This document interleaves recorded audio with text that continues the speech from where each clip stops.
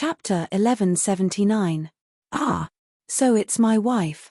Li Xian was startled awake by Empress Wei's words.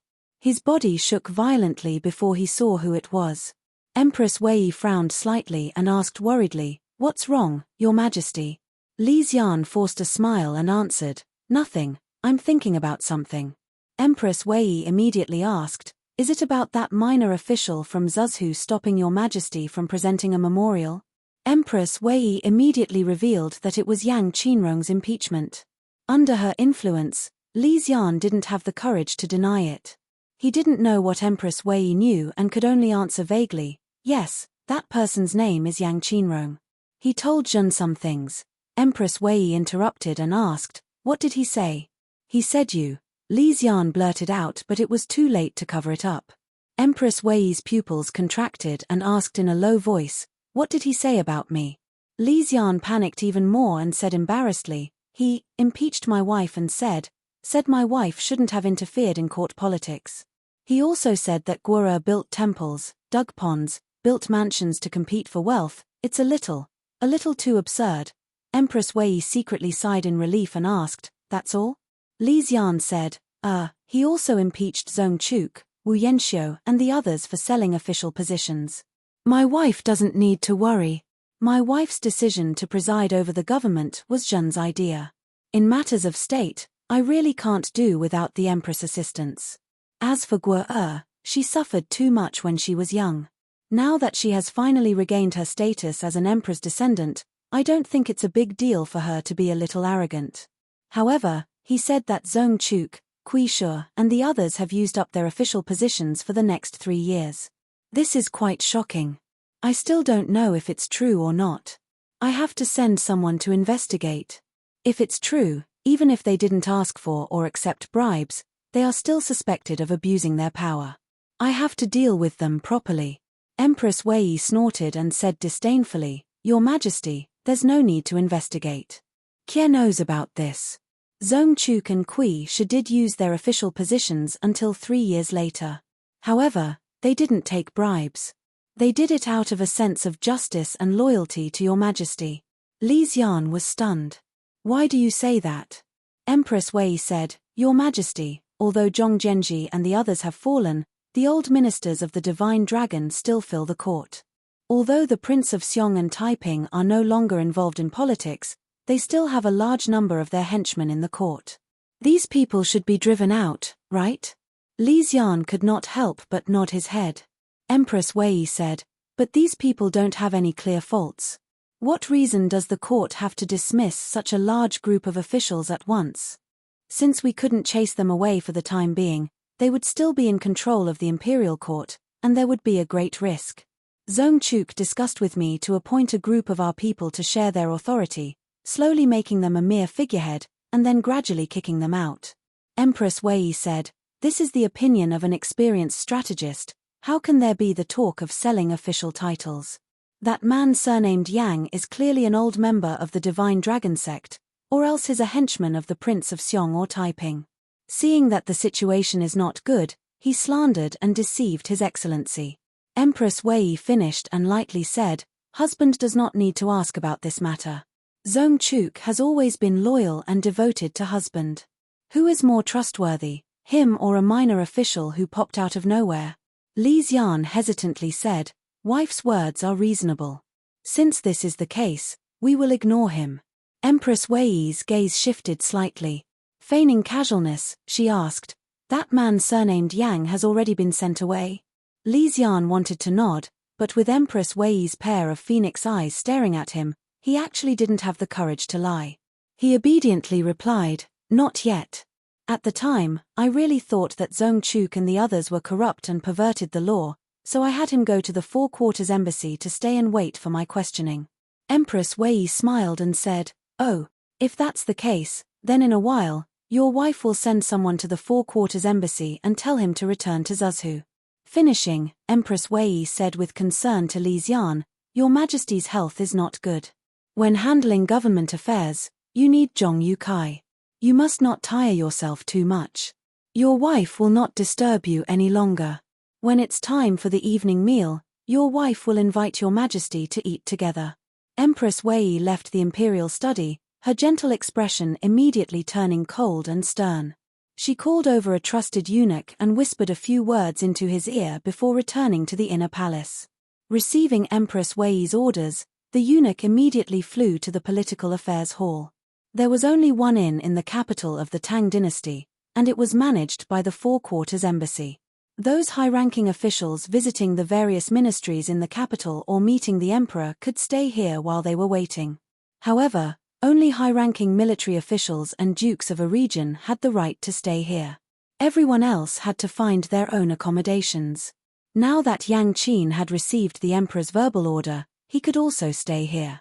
Because the people staying here were all high-ranking officials, the standard of the accommodations was naturally higher. Even though Yang Qin-rong's official position was low, even the worst accommodations for him had its own door and courtyard. After Yang Qin entered the inn, he first took a bath and changed into a light and soft robe. Wearing cattail grass soft-soled shoes, he slowly strolled into the courtyard. Standing under a cypress tree, he thought about the circumstances of seeing the emperor today and couldn't help but be filled with joy. Today, he had spoken his mind. It seemed that the emperor had listened. The things he had exposed, the emperor only needed to send someone to investigate, and he would definitely have the power of evidence. This way, the treacherous official would be punished, and he would also be able to enter the emperor's eyes. Wasn't this the best of both worlds? Thinking about this happy thing, Yang Qin-rong wanted to raise his head to the sky and laugh. Just at this time, there was an enormous boom. The two doors to the courtyard were smashed open, hitting the wall with a bang before bouncing back and then opening again. Yang Qin-rong looked over in shock. He saw a pair of hooves the size of bowls stomp down from the air, smashing onto the brick ground with a bang. The hooves kicked up a spray of brick dust, and then a handsome warhorse bolted in. Sitting on the horse was an awe-inspiring knight in full armor. The armor flashed with the light of steel and gave off a sturdy feel. Both the man and the horse gave off a feeling of power. Even the sword at his ribs gave off a faint murderous aura. Yang Qin-rong paled in fright and said in shock, "Who are you? How dare you break into the inn?" The knight was fully armored as he charged into the courtyard with his horse. The warhorse slowly paced to his side. The tall steed, the armored knight, the upper edge of the leather collar covering his mouth and nose, only revealing a pair of murderous eyes. He looked down at Yang Qin-rong, creating a suffocating pressure. He glanced coldly at Yang Qin-rong and asked, "You are Shuju military adjunct Yang Qin-rong?" At this time, Yang Qin-rong seemed to understand something. A trace of fear and sorrow rose in his eyes, but he immediately puffed out his chest and said in a loud voice, "It is me." The knight was too lazy to waste words with him. He waved his hand forcefully and shouted, "Take him away." With a clanging sound, two more armored men barged in from outside the door. They were tall and sturdy. The two of them were like eagles grabbing a little chick. They picked up Yang Qin-rong and walked out. There were 7 or 8 armored soldiers outside, all of them riding tall and strong horses. They chained Yang Qin-rong and tied him to the back of the horses with a long rope before galloping away. How could Yang Qin-rong keep up with the speed of the fast horses? He only ran a few steps before falling to the ground. Those knights did not care about him. They lashed out with their whips and the horses galloped. Yang Qin-rong was pulled by the long rope and let out an inhuman howl as he was dragged along the street in the direction of the imperial palace. After they left, a green-robed minor official in charge of the inn sneakily came out with a few minor odd-job workers. They stuck their heads out to look into the distance with a bitter expression on their faces. A minor official gathered his courage and said, "Relay official, this surnamed Yang is staying here on imperial edict. Now that he's been captured, what should we do?" The relay official fiercely spat at him and scolded, "You're asking me, but who should I ask? Don't you see that the people who came to capture him are imperial soldiers? Don't you see that they were acting on Prime Minister Zhong's personal edict? Do I dare stand in their way?" The minor official said with a bitter expression, "Of course this lowly one knows, but, if the emperor investigates and finds out that he was captured from here, we can't keep quiet. We can't afford to offend the prime minister, and we can't afford to offend the emperor either." The relay official paced a few times on the spot and then stomped heavily on the ground. He said, "When the gods fight, what can we little devils do? I will report the truth and send someone to give these important people a headache." After tricking Wei Hu away, Li Xian casually flipped open a memorial. How could he continue to read it? All he could think about was the matter of Yang Qinrong accusing the empress of keeping handsome men and causing chaos in the palace. Could it be true? My body has been broken for a long time. My wife has always been alone in bed. Right now, she is in the prime of her life. Could it be that she, impossible. She comes from a noble family, has been brought up strictly since childhood, and has a dignified personality. She is now the mother of the country. Li Xian was conflicted. He didn't want to believe it, but he couldn't fight against the devil in his heart. He wanted to investigate, but when he thought about it carefully, he didn't have a single confidant that he could use in the imperial court, in and out of the palace. All the people he trusted, entrusted with important tasks, or transferred to his side were closer to Wei Hu than he was. At this time, a minor eunuch came in to report, "Your Majesty, the emissary Liu Tianmu requests an audience." "Oh, summon him in." Li Xian heard it was the emissary Liu Tianmu and quickly summoned him. The emissary Liu Tianmu only had two responsibilities. One was to pass on imperial edicts and memorials, and the other was to manage foreign affairs. As a result, Li Xian attached great importance to his arrival. The emissary Liu Tianmu eagerly entered the great hall and recounted what had happened to Li Xian. Li Xian was enraged and sternly asked, "How is that Yang Qinrong now?" Liu Tianmu said with a bitter expression, "When this subject entered the palace, I saw a trail of blood that stretched all the way to the palace gates. When I reached the palace gates, I saw that Yang Qinrong lying dead on the ground. Because of the drag, his flesh and bones had rotted away, and he didn't look human." Li Xian was enraged. He slapped the table and shouted, "Zhong Chuk is so daring to deceive the emperor like this." Li Xian was so angry that he felt dizzy and had to use his hands to support himself on the table. He wanted to order someone to arrest Zhong Chuk, but then he thought, how did Zhong Chuk know about this? How did he know that Yang Qinrong was at the inn? The mastermind was clearly Wei Shi. Thinking of Wei Shi, all of Li Xian's anger and courage dissipated. He sat down dejectedly and waved his hand weakly. Liu Tianmu quickly bowed and retreated. Li Xian painfully muttered to himself in a low voice, "Wife. By now, he somewhat believed Yang Qinrong's words. Chapter 1180.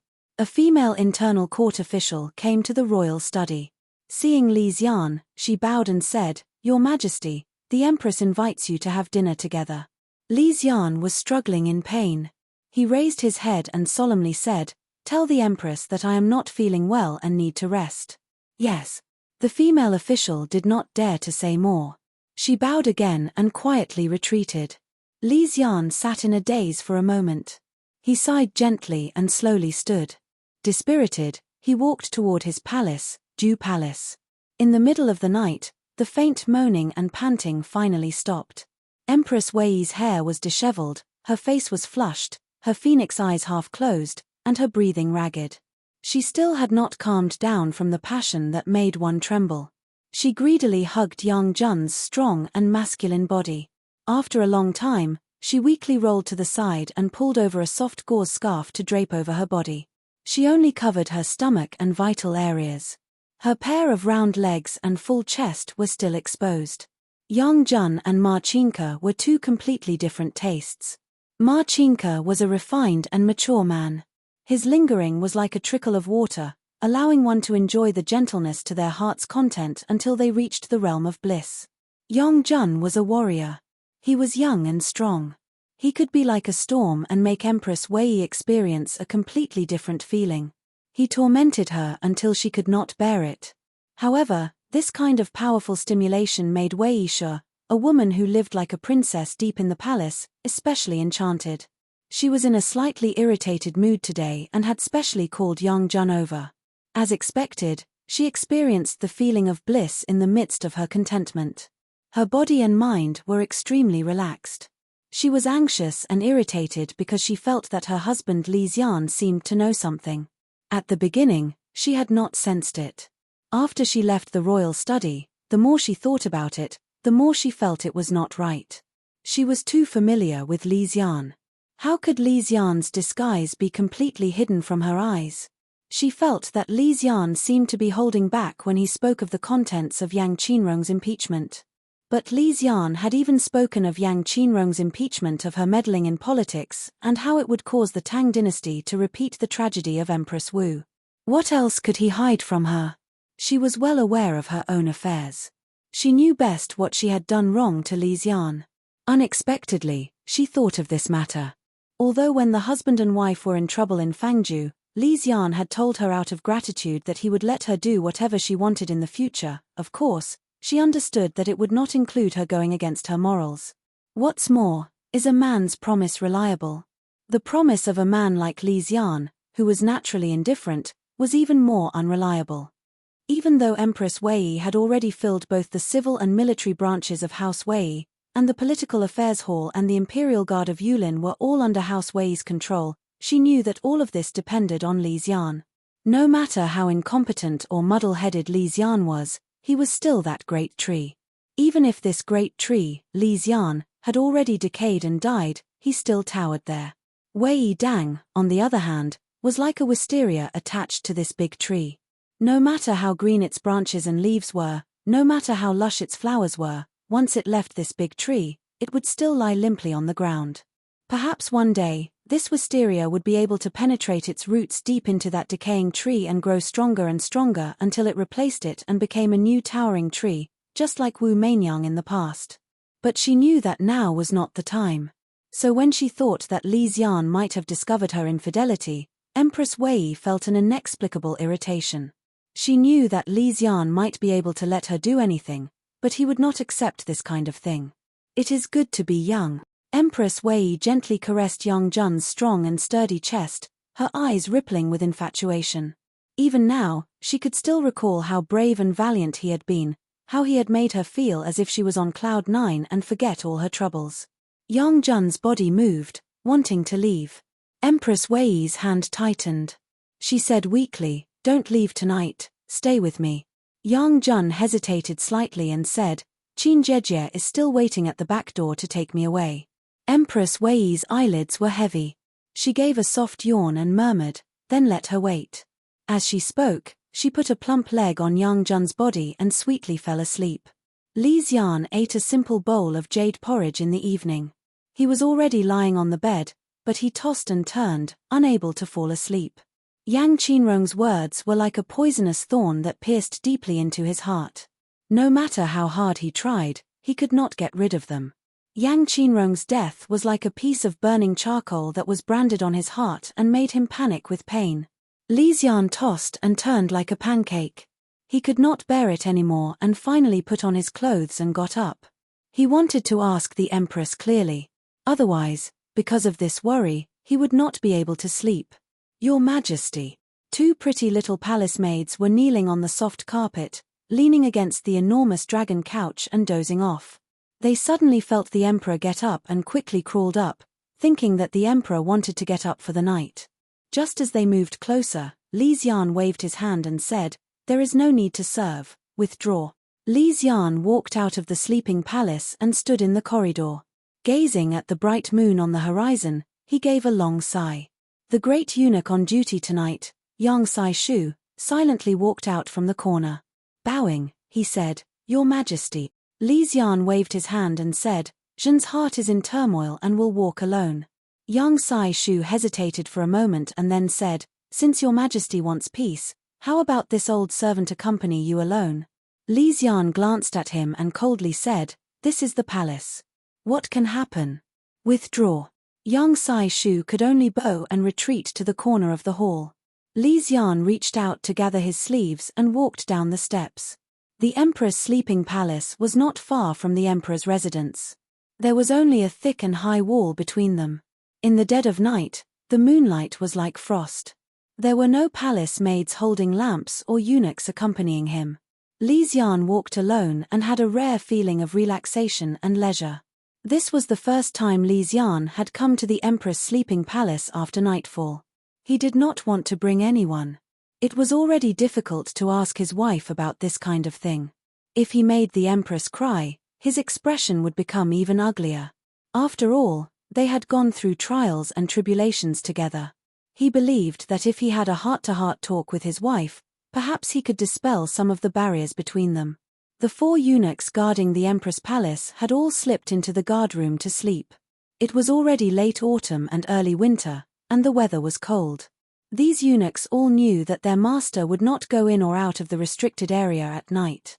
The eunuchs, palace maids, and female officials of the Empress Palace had all been chosen by Empress Wei from the clean yamen of the 6 Shang and 24 divisions after she came to power.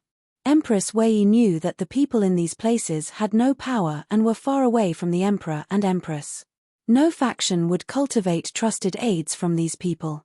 She chose some of these people for her own use and showed them her favor. Only then would these people be loyal to her. But because these people had never served the imperial empress before, and Empress Wei had changed all the people at once, without anyone to instruct them, these people were not as disciplined as the inner palace maids by the imperial empress side in the past. In such cold weather, and knowing that no one could come in or out, Yang Jun had been brought into the sleeping palace for 3 hours and should have left long ago. These eunuchs guarding the door would not obediently stay there. Li Xian came to the main hall of the Empress Palace, the Zhengzheng Hall, and was discovered by the 2 little palace maid guarding the candles. The 2 palace maids were dozing off when they suddenly felt someone come in. They groggily opened their eyes and jumped in fright. "Silence, you don't need to announce." Li Xian immediately made a hand signal to them. He didn't want to make a scene and have the empress dress up and come out to greet him. Tonight, they would just be like a normal husband and wife and have a good heart-to-heart talk with her. The 2 little palace maids were young. Seeing that the emperor had indicated that they should not make a ruckus, they knew that if they raised their voices, they would cause the emperor to be angry or suspicious. Also, at this time, Yang Jun would have left long ago, so they didn't dare to say more. But tonight, Empress Wei's heart was restless and especially wild.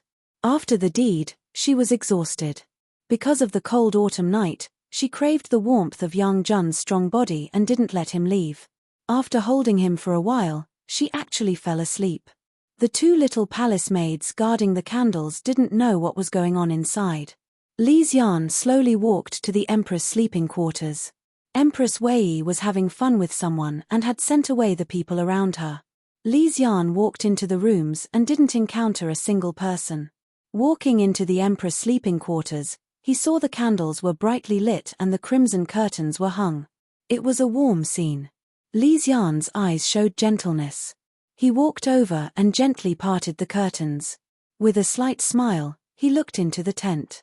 His smiling expression suddenly froze on his face. Empress Wei's jade body was spread out. There was only a soft gauze handkerchief around her waist. Her plump and full jade body glowed with light, bright and vivid. One snow-white leg was straddling a naked man's body. That person was tall and sturdy, with a handsome and enchanting face. He was the guard that Empress Wei favored the most and was good at bowing. Yang Jun was a martial artist, so he was more alert in his sleep. In his sleep, he suddenly sensed something. He opened his eyes and saw a purple face staring at him maliciously. Yang Jun jumped up in fright and sat up. When Yang Jun sat up, he suddenly found that the person standing like a ghost in front of the bed was the current emperor. Yang Jun didn't know what to do in this fright. In his fright, he unconsciously called out, "Your Majesty." En. Yang Jun sat up in fright and startled Empress Wei. Empress Wei opened her eyes in displeasure and suddenly saw Li Xian. Instantly, she also gave a startled cry. She quickly climbed up and covered her chest as she shrunk to the corner of the bed.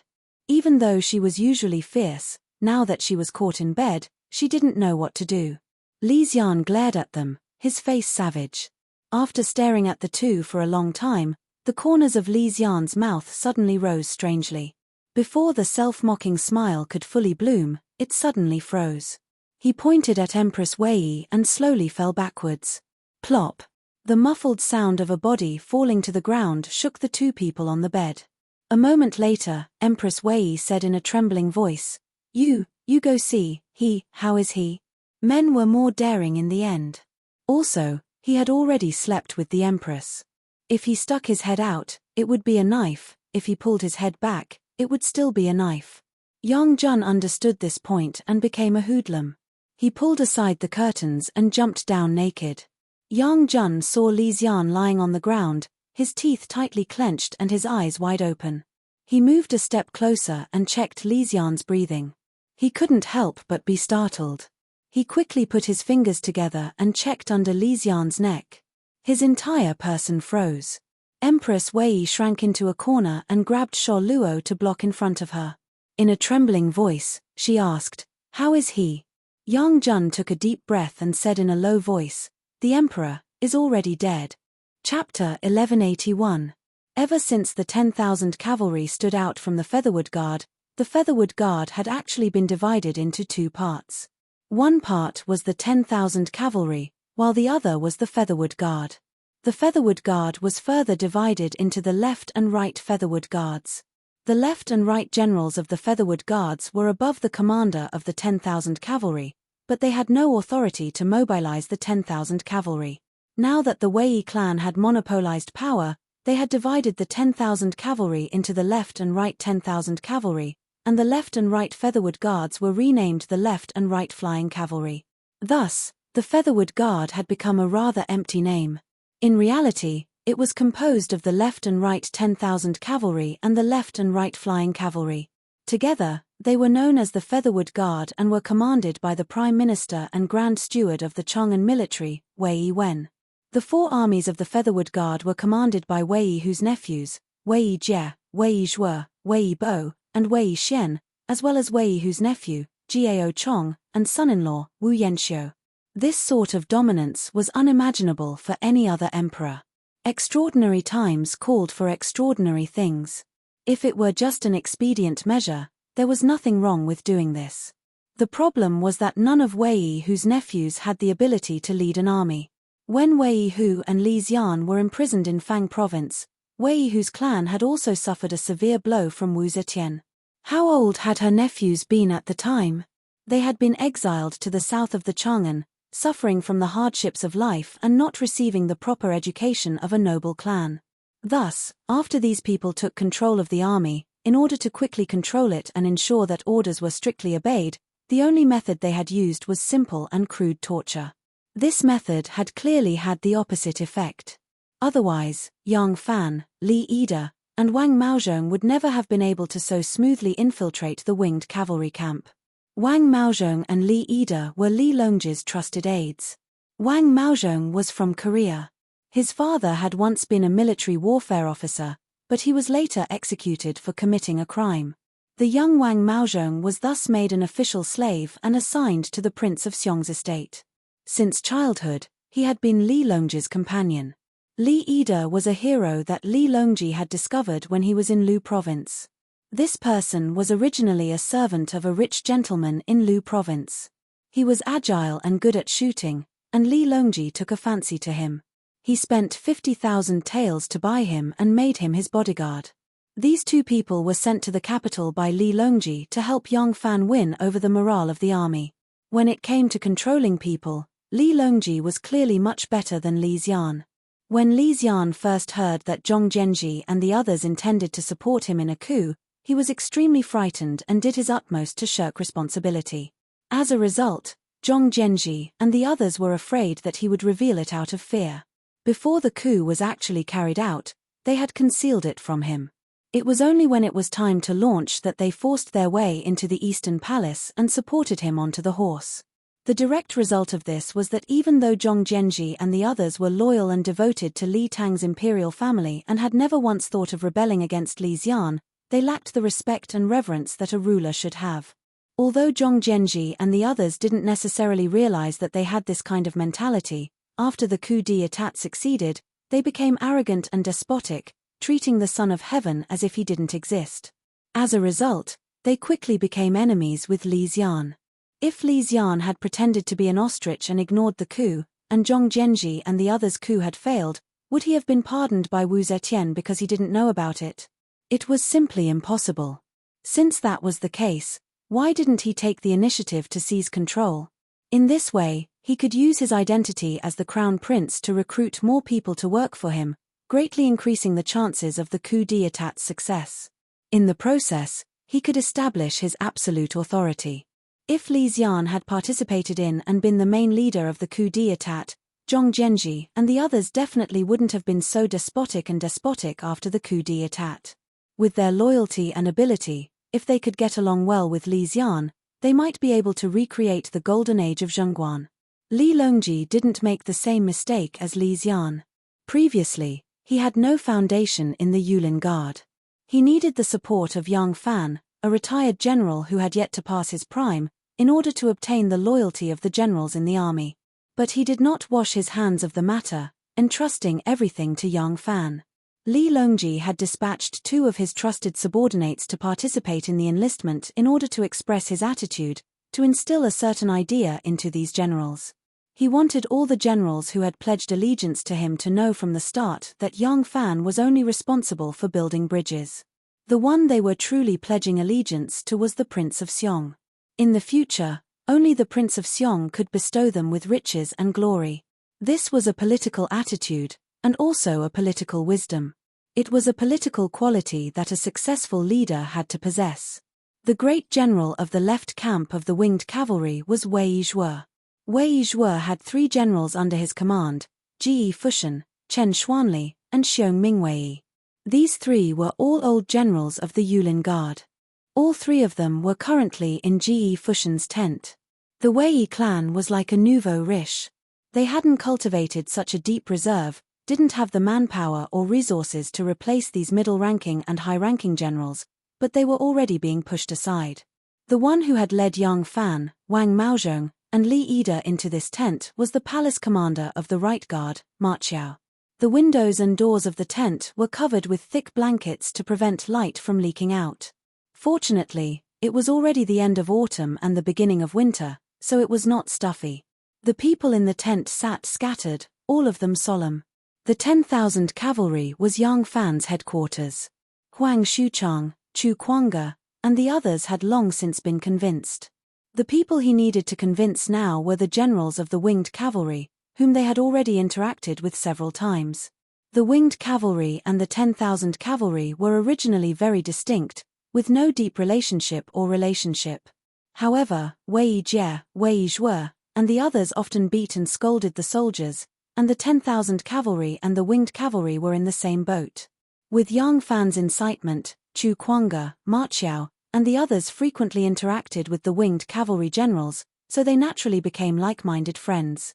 At this moment, the person explaining the pros and cons to the winged cavalry generals was Wang Maozhong.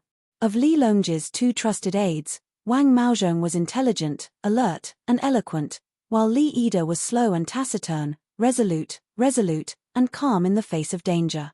The 2 complemented each other's weaknesses, making them the best match. Yang Fan had the intention of only being an introducer, so just like when he brought Wang Maozhong and Li Ida to meet with the generals, he spoke very little.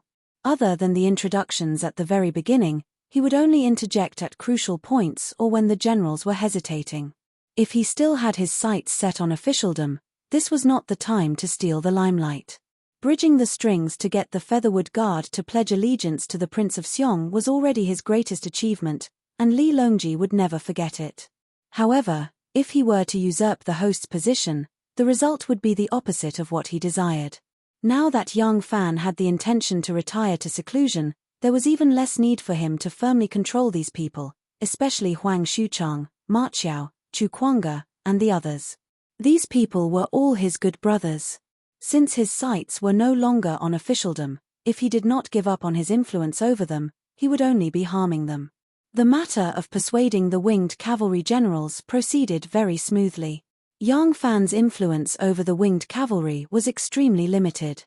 The reason these generals were able to so readily agree to the Prince of Xiong's request was not because of Yang Fan, but because of Wei Zhuo and the other Wei clan generals. They viewed the high-ranking generals as their lackeys, either beating or cursing them. At the same time, they embezzled military pay, embezzled military funds, extorted bribes, and so on. These generals had long been enraged but did not dare to speak out. Now that the imperial clan of Li Tang had raised the banner, these hot-blooded men naturally began to respond. Wang Maozhong and Li Yide solemnly clasped their hands to Ji Fushan, Chen Xuanli, and Xiong Mingwei, declaring, "Good. General Ji, General Chen, General Xiong, it is decided. When the great undertaking is accomplished, the Prince of Xiong and the Prince of Linzi will not forget your contributions." The three hurriedly returned the greeting. Of the three, Xiong Mingwei was the Confucian general. He answered on behalf of Ji Fushan and Chen Xuanli, "Empress Wei is tyrannical and the emperor is tyrannical. The Wei clan is running rampant and Li Tang's imperial clan is gradually declining. As ministers of Imperial Tang, we will naturally respond to the Prince of Linzi's call to cleanse the muddy stream and uphold the righteous and punish the evil." Wang Maozhong smiled and nodded his head. Just as he was about to speak to Yang Fan, the desolate sound of a bugle horn suddenly rang out. The source of the bugle horn should be quite far away. Moreover, the windows and doors are covered with felt, so the sound should not be too loud.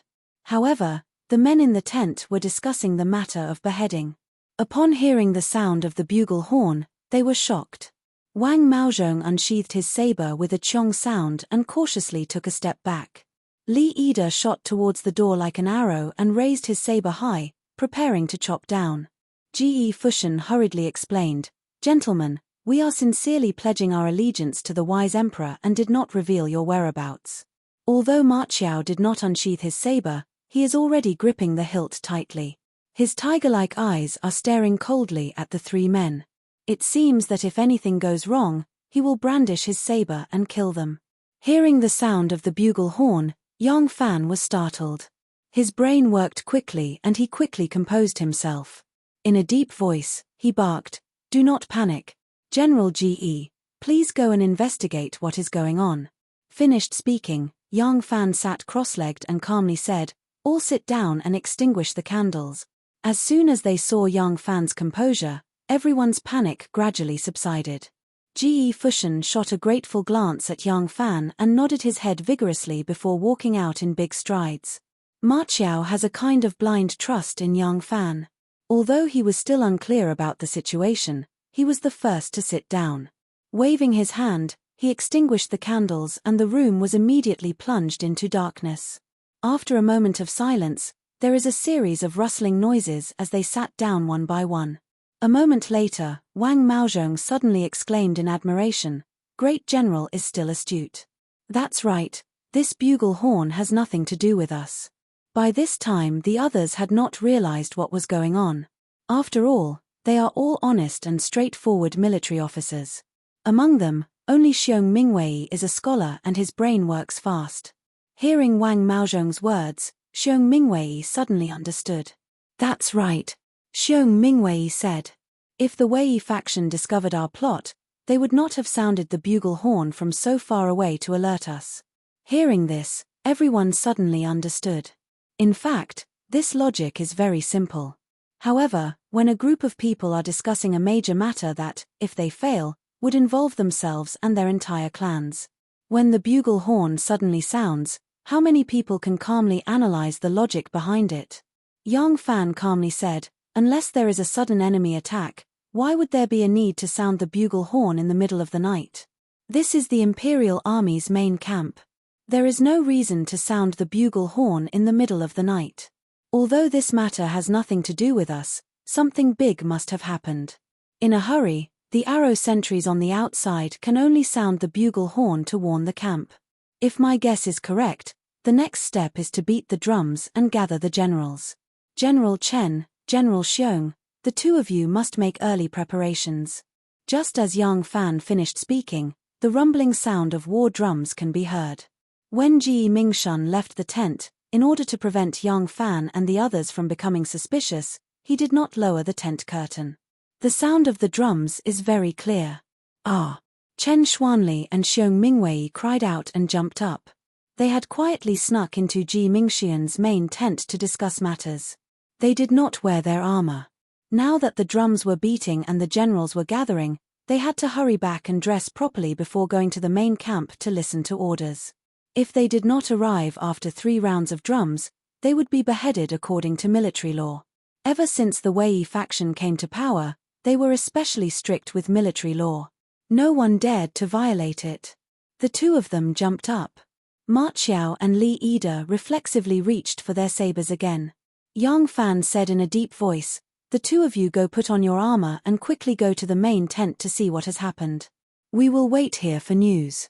At this time, on Vermilion Bird Avenue, a carriage, under the escort of dozens of armored soldiers, was also moving as if it was flying. The person sitting in the carriage was Shangguan Wan. She was resting in her mansion today when she was suddenly escorted out by Empress Wei. She did not explain the reason and sped toward the palace. On the empty Vermilion Bird Avenue, iron hooves trampled, copper bells jingled, the carriage moved like fire. Chapter 1182. Wei Zhuo beat the drums to gather the generals. The generals hurriedly put on their armors and rushed to the main tent. In less than the time it took for 2 incense sticks to burn, they hurriedly returned to their respective camps and regrouped. The camp was in chaos. Ge Fushan returned to his main tent and immediately ordered all the soldiers to assemble. He then lowered the tent flap and said to Yang Fan and the others, Wei Zhuo suddenly issued an order to gather all the troops of the flying cavalry left guard and rush to Hung Street immediately. Yang Fan and the others were stunned. Such an action was extremely rare even in broad daylight. Moreover, it was the middle of the night. What were they trying to do by bringing troops into the city and garrisoning the palace? Is Wei clan going to start a mutiny? Just as this thought came to his mind, Yang Fan firmly denied it. Impossible. Although Wei clan was at the height of its power, it was like a castle in the sky without any foundation. All its glory depended on Li Xian. Wei clan desperately needed Li Xian's name to nurture trusted aides and strengthen their foundation. They would never rashly revolt and become the enemy of the world. Even if Empress Wei was blinded by greed and wanted to rise to the top in a single bound, the entire Wei clan would not agree. Even if Empress Wei or the Wei clan had a conflict with Li Xian or were eager to kick him away, the most appropriate solution was to imprison Li Xian and use the emperor to command the feudal vassals. When the time was right, they could ascend to the throne. Hadn't Empress Wei been learning from Wu Zetian? Wu Zetian had done this in the past. She had imprisoned her son, Li Dan, for 8 years until everything was ready.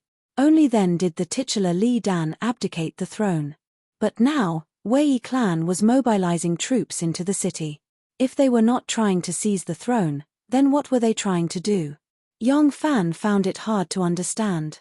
Ge Fushan said, Wei Zhuo has the tiger seal of Chang'an's military commander Wei Wen. There is no mistake about it. Right now, all the troops are being mobilized. I am afraid it will not be easy for the few of you to leave now. Why don't you follow me into the city first and wait for an opportunity to leave? When Yang Fan and the others arrived, they wore the uniform of the Imperial Army in order to deceive others, so there was no need for them to change. After Ge Fushan finished speaking, he glanced at Ma Qiao and said worriedly, General Ma, I'm afraid your troops are also being mobilized. If you can't make it back in time, what should we do? Ma Qiao replied, There's no harm in that. I've been on leave for the past few days, so I'm not in the army. Yang Fan thought for a while and said decisively, Then, you and I will pretend to be General Ji's bodyguards and enter the city together. We will act according to the situation. In the city of Chang'an, teams of soldiers armed with spears hurried to and fro, full of killing intent. The winged cavalry, 10,000 cavalrymen, 1,000 bull guards, and other imperial guards were stationed outside the palace gates. Along the way, Yang Fan estimated that there were at least 40,000 soldiers stationed around the palace. He couldn't help but feel apprehensive. Along the way, Wei Zhuo held the transfer order of Chief Military Officer Wei Wen. Along the way, there were many imperial guards who stopped and questioned him. They would only let him pass after verifying the transfer order.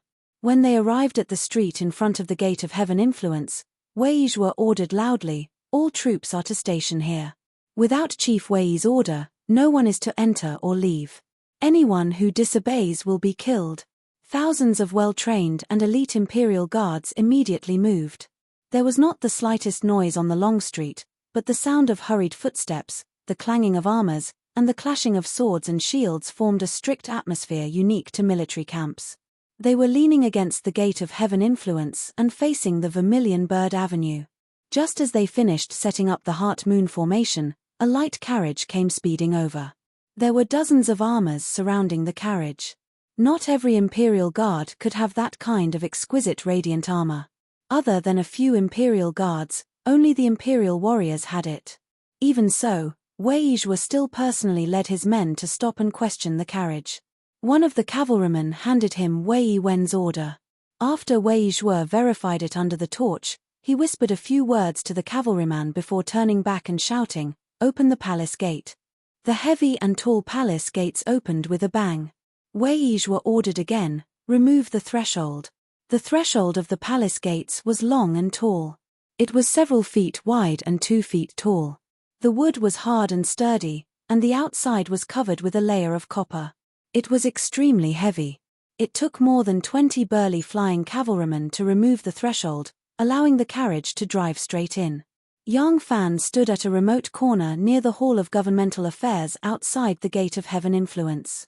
Looking at the mysterious carriage, he muttered to himself, "Strange. Who is in the carriage? They can actually drive straight into the palace gates." Wang Maozhong looked around and stealthily approached Yang Fan. He whispered, "Great General, it seems, something big has happened." Wang Maozhong's voice was somewhat nervous and sounded somewhat hoarse. Compared to the taciturn but resolute Li Ida, Wang Maozhong, who had been a slave in the Prince of Xiong's estate since childhood, was loyal and devoted, but lacking in courage. Yang Fan smiled and replied, "There's no need for you to worry. The soldiers around the palace are in good order. Right now, those with Grand Steward Wei Yi's order can freely enter and leave the palace. It's clear that no rebellion has occurred and that they are just guarding against something. General Ji's soldiers are guarding the outside, making it very convenient for us to leave. If we want to leave, we can leave right now, but since we've run into each other, there's no harm in getting to the bottom of this." Wang Maozhong gave an embarrassed smile and whispered, "This lowly life of this lowly one is nothing. I'm just afraid that I'll ruin the prince's plans. This lowly one truly doesn't know what to do in this situation. I'll follow Great General's orders." In the Hall of Sweet Dew, Empress Wei Yi quietly sat on the imperial chair that Li Xian had once sat on. Her face seemed to be carved from a piece of white jade. There was no color, no expression. Her eyes, under the light of the lanterns, flashed with a lifeless light. The Hall of Sweet Dew was the Emperor's palace. She did not dare to return to the Hall of Politics. The Hall of Politics was the Empress's palace. Empress Zhongsun had once lived there, Empress Wang had once lived there, and Wu Zetian had also once lived there. Empress Zhongsun had been a virtuous empress of a generation, but she had died young. Empress Wang had been deposed and banished into the Cold Palace. In the end, she had been cruelly tortured to death by Wu Zetian. As for Wu Zetian herself, she had changed from empress to emperor, and then from emperor back to empress. In the end, she had died a miserable death. Every empress before Empress Wei Yi had lived a brilliant life, whether they succeeded or failed, but there had never been an emperor who had died in the Empress Palace. Empress Wei Yi did not dare to stay there. She was afraid to see those eyes that had died with everlasting regret. "Nyang nyang, nyang nyang." A female official trembled as she called out a few times, her trembling voice rising. Empress Wei Yi appeared extremely calm on the surface, but inside, her mind was a mess. Only when the female official called for the 5th time did she startle out of her daze. "What? Nyang nyang, Shangguan Zhaorong has arrived." Empress Wei Yi abruptly stood and said urgently, "Quick! Invite her in." A moment later, Shanghai WN quickly walked into the hall. She had been hurriedly received from her home, and the carriage only stopped in front of the Hall of Sweet Dew. On the way, the doors and windows were tightly shut. She did not know why she had been summoned to the palace, and could not see the situation outside.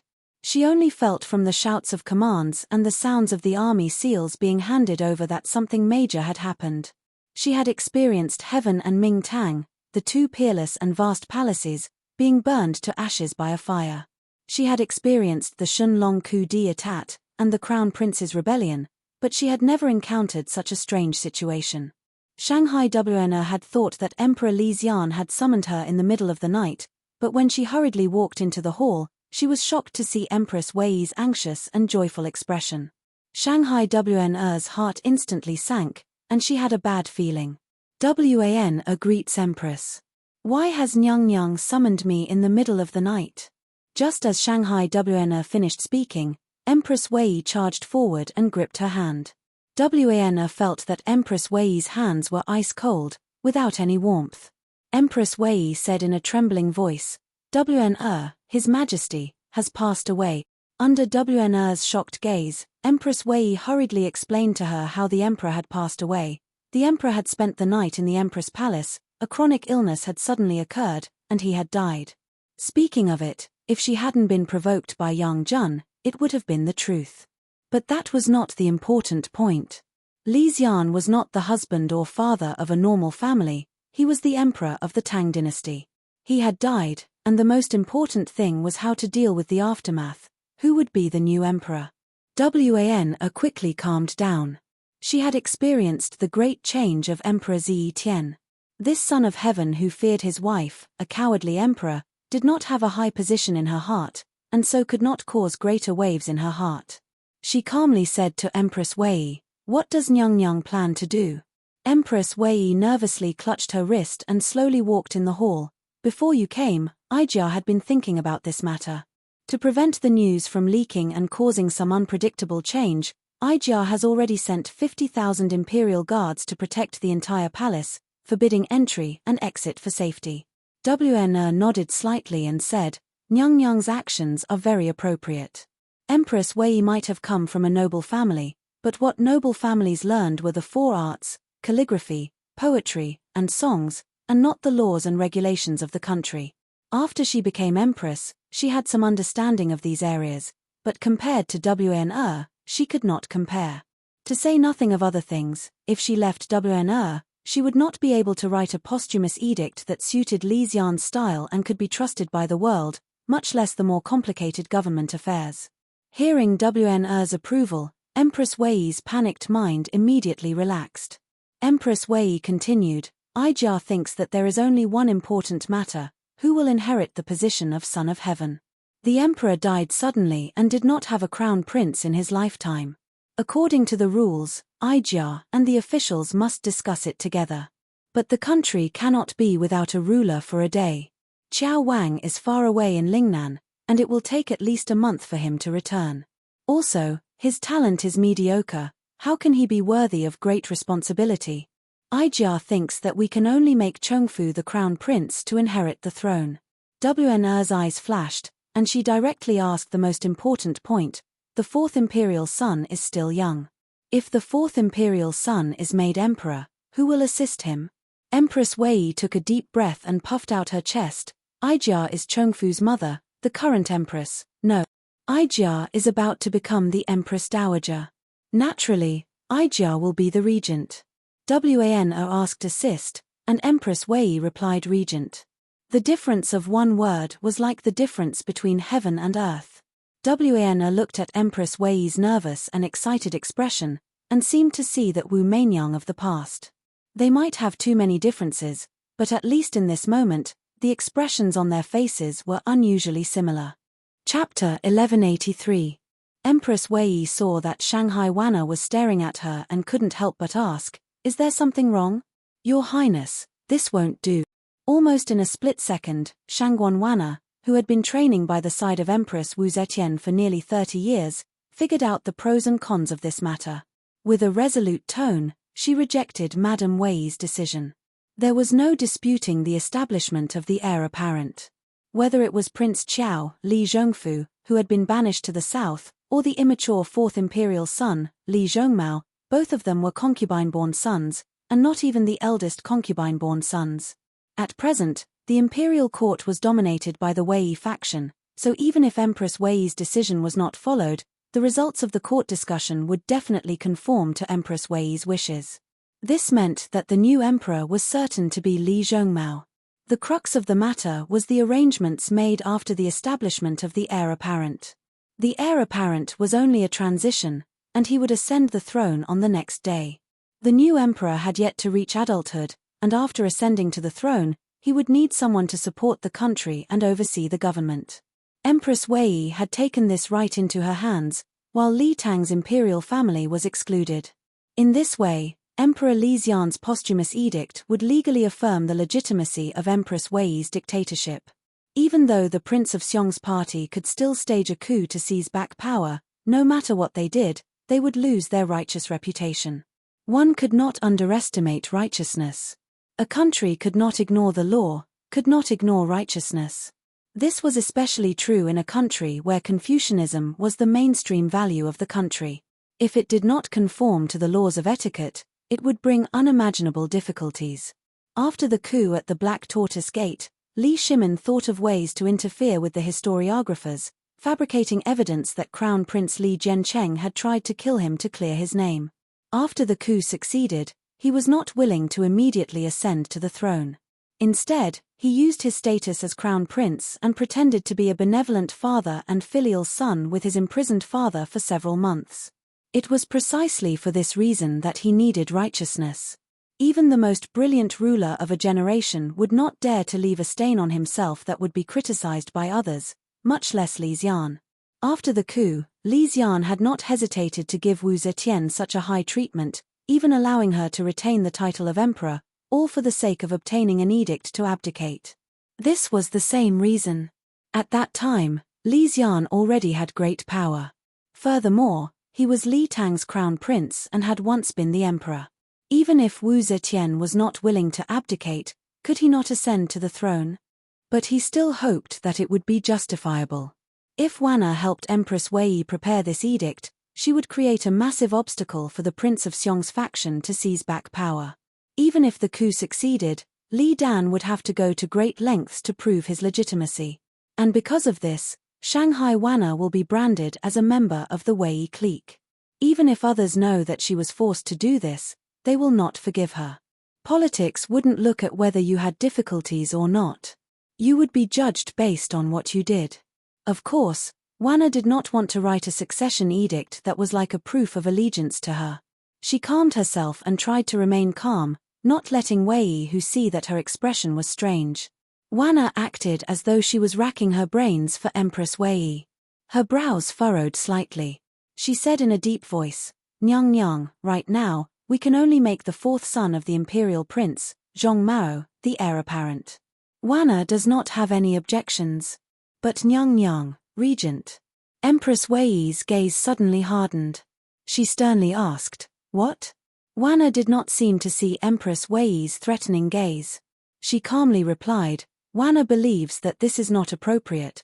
Although the fourth son of the imperial prince has not yet reached adulthood, he is not a youth ignorant of worldly affairs. He is already 15 this year. In another 3 years, he will be able to personally govern. At this age, the fourth son of the imperial prince is already old enough to make clear judgments on the affairs of the state. Thus, according to custom, it is enough to have an official assist him. If Nyang Nyang acts as regent with the status of Empress Dowager, I fear that it will arouse the suspicion of the people of the world." Empress Wei brushed it off. "This country is our family's. When the emperor passes away, as the empress, Aijia has the responsibility to look after the family. Even if the entire world suspects Aijia, what can Aijia do? The heir apparent is still young. If something unforeseen happens, how will Aijia have the face to see Emperor Xian in the underworld?" Wanna softly said, "Nyang Nyang's worries are correct. It is not that Wanna has not considered this point. However, Emperor Xian died a violent death. Since ancient times, whenever a sovereign died a violent death, there would always be busybodies spreading rumors. If the empress insists on controlling the government, it can be predicted that there will be unfavorable rumors against the empress among the people. If we can let Nyang Nyang manage the country and also make the people of the world have nothing to say, wouldn't that be perfect for both sides?" Empress Wei's anger turned to joy. She said, "Aijia knows that you definitely have a way. Speak quickly." Wanna said, "Nyang Nyang, how about this? Wanna will draft a posthumous edict for Emperor Xian and make fourth son Zhong Maro the son of heaven. Nyang Nyang, you will attend the court." Empress Wei was about to explode when Wanna interrupted, "Nyang Nyang, although it is to attend the court, the son of heaven is young and filial. In the court, there are Zhong Chuk, Quisha, Zheng Qiong, Wei Wen, Wei Anshi, Wei Juyuan, and the other prime ministers who are loyal to Nyang. Isn't Nyang still in charge of this family? As long as Nyang doesn't want the title of regent, no one in the world can criticize Nyang for monopolizing power. At the same time, it can fulfill Nyang's original intention of guarding Emperor Xian's country. Why not? Empress Wei did not have Wanna's astute political mind. In her view, as long as she held power, it didn't matter if it was legitimate or not. It was just a false reputation. It was unwise to place herself in a storm of public opinion for the sake of a false reputation. Thinking of this, Empress Wei nodded her head but didn't speak. Wanna had been quietly observing her expression. Seeing this, she was secretly happy.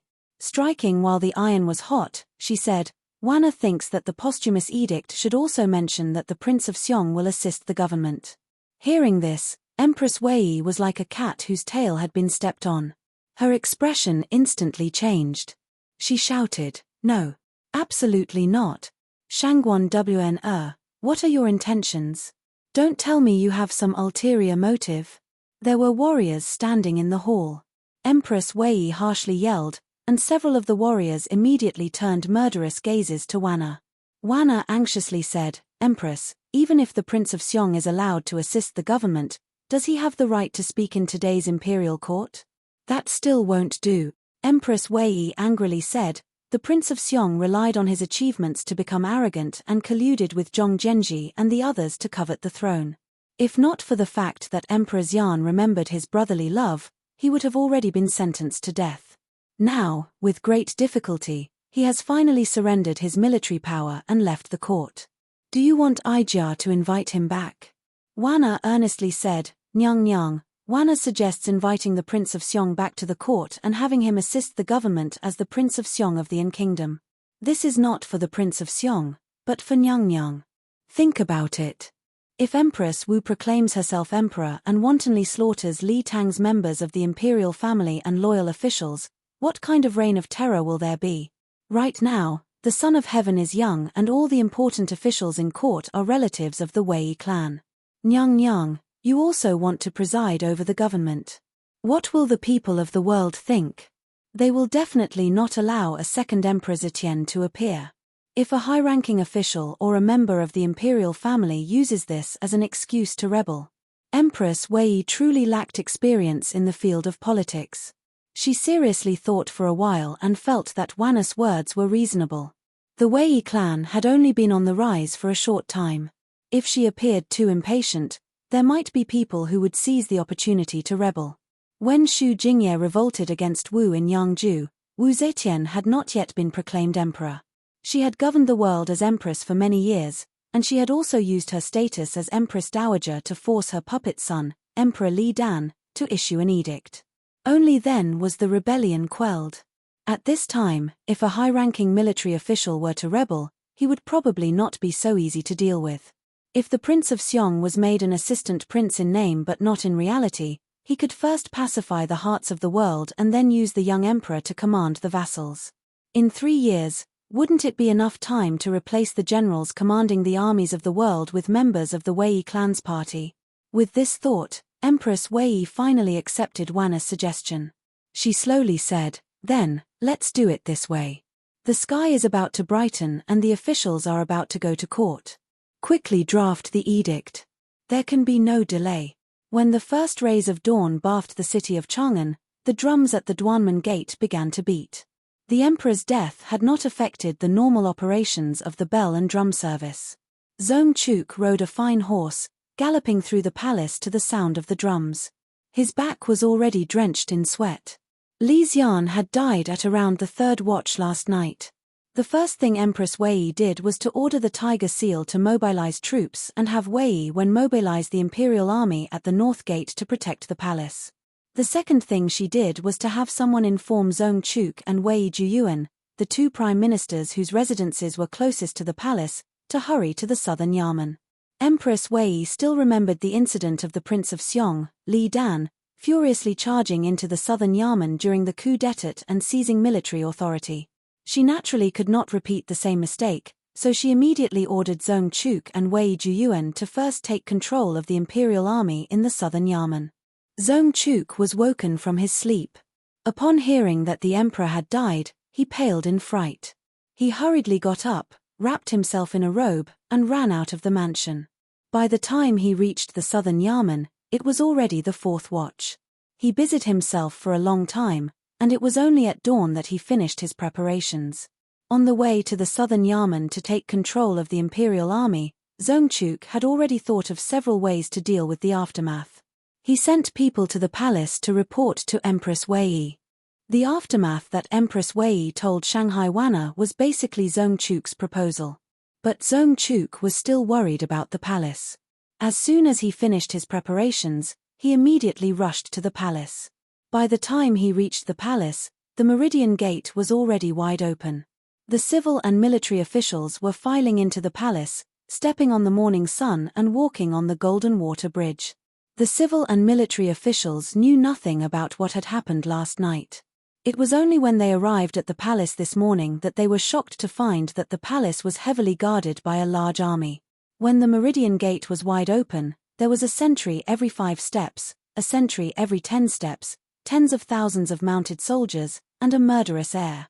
These officials immediately trembled with fear, not knowing what major event had happened in court. Ever since the coup d'état, the political situation had been unstable. They really did not know if, when they went to the Golden Hall, they would find that the emperor had changed again. Zhong Chuk originally wanted to rush to the palace to see Empress Wei first and ask if the aftermath had been properly dealt with. But when he lifted the sleeves of his robe and sprinted all the way into the Taiji Gate, he saw the civil and military officials walking into the Taiji Hall. Helpless, he could only quickly chase after them. Chapter 1184. In the imperial court, all the officials were on high alert.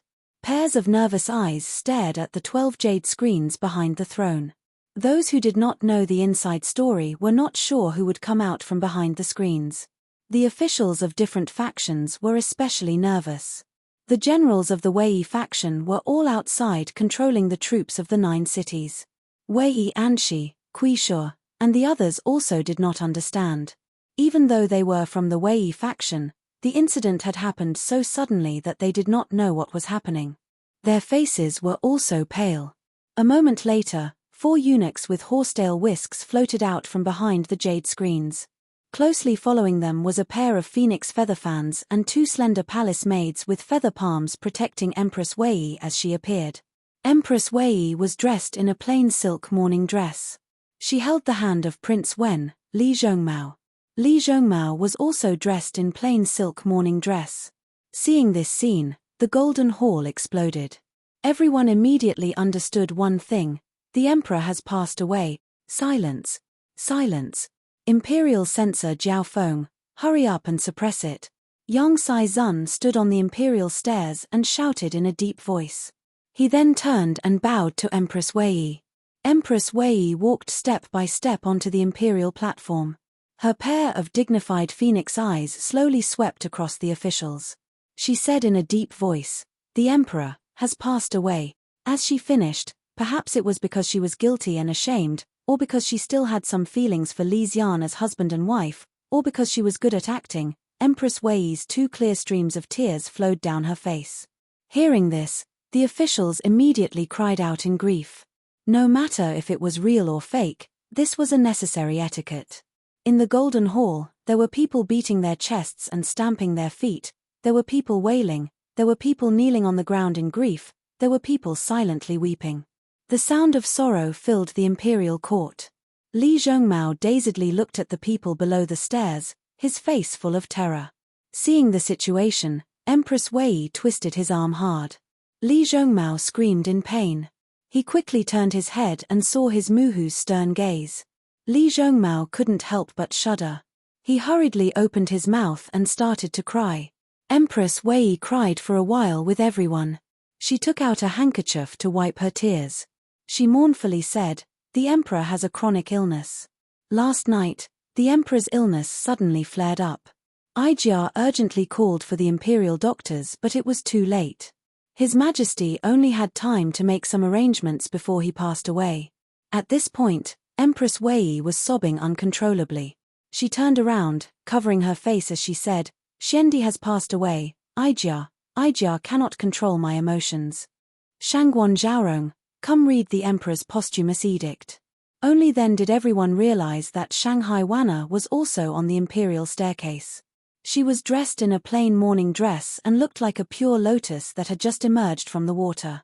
Just now, when everyone had seen the empress dressed in white silk, they had paled in fright and hadn't noticed the internal minister following behind her. Shanghai Wana wiped the corner of her eyes and put away her handkerchief. She turned around and took a yellow imperial edict from a Taijian who was holding a white silk tray.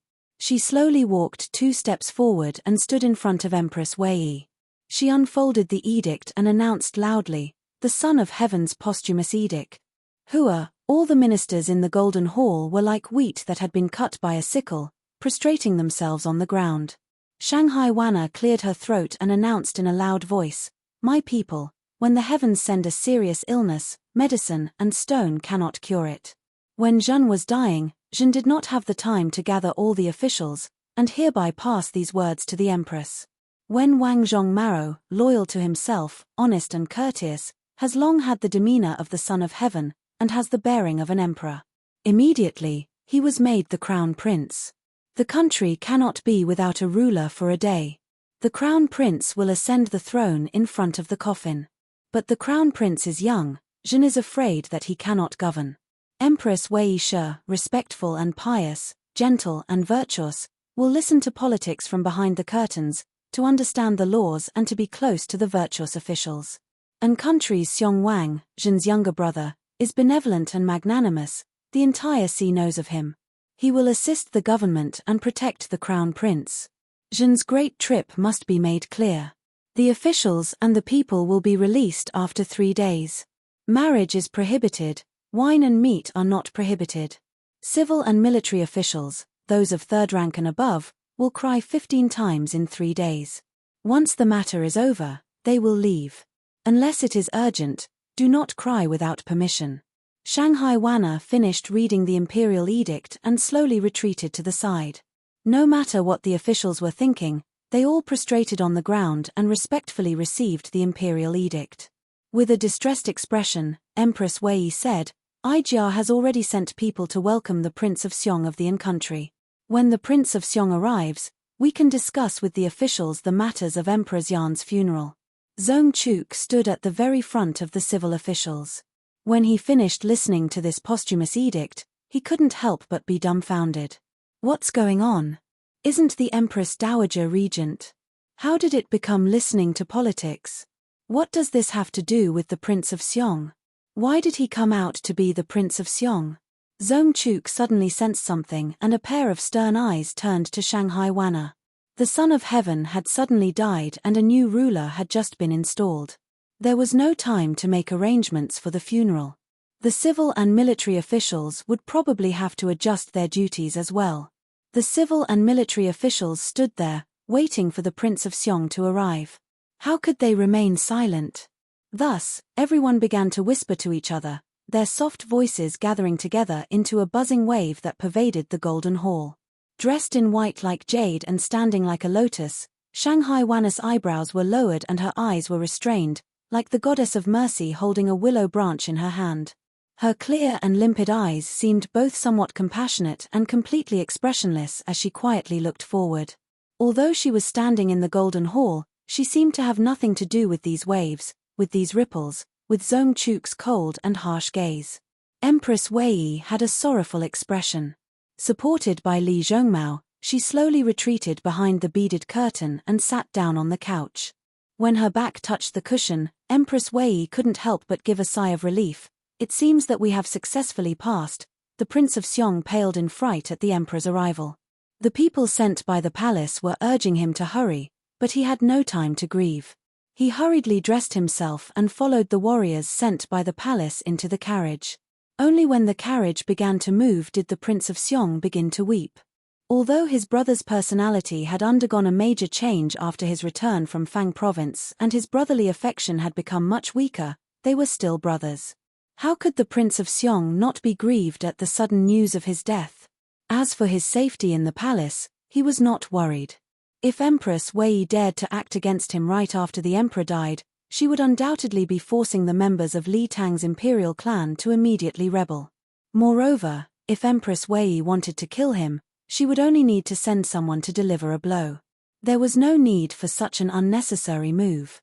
While the Prince of Xiong was being escorted by the palace guards to the palace, Zhong Chuk had already invited the empress to a side hall in the middle of the court.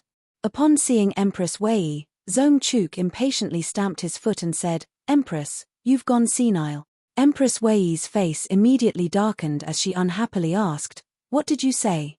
Zhong Chuk's words had been somewhat thoughtless in his anxiety, but when he saw Empress Wei's complexion, he realized that he had been somewhat lacking in etiquette. He hurriedly apologized, "Empress, please forgive this subject for speaking indiscreetly." This subject was worried for Empress.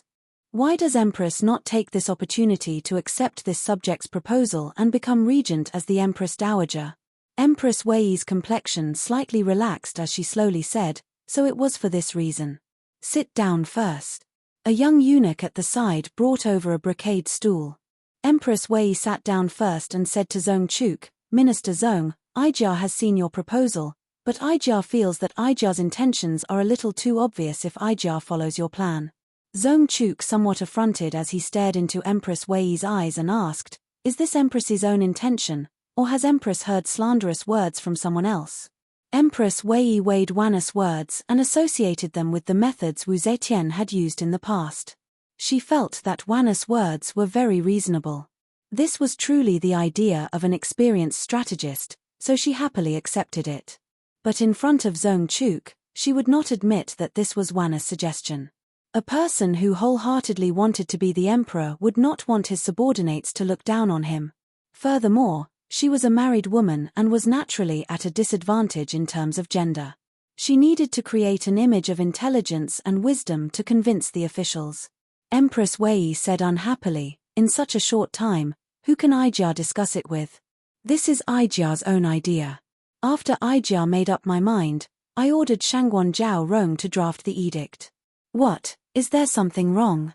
Zhong Chuk heard that this was Empress Wei's own idea and couldn't help but grimace. Just now, he had seen Empress Wei's unhappy expression and knew that Empress Wei had just taken power and her mentality had not adjusted. What she hated the most was other people denying her intelligence. But he couldn't say anything else and could only say against his will, "There is nothing wrong." But this subject feels that Empress could have used Shendi's posthumous edict to properly intimidate the government. Doing this now, you have let go of a great opportunity. Empress Wei smiled and said, "Minister Zhong's loyalty, Ijia naturally knows. However, in some matters, haste makes waste." Minister Zhong was too hasty. Empress Wu is talented and bold, but didn't she still become Empress Dowager for 8 years, waiting for everything to be ready before ascending to the throne? Ijia may not need to wait for 8 years, but some necessary formalities still have to be done. Right now, we should first stabilize the hearts of the people. As long as the power is firmly in our hands, what is it to let Zhong Maro be the emperor for a few days? Zhong Chuk sighed inwardly and helplessly raised his hands in a salute, saying, "Empress has great foresight and is not something this subject can match." A light carriage escorted by a dozen sturdy guards appeared in front of the Changal gates. After a fully armored officer examined the fish seal, he respectfully said, "The Empress has decreed that all carriages and horses are not to enter the palace. Your Highness, please get off the carriage and walk. All the guards are waiting outside the palace. Ah Niang, even I have to be restricted when entering the palace."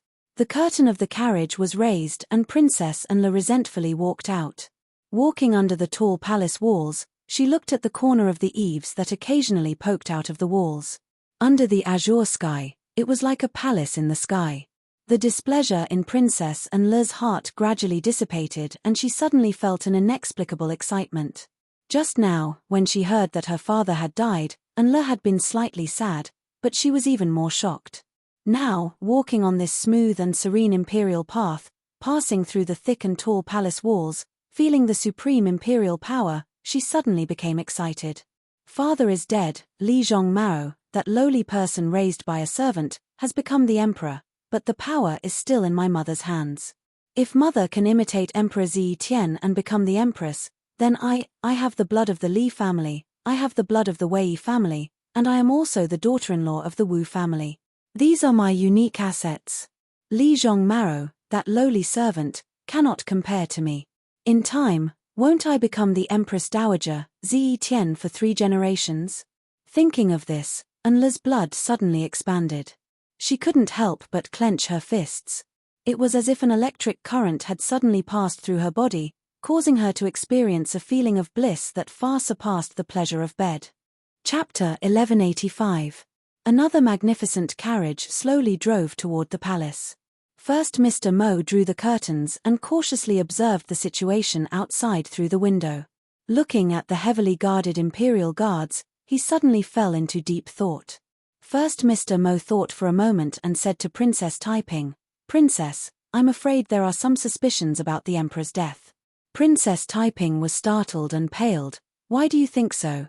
First Mr. Mo said with a heavy expression, "If the emperor died of illness, why did the empress mobilize 50,000 soldiers to surround the palace so tightly?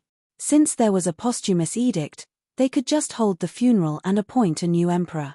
Why did they act like they were facing a great enemy? We didn't know about the emperor's death until this morning when we received the message from the palace. Last night, the emperor died suddenly and the palace was locked, forbidding anyone from entering or leaving. What news could have leaked?" Mo Yuhan said in a low voice, "There are only 2 reasons why the empress would do this. First, the emperor was assassinated. That is why the empress was so nervous and immediately mobilized troops to protect the palace to prevent a rebellion. Secondly, the death of the emperor had a great deal to do with the empress. Only when a person is guilty will they act nervously and defensively when they don't need to be on guard." Listening to first Mr. Mo's analysis, Princess Taiping's face couldn't help but darken. Mr. Mo's speculation is very reasonable and the first reason can be directly ruled out because there was no rebellion last night. Then, is it the second reason? In a single night, the imperial palace had become a powerful fortress guarded by countless elite imperial guards. Why did the empress do this? What is she afraid of? After thinking for a while, Princess Taiping sighed with a heavy heart and said in a low voice, "Regardless of whether the emperor's death is related to the empress, the emperor is already dead. With the emperor's death, our days will be even more difficult." First Mr. Mo looked at the imperial guards who were standing still like javelins and a trace of admiration flashed through his eyes. He suddenly said to Princess Taiping, "The general-in-chief who supports the state no longer has military power, but I believe he still has a great influence on the cavalry. But this situation will not continue. As time goes on, the general-in-chief who supports the state's influence in the army will gradually decline. Why does the princess not take advantage of the general-in-chief who supports the state's influence and win him over to our side?" Princess Taiping was startled and then laughed involuntarily. Mr. Mo was puzzled. What is Princess laughing at? Taiping smiled and said, "Mr. Mo is an experienced and wise man. Can't you see Erlang's character? He would never approve of me becoming an empress." "Haha, it's not just him. How many men in the world believe that a woman can govern the country well?" Mr. Mo sighed and said, "What a pity." Princess Taiping glanced at him and lightly said, "Erlang already has the intention to live in seclusion. He hasn't left yet because he still wants to give someone an explanation, to give his brothers who followed him justice, for they would soon be purged by the party of Wei. To give the world an explanation, because he also had a part in bringing Jin Shong to the throne. In the end, everyone discovered that this emperor was not even as good as the one who had been overthrown. What would he think? Since he wants to leave, why should I keep him in this dirty quagmire?" Speaking up to here, Taiping suddenly felt a little sad in his heart. She knew that young Fan still wanted to give an explanation to someone. That person was Shangguan Wn, who followed him without complaint and gave birth to a daughter for him. But did he ever think of giving her an explanation? Taiping knew very well that even if young Fan made a request, she would not abandon her children and follow him incognito. But even though she knew that she would refuse, she still hoped that he would bring it up. But he did not. Before the sky was bright, Yong Fan learned of the emperor's sudden death. Wei Wen was the first to know. He immediately told the Wei family, who controlled the various armies, about the emperor's sudden death. Wei Zhuo was still a young man and could not hide things in his heart. This matter made him extremely excited. When he could not restrain himself and revealed this matter to a few of his confidants, it was natural that the secret would be revealed. Because his confidants had their own confidants. When Yang Fan learned of this news, he, Wang Maozhong, Li Yide, and Ma Qiao immediately left the imperial city with Ji Fushan's help. Today was not the Grand Court Conference, so many ministers and relatives did not need to attend court today. Only after the Prince of Xiong entered the palace to discuss the state funeral with the Empress and the ministers did the Bureau of Rights dispatch people to notify the unaware ministers of the third rank and above. Yang Fan had only rushed to the funeral in great alarm after receiving the notice. Yang Fan arrived at the palace gate and received a set of mourning clothes. He put on the hemp clothes, tied a mourning belt, and wrapped a white cloth around his head. Together with the ministers who had hurried over to pay their respects, he offered incense to the Daxing Emperor. Following the instructions of the Bureau of Rights, Yang Fan cried out 15 times before withdrawing to make room for the others. This mourning ceremony would last for 3 days, so Yang Fan would have to come tomorrow and the day after. Each time, he would offer an incense stick and cry out 15 times. Any less or more would be impolite. Yang Fan did not immediately leave the palace after leaving the memorial hall. He had already learned of what had happened in the imperial court and also knew that Wanna was in the palace. He knew that Wanna would assuredly think of a way to tell him the inside story that he did not know. Dressed in mourning clothes, Yang Fan strolled through the crowd for the 3rd time. Fu Qingqing, dressed in mourning clothes and beautiful in white, directed a few young eunuchs to carry baskets of gold, silver, and paper money past him. As she passed, a small ball of paper was swiftly placed in his hand. Yang Fan took the opportunity to read the note Wanna had sent him, and his complexion instantly changed. Wanna's message to Yang Fan used a code that only they could understand. The meaning expressed in the code wasn't detailed enough, but it was enough to raise Yang Fan's vigilance. Wanna only briefly explained one thing on the note: the Empress has already begun to covet the throne. She was only temporarily restrained by Wanna's persuasion. However, Wanna is also not sure if there will be any changes under the instigation of the Wei party. Thus, she warned Yang Fan to adapt to the situation as soon as possible. Yang Fan took the opportunity to cover his mouth and cough to swallow the paper into his stomach. He then left the palace. Ma Qiao, Wang Maozhong, and Li Yide were waiting for him in a brothel in Pinkang workshop outside the Jingfeng gate. This brothel belonged to the hidden sect. At this moment, the news of the emperor's sudden death had yet to spread among the people. The commoners discussed the gathering of the army around the palace with great interest for a while before they went back to their own matters. Food was the most important thing for the commoners, and they were most concerned about their own lives. The brothel was always the most bustling and noisy at night. At this time, the beauties were sleeping sweetly. Even the big teapots that served tea and water for the entire night had returned to their rooms to sleep. The courtyard was abnormally quiet. Yang Fan took off his mourning clothes halfway and wore a set of casual clothes. He then used the disguise art that he learned from Jiyu Zhuting to make some slight changes to his appearance. When he reached the brothel, he had already become a completely different person. Yang Fan entered the brothel from the corner door. After asking for the secret code, a big teapot that was covered in gunk and walking unsteadily brought him in. Once Yang Fan entered the room that Ma Qiao and the others were hiding in, he immediately closed the door and pressed his ear against the door. Seeing this scene, Ma Qiao and the others, who had swarmed over, immediately shut their mouths. Yang Fan listened for a moment and straightened his back. "You can speak now." Wang Maozhong impatiently asked, "Great General, how is the situation in the palace?" Yang Fan replied, "Prince Fu has been made the crown prince and will ascend the throne in 3 days. Empress Wei will oversee politics from behind the curtains, assisted by the Prince of Xiong." Wang Maozhong and Li Yide glanced at each other in surprise. Yang Fan light-heartedly said, "Don't be too pleased. You all know the current situation in court. All the ministers of the Political Affairs Hall are members of the Wei faction, and all the important positions in the 6 ministries are in the hands of the Wei faction. Do you think that the Prince of Xiong, the assistant minister, will have a place in court? This is just one of Empress Wei's tricks to pacify the world. Wang Maozhong and Li Yida's smiles froze on their faces. Yang Fan continued, I just received news that Empress Wei has intentions of usurping the throne. She originally wanted to be the regent this time, but the emperor died suddenly and she is afraid of causing trouble, so she temporarily endured. But seeing Empress Wei's past actions, she is not someone who is impatient and patient. I think that in the face of a great change, she has lost her sense of propriety and made such a move. I'm afraid that she will regret it soon. Wang Maozhong anxiously asked, then what should we do? With his hands behind his back, Yang Fan slowly paced around the room for a while. Suddenly, he halted his steps and turned to Wang Maozhong and Li Yida, advising, perhaps, we should make our move.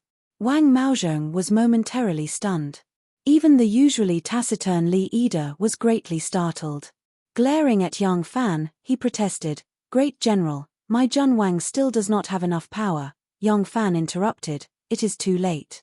By the time the king of Linzi has amassed enough strength, the Wei faction will no longer be the same as it is now. The imperial court will not be the same as it is now. By then, we will have no chance of winning. When there is a great disparity in strength, to achieve victory, one must be adept at taking advantage of the situation, making use of the situation, borrowing the situation and building up the situation.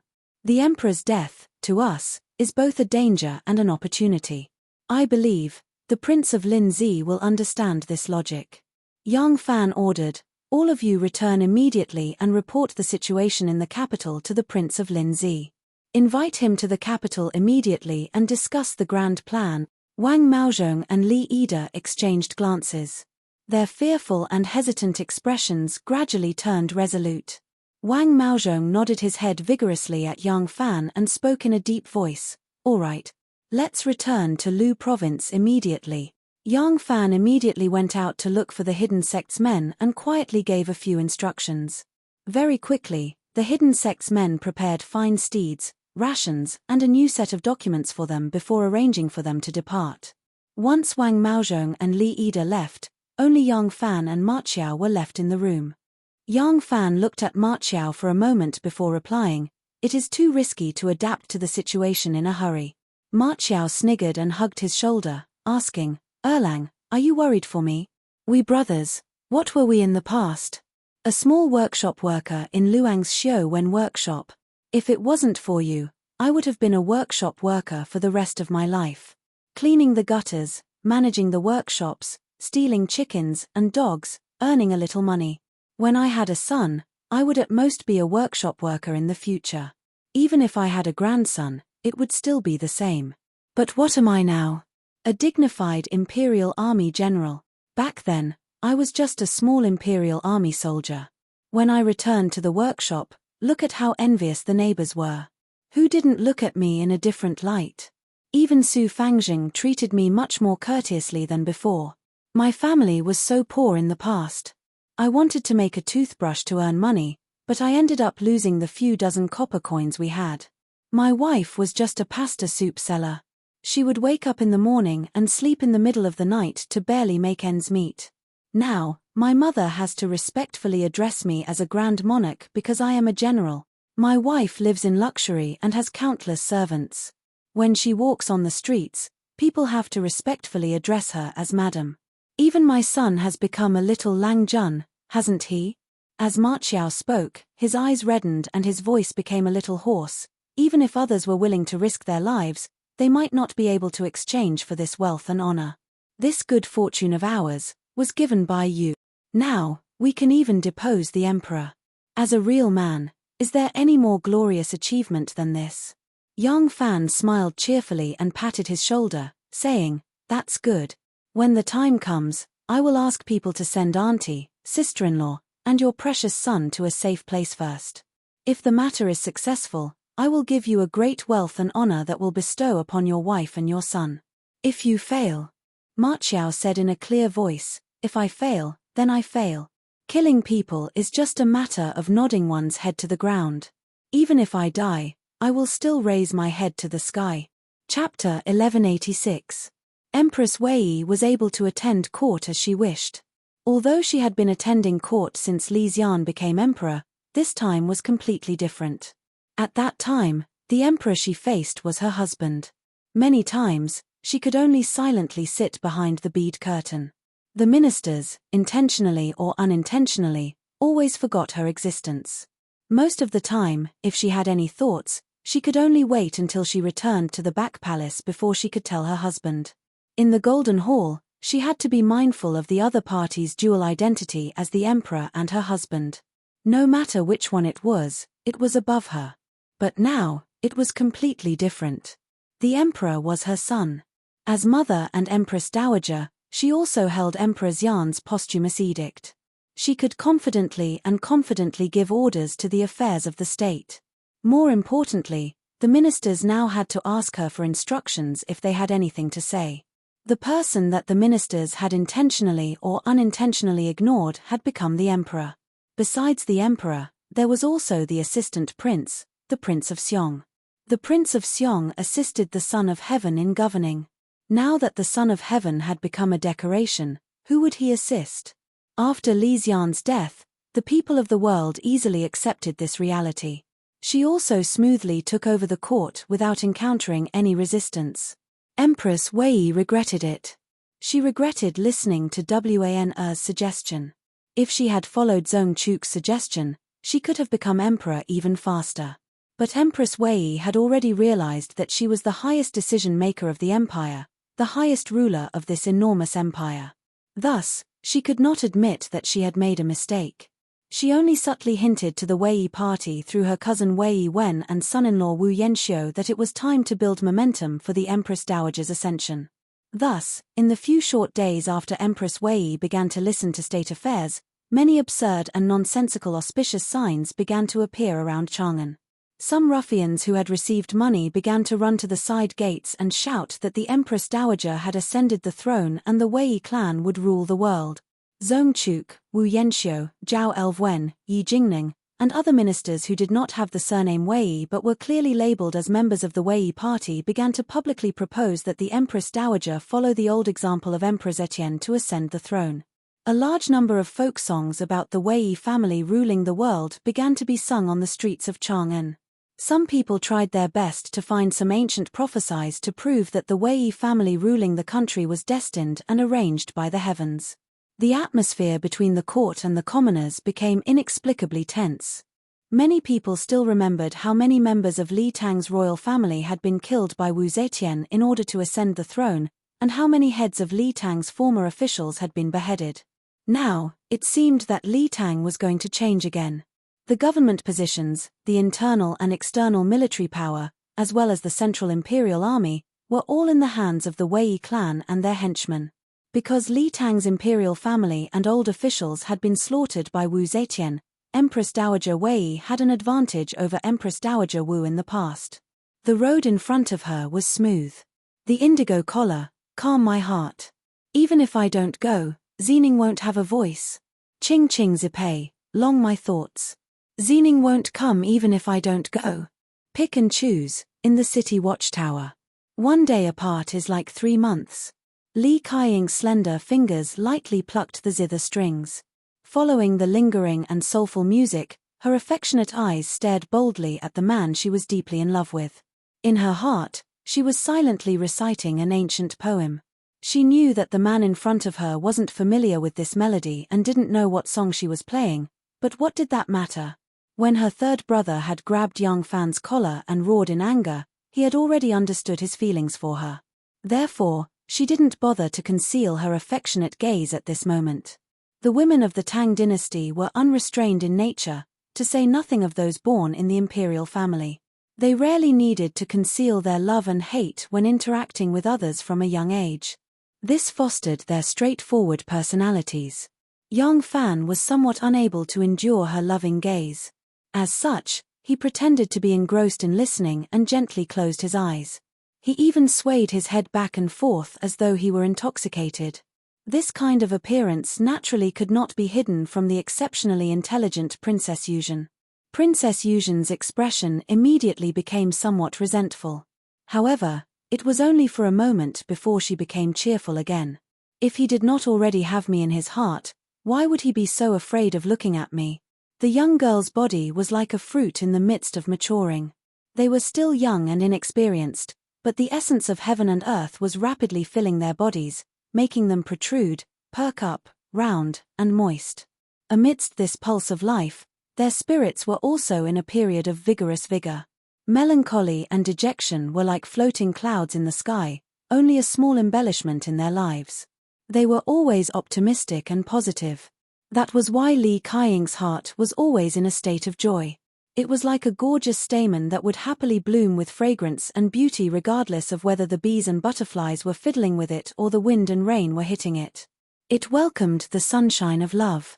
When the song ended, the lingering sound lingered in the air. Li Kaiying's slender fingers lightly rested on the strings of the zither, and the sounds of nature immediately became ethereal. Yang Fan opened his eyes at the right time and lightly clapped his hands. His face was full of smiles, but he secretly heaved a sigh of relief in his heart. Li Kaiying used the zither to convey her feelings. At that time, he indeed didn't know much about it. However, ever since he was grabbed by the collar by Li Longji, how could he still be ignorant? After listening to the zither a few times, he could roughly play it. If he found someone who understood and asked, how could he still not understand? However, he couldn't bear this kind of feeling. He didn't know if it was because the women of the imperial family lived in their chambers that were as deep as the sea since they were young, and the only men they could come into contact with were their fathers and older brothers, or servants. Therefore, once they had the opportunity to come into contact with another man, and the man wasn't too bad, it was very easy for them to entrust their hearts to him. Princess Taiping and he were in love with each other, but because of her special identity, in the end, they were not fated to be together. Later, love turned into hatred, until now, to the point where it was better not to meet. Princess Anli was as cunning as a fox, incorruptible and shameless. Yang Fan should have avoided her like the plague, but because he mistakenly thought she was a wild mountain woman, they formed an ill-fated relationship, and since then, they had been entangled. Now that Yang Fan had passed the age of 30, he had his own career and family. How could he be willing to get involved with a princess and cause so much trouble for him? The more Yang Fan pretended to be ignorant, the more Li Kaiying didn't want to let him go.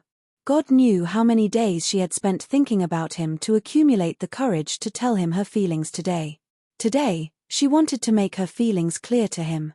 She stared at Yang Fan with deep affection, and said softly, "Kaiying has played this song many times in front of Erlang. Does Erlang know what this song is called?" Speaking of the way she addressed him, Yang Fan was even more helpless. Suddenly one day, Princess Yuzhen changed the way she addressed him from Great General to Erlang. At that time, Yang Fan was drinking tea. When he heard the shy and joyful Erlang, he immediately sprayed out a mouthful of tea from his nose. Li Kaiying's reason was, she was Li Longji's younger sister. Li Longji addressed Yang Fan as Erlang, so she also addressed Yang Fan as Erlang. If she addressed him as Great General, it would seem more distant. When Li Kaiying said this, she shyly lowered her head, her face had a hint of redness, as beautiful as a peach. Her expression was slightly bashful, but her expression was slightly happy. There was also a kind of secret joy that a girl would feel when her wish was fulfilled. It was very charming.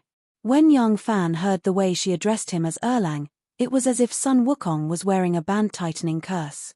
He felt uncomfortable all over, but from then on, the other party confidently changed the way she addressed him. After listening to that sweet voice for a long time, he got used to it. Now that Princess Yuzhen suddenly asked him about the name of this song, Yang Fan knew something was wrong and felt a little scared. He laughed dryly and said, "About this. I thought that music should be listened to carefully and felt carefully. If you think it's flowing water, then it's flowing water. If you think it's a mountain, then it's a mountain. You have to open your mind and think freely. Only then can you taste the true essence of music. If you know the name of the song, you will definitely comprehend the meaning of the song according to its name. This will inevitably cause you to fall into shackles and fall behind." Li Kaiying stared at him with an amused expression. Gradually, she revealed a faint smile. Her charming eyes gently swayed, and she persistently asked, "Then, what did Erlang feel when he heard this song?" Yang Fan did not dare to take the bait. He avoided Li Kaiying's somewhat impulsive and somewhat playful gaze. He knew that no matter how he answered, she would take the opportunity to say what she wanted to say. And once this layer of window paper was broken, he did not know how the two of them would interact in the future. Yang Fan suddenly straightened his clothes and stood up. He clasped his hands behind his back and walked away with heavy steps. Step by step, he walked along the stone steps until he reached the small pentagonal pavilion under the shade of tall bamboo. He raised his head and looked into the distance, muttering to himself in silence. This move had indeed attracted Li Kaiying's curiosity. Li Kaiying gracefully stood up and slowly chased after him. Dressed in a green robe, her long hair draped over her shoulders, her figure was graceful and her aura was like water. Following her steps and the gentle breeze, her waist-length long hair gently rose and fell. Sneaking a glance, she saw that the space between Yang Fan's brows was slightly furrowed and his expression was very grave. Li Kaiying's heart could not help but feel perturbed and she hurriedly asked, "Erlang, what are you thinking about?" Yang Fan let out a long sigh and said in a heavy tone, "How can I calm down and carefully analyze the beauty of the song right now? The matter is imminent. If it succeeds, it will be fine, but if it fails..." Yang Fan suddenly smiled and said, "However, a real man has some things to do and some things not to do. What should be done must be done." He turned to face Li Kaiying and said with a smile, "You do not need to worry. You have already become a monk. Moreover, you are a woman. Even if we fail, it will not affect you. If we succeed, you will no longer need to wear this scarf and Taoist robe. You can still be a real princess."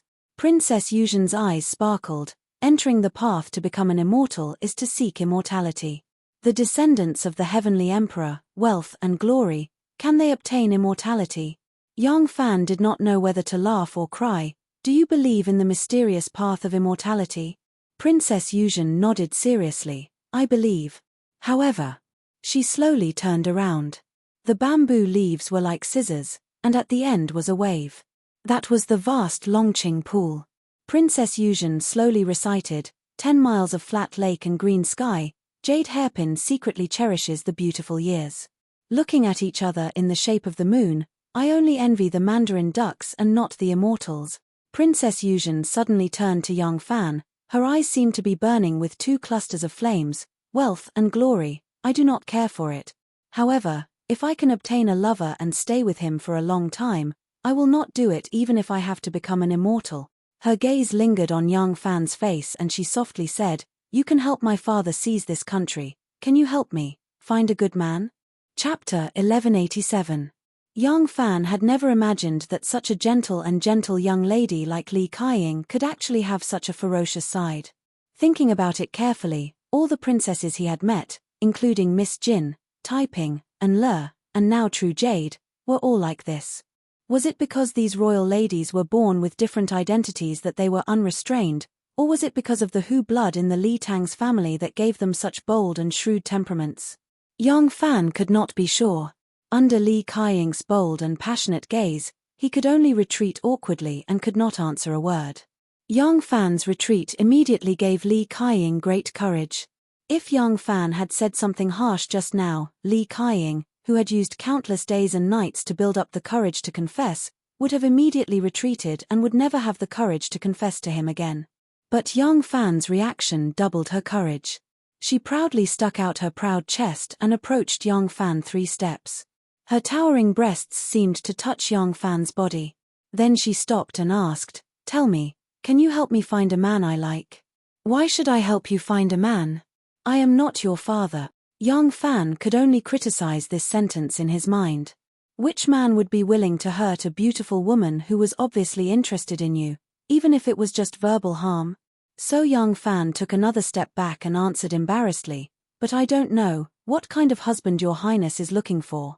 Li Kaiying's eyes became hotter and hotter, but she could not help blushing. "Like, a man like you, Erlang." Yang Fan avoided her eyes and laughed dryly. Princess is really funny. Ha ha ha. You mean a mature man with a successful career. There are plenty of such men in Chang'an.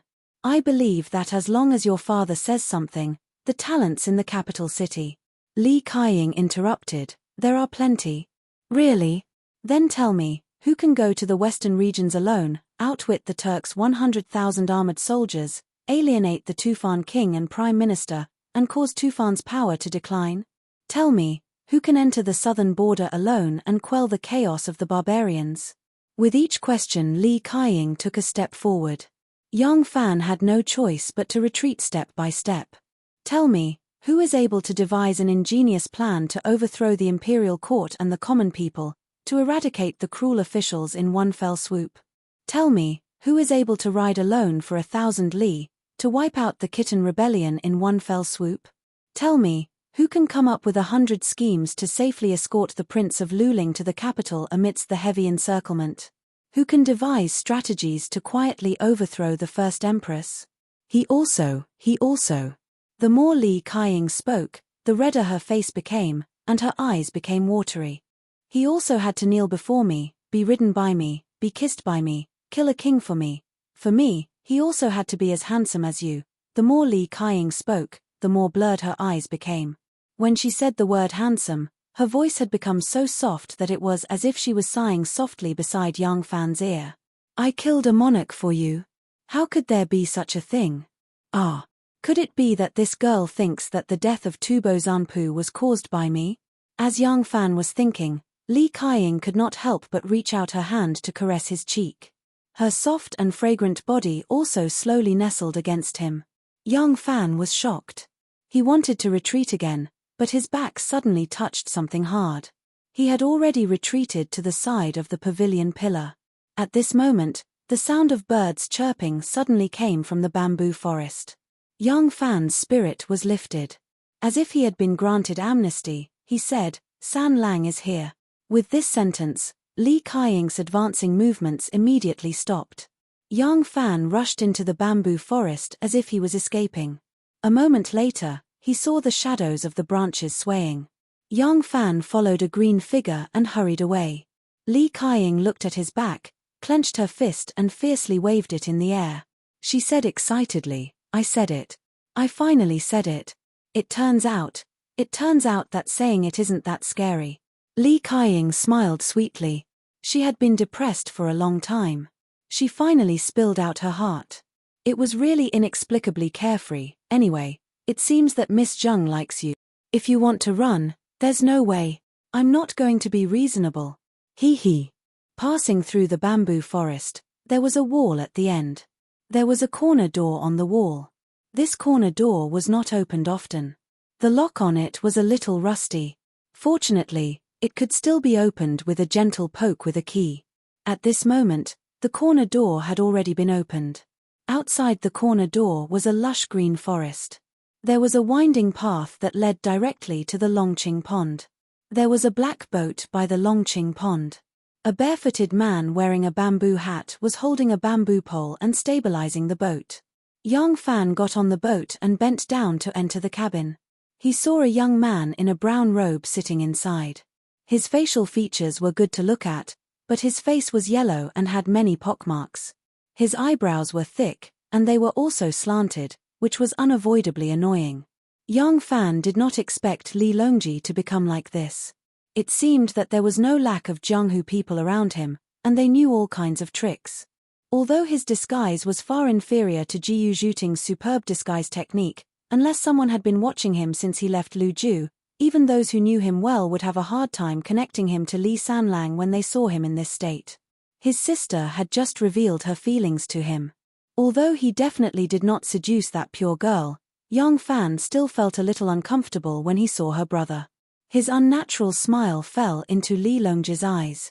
Li Longji's face immediately tightened. He hurriedly stood up and asked, Erlang, did anything happen in the capital? Yang Fan quickly motioned for him to sit down and comforted him. Don't worry, there are no changes at the moment. However, from what Empress Wei has done, it is hard to say when she will suddenly make a move. So we must act first. Li Longji's expression was grave. He nodded lightly, his voice unusually calm. Maro Zhong and Yi De have already told me the situation in the capital. I completely agree with your view. This time, I have brought all the people I can use. Erlang, what plans do you have? Yang Fan said. At first glance, the situation today seems even more serious than when Empress Zi became emperor. When Zi Tian was emperor, the Wu family held military power, but only controlled the North Gate Imperial Army. The South Palace Imperial Army belonged to the Prime Minister, and the Prime Minister stood on our side. Now that the military and politics are all in the hands of Wei family, it seems that our chances of success are not high, and we don't even have a high chance of rising. Fortunately, Empress Wei is not Empress Zi. Compared to Empress Zi, her ability is like the difference between the clouds and the mud. Empress Wei is impatient to become emperor, and has done everything in haste. Her people seem to have already controlled all the confidential centers, ministries, government positions, and the military. It is a pity that the time is too short, and there is not enough foundation. This is our chance. The only chance. Yang Fan stretched out a finger and dipped it into the water in the cup.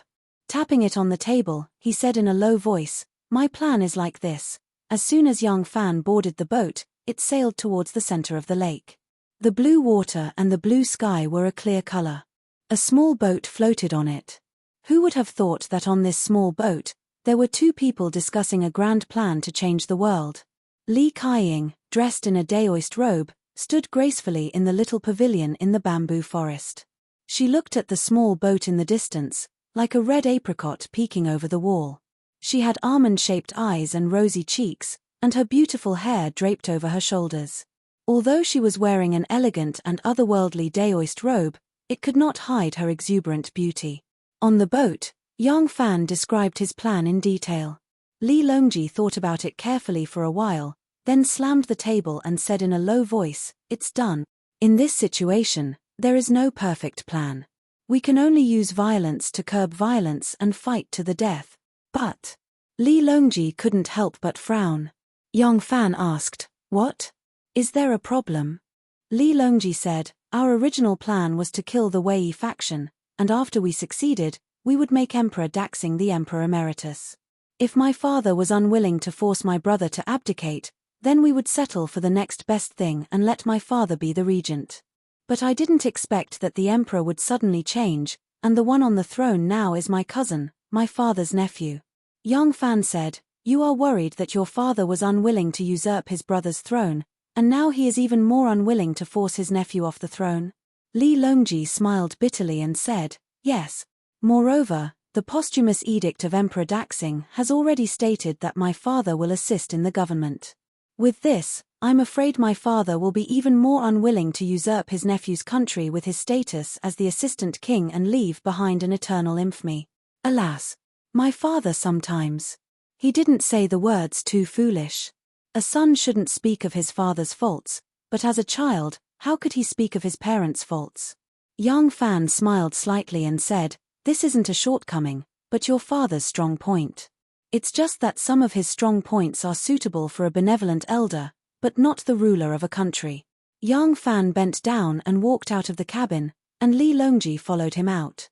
The two of them stood at the bow of the boat and looked at the clear blue lake water. They took a deep breath of the fresh and pleasant wind, and their spirits were lifted. Yang Fan said, "What you are worried about is indeed a problem. Once the rebellion is successful, the governance of the country will have to be settled immediately. Once the monarch's position is delayed for too long, it will be impossible to change. As for your father, he needs someone to convince him, someone he can trust from the bottom of his heart." Li Longji's eyes flashed and he blurted out, "I got it. Aunt Taiping. Aunt Taiping can definitely do it." Yang Fan didn't say anything and just narrowed his eyes, looking at the distant shore. The weeping willows on the shore looked like wisps of smoke on the surface of the lake. Li Longji said excitedly, "The Emperor of Daxing was put under house arrest in Fangzhou for 16 years. As the crown prince, my father was also put under house arrest in the East Palace for 16 years. In these 16 years, my father lived in fear every day, afraid that he would be killed. During those days, it was all thanks to Aunt Taiping's secret protection, helping my father resolve the various traps from the Wu clan. Because of this, my father trusts Aunt Taiping the most.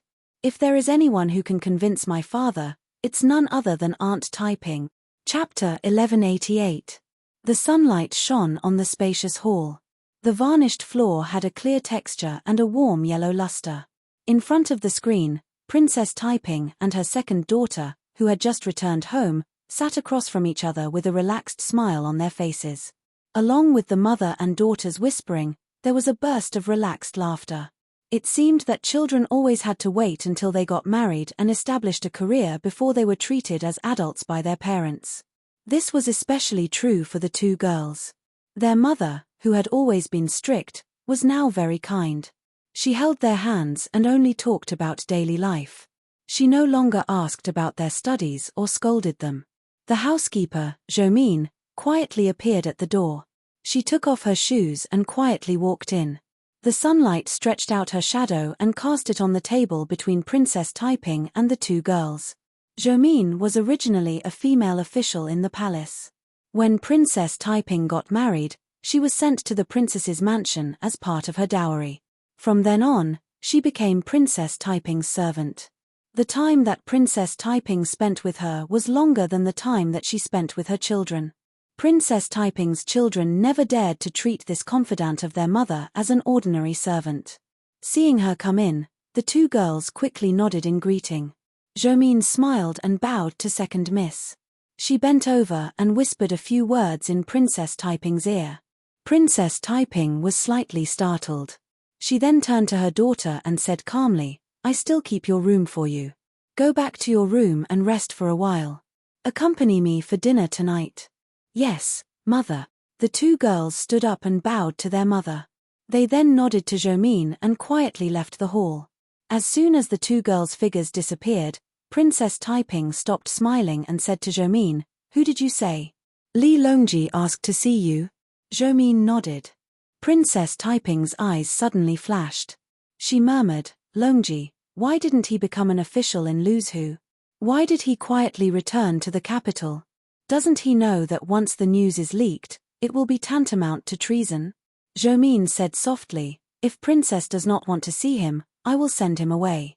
Princess Taiping shook her head. She frowned and thought for a moment.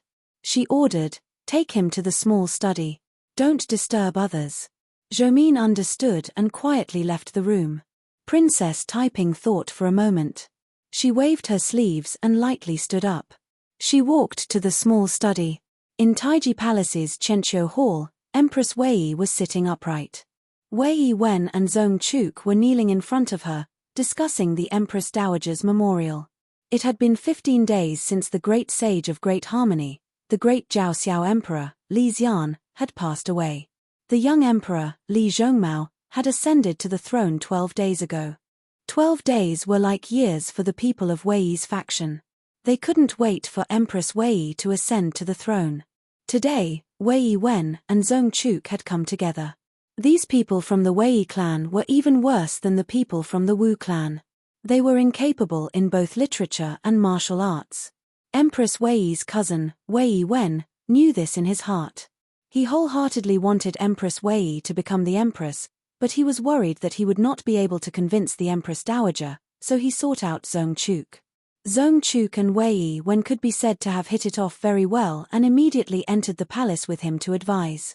With the two of them echoing each other, Empress Wei, who originally did not have a clear idea, was immediately moved. Empress Wei pondered for a while and said hesitantly, "Zhong Mao has not been emperor for half a month. If Zhen rashly moves, will there be an accident?" Zong Chuk laughed heartily and said, "Empress Dowager worries too much. Now that the government is in the hands of the Empress Dowager, who in the world can do anything to her?" Wei Wen said, "Yes, at present Wei Jie, Wei Zhuo, Wei Xian, Wei Bo, Wei Qi, Wei Yuan, Jiao Song, and Wu Yanxiu are in charge of the various armies. Chang'an is impregnable. If there is any accident that can happen, it can only be the Prince of Xiong and Taiping. We only need to kill them, and the matter will be settled." Empress Wei frowned and said, "The Prince of Xiong and Taiping are innocent. On what grounds should we kill them?" Zong Chuk smiled and said, "What is so difficult about this? The sudden death of the Daxing Emperor has caused much discussion among the people. This subject believes that we can use this matter to our advantage. During the funeral of the Daxing emperor, this subject can arrange for some people to cause trouble.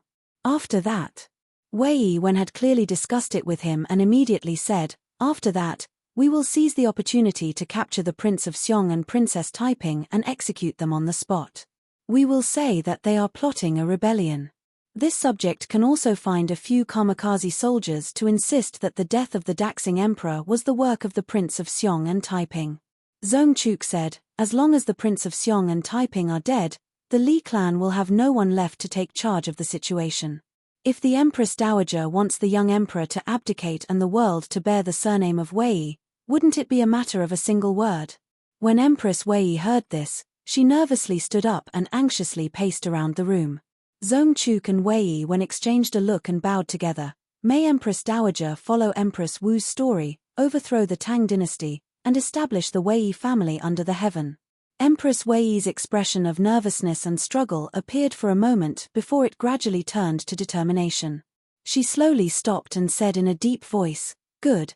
The two of you plan well. Do not make any mistakes. On the day of the late emperor's funeral, this matter will be accomplished." Zhong Chuk and Wei Wen were wild with joy.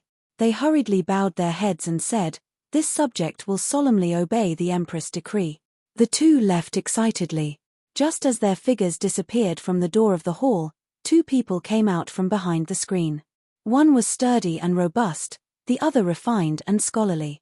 It was Ma Qingke and Yang Jun. The two looked at each other and smiled. They cutely bowed to Empress Wei and said, "This subject pays his respects to His Majesty." Empress Wei smiled. Contentedly, she stretched her waist and lazily lay back. Yang Jun had rushed over long ago.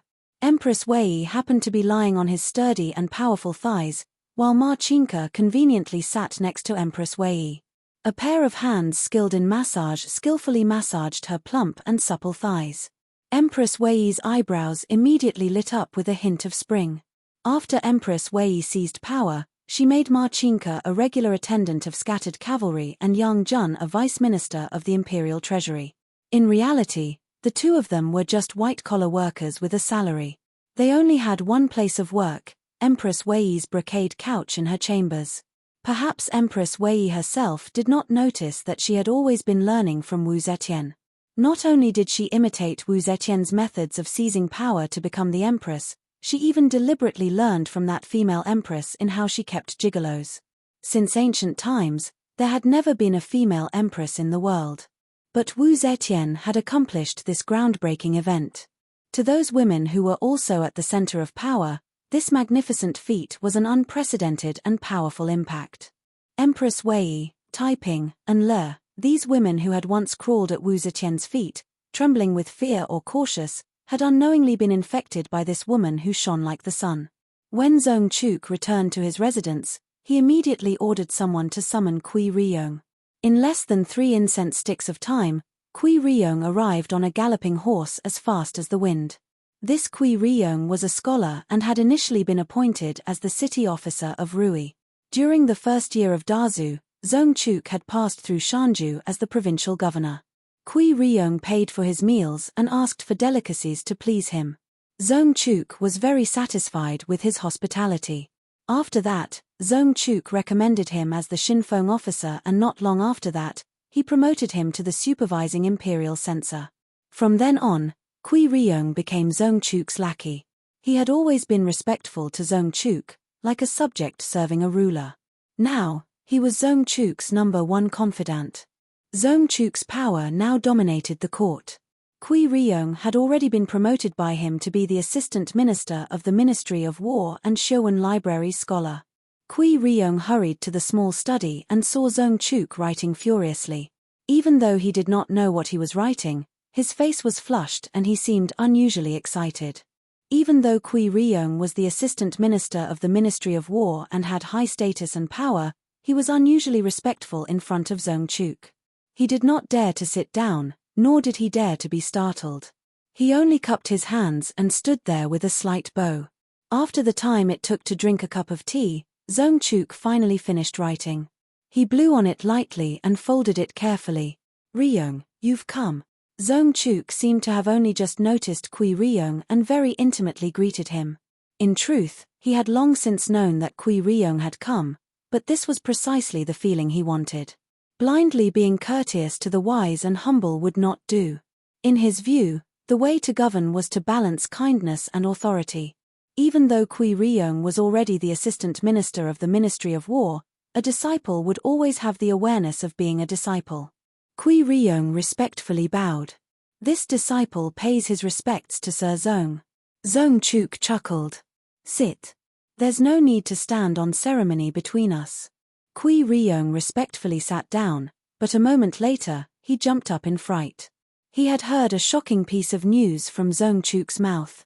Empress Wei wants to use the occasion of Emperor Xian's funeral to kill the Prince of Xiong and Princess Taiping, but this was not the most shocking news. What truly alarmed him was that after Empress Wei captured the Prince of Xiong and Princess Taiping and executed them on charges of rebellion and murdering Emperor Xian, Zong Chuk wanted to launch a surprise attack, kidnap the young emperor, and exterminate the Wei faction. He wanted to borrow the hands of the Wei clan to kill the Prince of Xiong and Princess Taiping, and then kill all the high-ranking officials of the Wei clan who would inevitably be present in the name of a loyal minister who set things right. He would then kidnap the young emperor as a puppet and wield both civil and military power, all the way until he seized the country and made the world his surname. This, Kui Ryong's forehead instantly beaded with sweat, each bead the size of a soybean. Zong Chuk coldly glanced at him. What, are you afraid? Kui Ryong swallowed with difficulty and said bitterly, everything this disciple has was given by Sir Zong. This disciple will not hesitate to go through fire and water for Sir Zong. It's just that although this disciple is the assistant minister of the Ministry of War, the number of soldiers I can mobilize is limited. I'm afraid I'll fail Sir Zong's expectations. Zong Chuk chuckled and comforted him. You don't have to worry about this. Zong Chuk raised his eyes and gazed at the emptiness in front of him. He leisurely said, You're not the only soldier this Zong can use. Don't forget, this Zong is Emperor Zetien's nephew. Those people of the Wu clan and I are all cousins. Kui Ryong's body trembled as he involuntarily said, Sir Zong is saying. Zong Chuk said, correct. Ever since Li Zhongjuan rebelled and killed Liang Wangwu and Wu Sanxi, the Wu clan has been like a group of dragons without a leader and has declined day by day. But the Wu clan's foundation of many years will not fall so quickly. The Wu clan and the Li clan have many marriages. If the Li clan rules the country, the Wu clan can still live. But once the world takes the surname Wei, the Li clan will undoubtedly be finished, but will the Wu clan have any good days? They are also worried. At present, many of the generals in the army came from the Wei clan, but what foundation did these people have to speak of? It's not that this Zong is arrogant, but the Wu clan has commanded the North Gate Imperial Army for many years. I dare not say that I can mobilize the entire Imperial Army, but it's easy to pull out a troop from among them. If we want to win in the chaos, we only need an opportunity. Zong Chuk stroked his beard, his eyes gradually revealing a crazed glint. When I first became a lowly person, I was eager to be the Prime Minister. Now that I'm the Prime Minister, I'm only one step away from becoming the Emperor. With this opportunity, how can I not want to be the Emperor? As a man, even if I have to face the South and only have one day to live, it's still better than dying a mediocre death. Chapter 1189. After Li Longji left Princess Taiping's residence, Princess Taiping paced back and forth alone in her study for a long time. Only then did she have someone invite Sir Mo and explain Li Longji's purpose in coming here. Mo Yuhan cheerfully said, It seems that your highness is not the only one sharpening the blade of the Wei clan and realizing that a great disaster is imminent. This Li Sanlang is a shrewd man, but why did he not consult with the Prince of Xiong, but come to seek your highness's help? Princess Taiping bitterly smiled. That elder brother of mine is like a woman, kind and soft-spoken. If I tell him this matter, I'm afraid it will only ruin things. But Taiping slightly narrowed her eyes and said appreciatively, but San Lang actually secretly returned from Luzhu. This lone master's throw is truly a ruthless character. Mo Yuhan deeply agreed and nodded. Able to rise and fall, resolute, shrewd and capable. If this sort of person is our opponent, then we must be very careful. Taiping smiled brightly. He has 2 elder brothers above him, and he is not a legitimate son. He will not get in the way. Mo Yuhan asked, what if he obtains the merit of the country? Princess Taiping confidently said, so he came here because he wanted me to persuade his father at the crucial moment. But I want to participate in the entire process. If I fail, I will die with him. If I succeed, as his aunt, I will naturally take the greatest credit. By the Longqing pool, a green-robed scribe strolled with his hands clasped behind his back. His steps were slow and restless, as if he was a scribe's relaxing by the lake. Only when one got closer could one see his tightly furrowed brow and anxious face. This person was none other than Kui Riyong. It was true that he was the Fu sect's chuk, but his goal was to rely on a large tree for shade. He had never imagined that Zong Chuk could become emperor. When Zong Chuk told him of his grand dream, Kui Riyong's only thought was, Zong Chuk has gone mad. Kui Riyong did not want to accompany Zong Chuk in his madness, much less accompany him in death. This large tree was about to become a blazing torch, and every moth that approached it would be burned to ashes. It was time to seek refuge with a wise master. Kui Riyong pondered for a long time and came to the conclusion that if he wanted to expose Zong Chuk's scheme, he could only choose Wei clan or Li clan. Between Madame Wei and Madame Li, after weighing the pros and cons, he gradually leaned towards Madame Li. Although Zong Chuk was an important member of the Wei faction, he was Zong Chuk's trusted aide. In order to avoid arousing Zong Chuk's suspicions, he did not have much interaction with the other members of the Wei faction. He was completely dependent on Zong Chuk alone. But before that, his relationship with the Li family was quite harmonious. This was because he was only promoted by Zong Chuk after the first year of Dazu. But how did the first year of Dazu come about? That was a trick played by Yang Fan. That year, Yang Fan was ordered by Wu Zetian to secretly sneak into Fangzhou to rescue the Prince of Luling. In Fangzhou, he was imprisoned for trifling matters. In order to escape without exposing their identities, they fabricated the story of the golden-armored deity and forged a huge footprint. The local authorities submitted this matter to the imperial court. Wu Zetian believed it to be an auspicious omen, so the following year, the name of the year was changed to Dazu. At the time, Wu Zetian had already decided to make her son Li Xian heir apparent, and the political situation of Li Tang's imperial clan began to improve. The entire world knew that the next emperor would assuredly come from the Li family. In this sort of environment, Kui Riyong naturally had some close dealings with Li Tang's imperial clan. And Li Xian, who had just returned from Fangzhou and been made crown prince, was extremely cautious in his conduct, fearing that he might make a mistake. Thus, the one who represented Li Tang's imperial clan in interacting with the nobles was the Prince of Xiong, so Kui Riyong was most familiar with the Prince of Xiong. Moreover, Kui Riyong was a scholar and had studied the books of the sages since he was a child. He had a very strong sense of orthodoxy, and he had always believed that Li Tang was the true orthodoxy. Although he was Zong Chuk's disciple, when he first submitted to Zong Chuk had no intention of rebelling. Now that Zong Chuk was coveting the throne, he had no choice but to make a choice. For these reasons and because he was in the Bureau of Military Personnel, he was well aware that the Wei clan could not win the morale of the army, so he ultimately chose the Li clan. He wanted to report this news to the Prince of Xiong, but he did not dare to go to the Prince of Xiong's estate. The Prince of Xiong was too big of a target, and there was probably already someone watching him. Thus, Kui Riyong chose the Prince of Xiong's eldest son, Li Chengqi. But when he reached the estate of the Prince of Shochuan, Li Chengqi, he couldn't help but hesitate. Advance or retreat, as long as he made the wrong choice, it could be a calamity. How could Kui Riyong not be conflicted? He paced back and forth for more than 2 hours before stamping his feet and walking to the gate of the estate. Ever since Li Xian's death, the Wei clan had grown increasingly rampant. In order to avoid trouble, Li Chengqi had spent the last few days in seclusion. When Kui Riyong arrived, he immediately sought him out. Upon hearing Kui Riyong's reason for coming, Li Chengqi couldn't help but pale in fright. After sending off Kui Riyong with endless gratitude, he immediately returned to the inner residence to find Li Longji. Ever since Li Longji had secretly returned to the capital, he had been living in his estate. Li Longji was also stunned by his big brother's explanation. Although he had long known that once Wei Empress stabilized the political situation, she would inevitably move against the Li clan, he had not expected the Wei party to move so quickly. Even more surprising to Li Longji was that the Wei clan's #1 thug, Zhong Chuk, was actually so ambitious.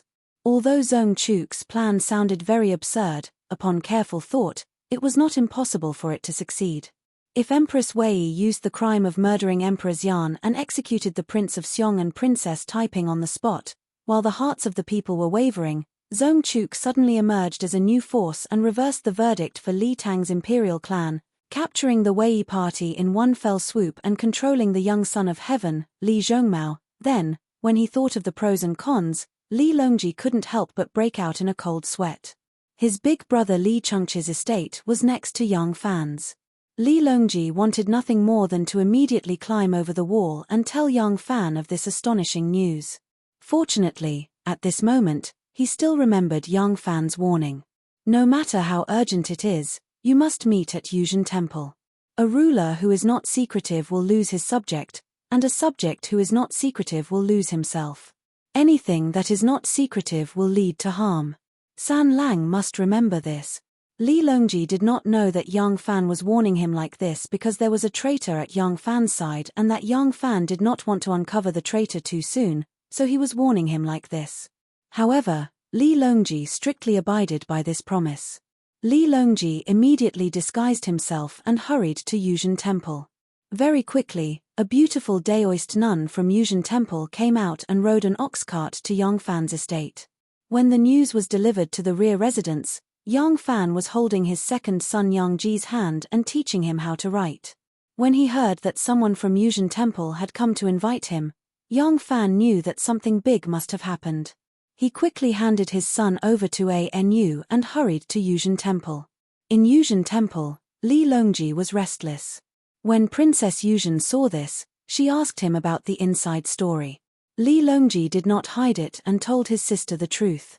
Princess Yuzhen was also burning with anxiety. After an unknown amount of time, Yang Fan finally arrived. Princess Yuzhen was aware of the urgency of the matter. Even though after she revealed her true feelings that day, Yang Fan did not avoid her visit for several days in a row, causing her to feel rather resentful, but right now it was not appropriate for her to talk about her love affair.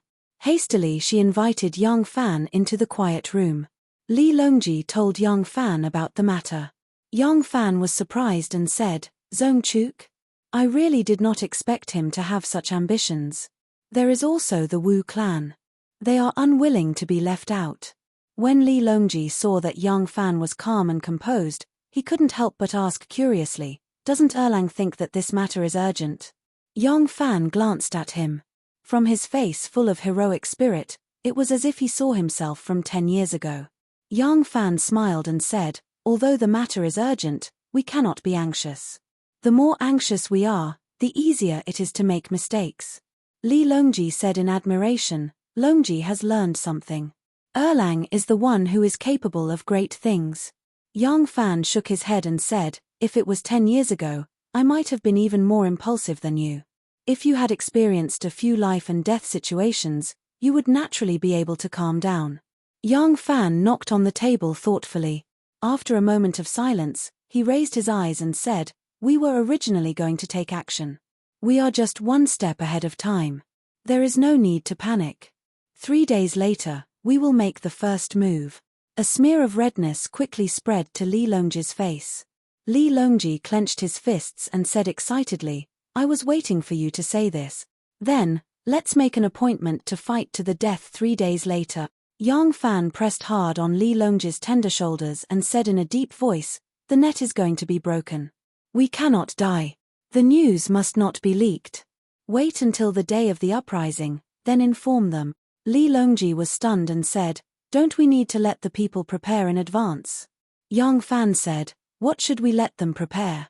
The first spurt of energy, the second decline, and the third exhaustion. A life and death struggle, victory or defeat is fated. That is all." Li Longji pondered over this sentence and nodded lightly. When Yang Fan walked out of the quiet room, he saw Li Kaying sitting there in a daze with a zither on her knees. Her fingers were on the strings and she seemed to be thinking about something. Yang Fan looked at her deeply. In the end, he pursed his lips and strode towards the door.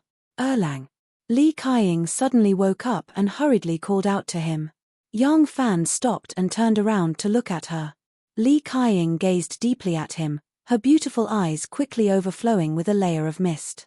Erlang, take care. Yang Fan looked at her and slowly revealed a bright smile. He opened the door and walked out.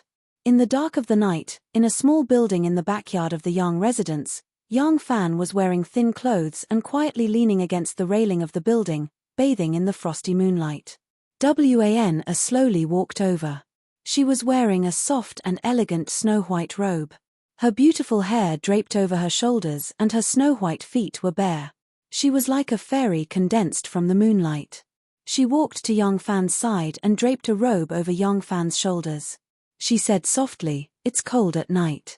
Yang Fan tightened the robe and turned his head to look at Wan. The cold moonlight shone on Wan's beautiful face. Her eyes were shining like stars. Yang Fan gently held her hand. Her hand was like soft jade, warm and smooth.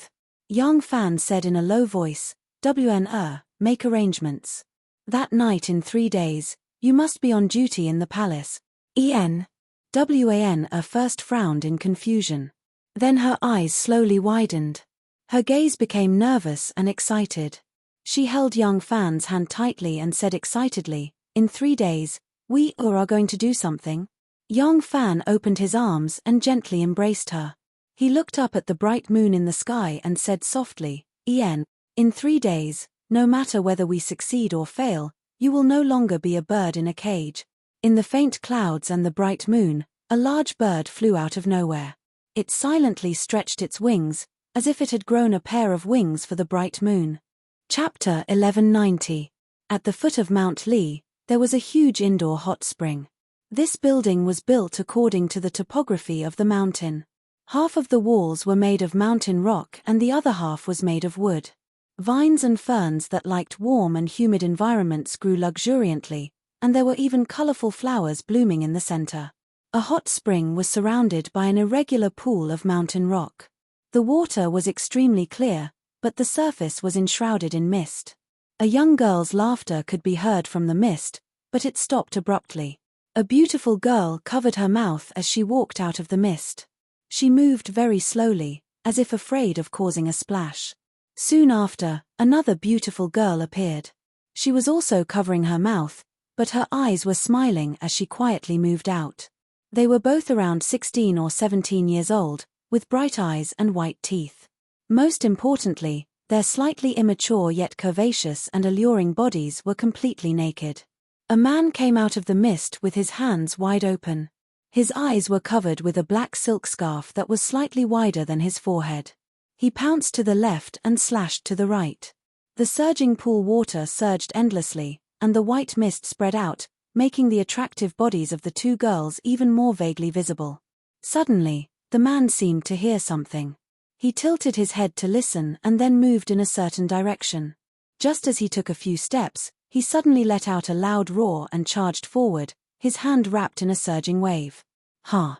I've caught you. Let's see where you can run to now."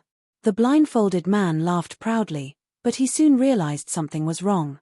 He clenched his hand and felt that he was grabbing a boot. He hurriedly took off his blindfold and saw that it was a deerskin boot. The owner of the deerskin boots was a pretty and lovely girl. She stood beside the hot spring and looked to be about 16 or 17 years old. Her clothes were neat and tidy, and her green outfit made her look even more valiant and formidable. The man who had taken off his blindfold was Shen Mu. Upon seeing this girl, Shen Mu couldn't help but smile. "What? Gaia also wants to play hide-and-seek with me? Then why aren't you taking off your clothes?" The pretty girl blushed as she bowed and said, "Master, Jin'er has something important to discuss with you." Jin'er. Shen Mu's lustful eyes immediately became clear. Jin'er was one of his secret guards. Shen Mu had once given an order to the people around him: if Jin'er requests an audience, no matter when, you must report to him immediately. This was because Jin'er had a name that only he knew, Guda. Shen Mu walked out of the spring with a splash. On his third step, Gaia had already draped a large bath towel over his shoulders. Shenmu met Guda in a small room outside. The room was very transparent, and there was a skylight at the top. The light was soft and bright, and there was a sliding door in front of him. The door was open, and what he saw was the dense forest on the other side. Shenmu was wrapped in a large bath towel and lying on a bamboo chair. Only when Shenmu was left in the reception room did Guda pull down the green cloth covering his face. He took out a letter from his sleeve and presented it to Shenmu with both hands. Shenmu took the letter and examined the wax. He tore open the seal and took out the letter to read. Suddenly, he straightened his back and sat up. The bamboo chair under him creaked. Erlang wants to clean the grass and kill the rabbit. Let's get rid of them all at once. Shenmu stood up and walked to the door with the letter. The bright sunlight shone on him and his eyes were shining. Shenmu stared at the mountains on the other side. No one knew what he was thinking. The silent mountains faced him and seemed to be silently observing him. After a while, Shenmu suddenly turned around and said to Guda in a deep voice, "You reply to Erlang. I will do my best to cooperate." On the high mound where the Yang family planted precious flowers and plants, there was a pentagonal pavilion facing the Longqing Lake. Standing in the pavilion, one could see the beautiful scenery of the Longqing Lake. At this moment, Yang Fan and Ren Wei were standing in the pavilion, one in front and one behind. Yang Fan had his hands behind his back and looked at the misty lake. Ren Wei stood behind him with his hands hanging down. One in front and one at the back, one with his hands behind his back and the other with his hands hanging down. It was clear who was the superior. The situation in the imperial court is getting worse and worse. Yang Fan said, "I see that Empress Wei has the intention to imitate Emperor Zetian. Once she ascends to the throne, she will definitely start with a massacre. She will get rid of Li Tang's imperial clansmen and loyal subjects. She will use the butcher's knife to establish her prowess in the world. When that time comes, I don't know how many people will be implicated. Fortunately, I have decided to stay out of this. However, it is inevitable that I will be implicated if I stay here. I have decided to resign from the imperial court and leave the imperial court completely. I will no longer be associated with any of the factions." Yang Fan turned his head and said to Ren Wei, "Immediately send out my orders. Order the southern border, Lu province, and Hebei to immediately launch an attack on all the hidden sects factions that have been investigated. No matter if it is a commercial war, using military force, or borrowing the power of the local authorities. In short, devour their factions, eliminate their manpower, and make them disappear completely." Ren Wei's heart shook, and his eyes suddenly revealed an excited expression. The sect patriarch had been accumulating power for a long time and finally decided to declare war on the hidden sect. Furthermore, this time, there wasn't even a probing attack. Once he made his move, it would be a killing blow that would leave no one behind. Ren Wei nervously swallowed his saliva and replied cheerfully, "Yes, this subordinate will do it immediately." Yang Fan turned his body completely and stared at him. He smiled and said, "The first place we will make our move will be Chang'an City. 2 days later, we will mobilize all our forces in Chang'an and assassinate the important figures of the hidden sect during the night." Yang Fan said, "I know it won't be easy to assassinate their important figures, but you must do it at all cost. As long as we can eliminate 30% of their important figures that are hiding in Chang'an, we will have the absolute advantage in this decisive battle." This subordinate understands. Ren Wei used a powerful voice to reply, "The hidden sect has been rampant for a long time, and the sect patriarch is finally willing to retaliate. This action is very satisfying. I believe the entire sect will do their best. This battle will make the hidden sect submit to us. This battle must be fought beautifully. Take it as a welcome gift from me, who is preparing to step into the pugilistic world." Ha ha ha ha. Yang Fan laughed, and so did Ren Wei. Ha ha ha ha. At the foot of Mount Zhongnan, there was a clear lake. In the center of the lake, there was a small island that looked like a green snail. The island was covered in lush greenery, and there was a rugged and strange rock at the side of the island. Lu Binji was fishing on the strange rock when he suddenly received a secret letter from his subordinate. He couldn't help but laugh out loud. The fishing rod fell into the water and was dragged far away by a fat fish that bit the hook. It drew a white water line on the surface of the water, but Lu Binji didn't even take a look. He laughed crazily for a long time and suddenly burst into tears. I have waited for it. I have finally waited for it. Lu Binji clutched the letter tightly and knelt on the ground as he cried loudly. When the guard that reported the news saw the sect patriarch kneeling down, he quickly took a few steps back and knelt on the ground. Lu Binji slowly lifted his head and looked at the undulating mountain range in the distance. His face was so distorted that it was terrifying. He gritted his teeth and said, "Big brother, I have painstakingly worked hard. I gave up the position of the clan patriarch and secretly accumulated my strength. I have waited patiently for so long. I have watched him being glorious and proud. Finally, this day has arrived. Everything that they took away from your hands, I want to take it back. I want Shenmu and Yang Fan to die with everlasting regrets.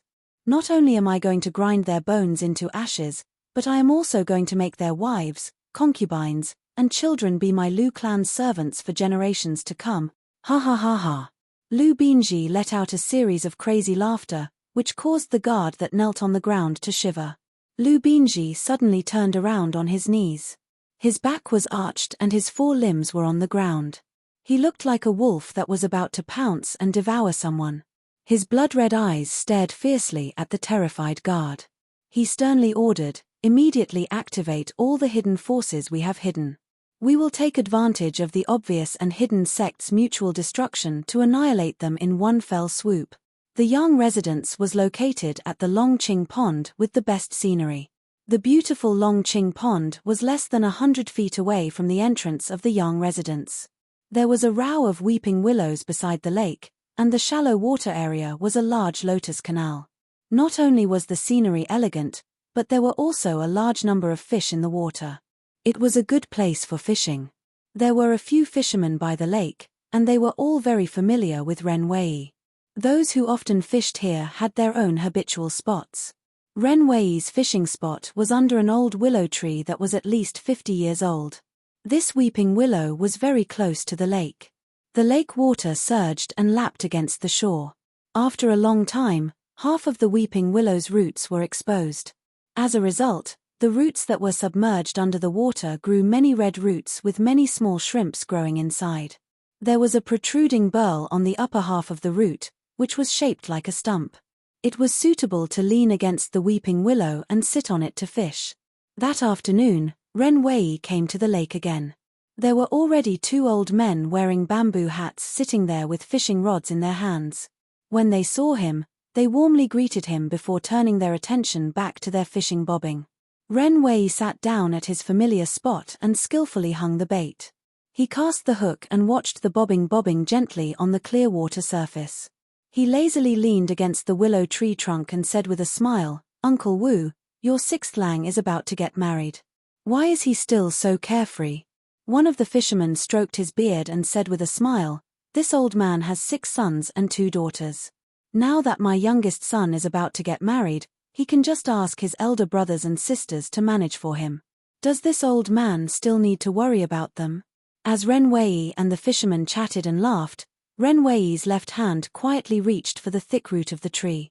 There was a hole about the size of a fist on the ground. Ren Wei put 2 fingers in and quickly felt around. A square folded piece of paper fell into his palm. This movement was extremely secretive and no one had noticed it. Even if someone was sitting right next to him and saw his movement, they could only think that he had touched the ground with his hands because of the cover of his sleeves. No one would deliberately explore this kind of tree hole. Even a mischievous child would be worried that there might be insects or mosquitoes inside. Moreover, the piece of paper wasn't stuffed into the tree hole, but nailed to the upper edge of the inside of the tree hole. Ren Wei calmly stuffed the piece of paper into his belt. He didn't leave immediately, but patiently continued to chat and laugh with his fishing friends. After about 2 hours, Ren Wei picked up a basket of fat fish and leisurely walked back to the Yang estate. Just as Ren Wei entered the gates of the Yang estate, he saw Ji bustling out from the western courtyard. The moment he saw Ren Wei, he smiled and said, "Brother Ren, you're back. I was just about to look for you. Our Lang has summoned us to meet in the study." When Ren Wei heard this, he passed the fish basket to Menzi and smiled. "I'll give it to you. Go and stew a bowl of fish soup." Then, he ignored Menzi's repeated thanks and followed Ji to the study. As the two walked, Ji lowered his voice and laughed. "Tonight is the time for us to launch an all-out attack on the hidden sect. I didn't expect Brother Ren to still be in the mood to fish. You're so calm in the face of danger. You truly have the demeanor of a great general." Ren Wei smiled. "Brother Ji is flattering me. I just like to relax my body and mind by fishing. Sect Master often says that the more important a matter is, the calmer one must be. Right now, I'm trying my best to cultivate my composure. However, I'm still far from being able to remain calm even if Mount Tai collapses in front of me." As the two chatted and laughed, they arrived in front of the study. They saw Jiu San, and Jiu Zhong standing solemnly in front of the study. Ren Wei didn't expect that even Jiu Zhong would be mobilized for tonight's operation. When he saw that Jiu Zhong was here, Ren Wei hurriedly cupped his hands in greeting. Ren Wei cupped his hands, but before he could say anything, he heard Jiu laugh and say, "That's right. Betraying your master's kindness and forsaking righteousness for the sake of profit. After doing such a thing, Brother Ren should indeed be nervous." Before he finished speaking, Jiu Zhong's expression darkened. He pointed his single arm at Ren Wei and shouted sternly, "Take him down." Jiu and Jiu San moved to the left and right as their hands pressed onto the hilt of their swords. Ren Wei was already shocked after hearing Jiu's words. Just as he was about to make a move, he felt his back tighten as a sharp sword was already pressed against his back. Chapter 1191. When Ren Wei was brought into the study, his expression was extremely unsightly. None of the three Jiu brothers were inferior to him in terms of martial arts. With the three brothers surrounding him, he had no way of retaliating. Not to mention, there was also Jiu Zhong by their side. Ren Wei could only wait helplessly. A short rope made from Jiu's ox tendon tied his hands behind his back. He could still walk as he pleased, and with just his legs, not even a dozen strong men would be able to get close to him. However, no one in this study was an ordinary strong man, especially Yang Fan. Ren Wei was well aware of how profound Yang Fan's martial arts were. Even if Yang Fan were to fight barehanded, he would still be no match for Yang Fan even if he had the most suitable weapon in his hands. Yang Fan sat behind the desk. His expression was calm, and his gaze was deep. When he stared at Ren Wei, he didn't seem any different from before. When Ren Wei's gaze met Yang Fan's, a hint of shame flashed across his eyes. He lowered his head, then slowly raised it again after a while. He smiled bitterly at Yang Fan and said, "In the end, I still underestimated Sect Master. May I ask when Sect Master discovered this?" Yang Fan replied, "On Mount Zhongnan, when you suddenly made a move and killed Li Chengquang." Ren Wei's gaze flickered as he muttered, "It was a long time ago." "So early. You discovered it?" Yang Fan shook his head. "At the time, I was only suspicious of you. You were so impulsive, unlike your usual personality. Besides, you are someone close to me. Even if you were pressured by the elders of the sect, it at least proves that someone in the sect is secretly contacting you, right? In reality, I did suspect that there were elders in the sect who were dissatisfied with me. That was why I bribed you, hoping to force me to accept something and make me their puppet." When Ren Wei heard this, he couldn't help but feel a chill in his heart. He understood one thing: not only did Yang Fan know that he was a spy planted by someone else, he even knew who that person was. But how could Yang Fan kill Li Chengquang with a single slash? This person's schemes were a little too deep and frightening. Ren Wei recalled the scene of the soldiers searching for the Crown Prince on Mount Zhongnan that day. He sighed and said, "I killed Li Chengquang and committed a grave mistake." Li Chengquang had actually been ordered by that person to kill the Crown Prince and use the Crown Prince's head as a token of allegiance so that he could attach himself to the Emperor. Unfortunately, this was that person's impromptu decision. "I didn't know. I only knew that Li Chengquang was that person's confidant. I didn't know how much Li Chengquang knew about me. Did he know that I was also that person's man? Since I had submitted to that person, I had to work for him, right? If Li Chengquang had truly submitted to the court, I didn't know if he would reveal more secrets. You're so sure that I'm a traitor? Yang Fan said, it's just a suspicion, so I asked Shen Mu to put on another show. I told you about this in advance and asked me to arrange the guards. I knew that Shen Mu and I would do such a big thing, and you would definitely report it to that person. Yang Fan's voice paused, then he sneered, that Lu Binji who hides his head but shows his tail. I sent people to keep an eye on you and finally found out his background. Not bad, I always thought he was a good-for-nothing hedonistic son. I didn't expect him to have the demeanor of a brother. Ren Wei's expression froze. He stared at Yang Fan for a long time before realization dawned on him. He couldn't help but reveal a terrified expression. He cried out involuntarily, Sovereign. Meeting with young Master Shen at Wuzhang Plains was originally a means to draw out the person behind me. Yang Fan smiled and nodded. Ren Wei blurted out, then Sovereign and Shen Mu's public falling out is actually also. Yang Fan was still nodding, his movements very elegant. Ren Wei's face was pale. If he was said to be afraid at the beginning, then when faced with reality, he began to accept his fate. But now, he knew that Shen Mu had long discovered his identity and was toying with him in the palm of their hands. On top of that, he was still complacent and had been hiding by Yang Fan's side this entire time. All that was left was a great humiliation. At this moment, Ji Yue stepped forward and handed the small piece of paper that Ren Wei had yet to open to Yang Fan. Sovereign, we found this on his body. Yang Fan reached out and took it. He opened it and took a look, then smiled at Ren Wei and asked, Do you want to know what Lu Binji instructed you to do? Ren Wei shook his head dejectedly. There was no longer any need for him to know about these things. Yang Fan gently tossed the piece of paper into the air, allowing it to slowly fall. He smiled at Ren Wei and said, I'm not sure how big Lu Binji's business has been these past few years. But after tonight, all of his forces should be exposed. The falling piece of paper cut off their line of sight, but Yang Fan's voice still rang in his ears, so, they're like clams lying on the surface of a lake that's been drained of water. All I have to do is pick them up one by one in advance. Ren Wei closed his eyes in pain. He could hear Yang Fan asking, Why did you betray me? What did Lu Binji promise you? Ren Wei shut his mouth tightly and shook his head vigorously. Money, status, power, or beauty, these were all the things that could move him. However, none of them held any meaning right now. Yang Fan let out a deep sigh and said, Go in peace. Very soon, they will be accompanying you. In the back garden of the Princess Taiping's estate, a dozen or so imperial bodyguards stood in the courtyard. They were all dressed in hunting attire and equipped with bows and swords.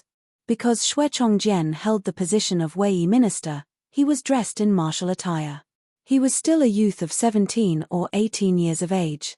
However, because of his tall stature, he looked like an adult man.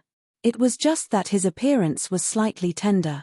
Princess Taiping tightened the silk ribbons on his armor to conceal the nervousness in her heart. She looked at her son's face, which was 70% similar to her late husband Xueshao's, and said in a low voice, Jian, you have to be extra careful this time.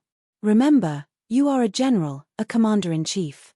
Your role is to command and dispatch troops. You must not go into battle carelessly. Xue Chongjian smiled in high spirits and said, Mother, don't worry. I will be careful.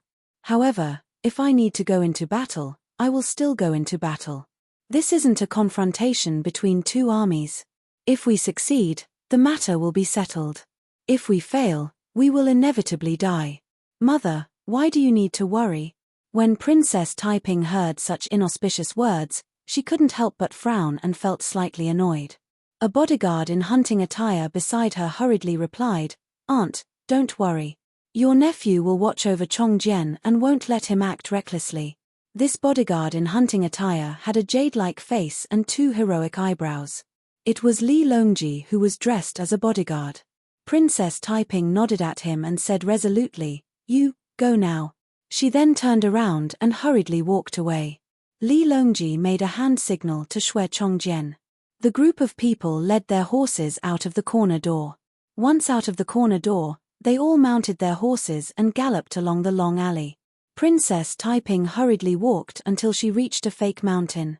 She suddenly stopped and looked back. She saw her son and Li Longji leading a dozen or so bodyguards out of the courtyard without looking back. Taiping couldn't help but let out a long sigh. Mo Yuhan quietly came out from behind the fake mountain. Princess Taiping heard his footsteps but didn't turn around. She was still staring at the place where her son disappeared. She said indifferently, "Mr. Mo, don't worry. Since I have already made up my mind, I won't hesitate." Her voice was very light but her tone was unusually firm. If there was someone who had seen the middle-aged Wu Zetian here, he would be surprised to find that the current Princess Taiping not only looked like Wu Zetian at that time, but even her calm and resolute eyes were exactly the same.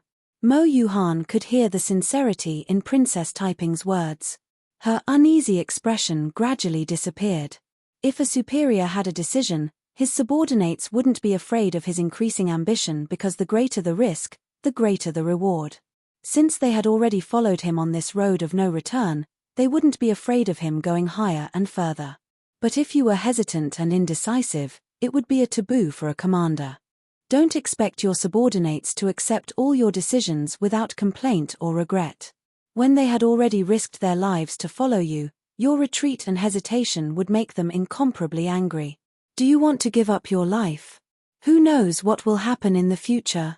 Who knows if there will be a day when the things you have already done will be revealed? In order to protect themselves, everyone would have to kill you. Otherwise, they would have to use the fait accompli to force you to submit. This kind of thing had happened before and would happen in the future.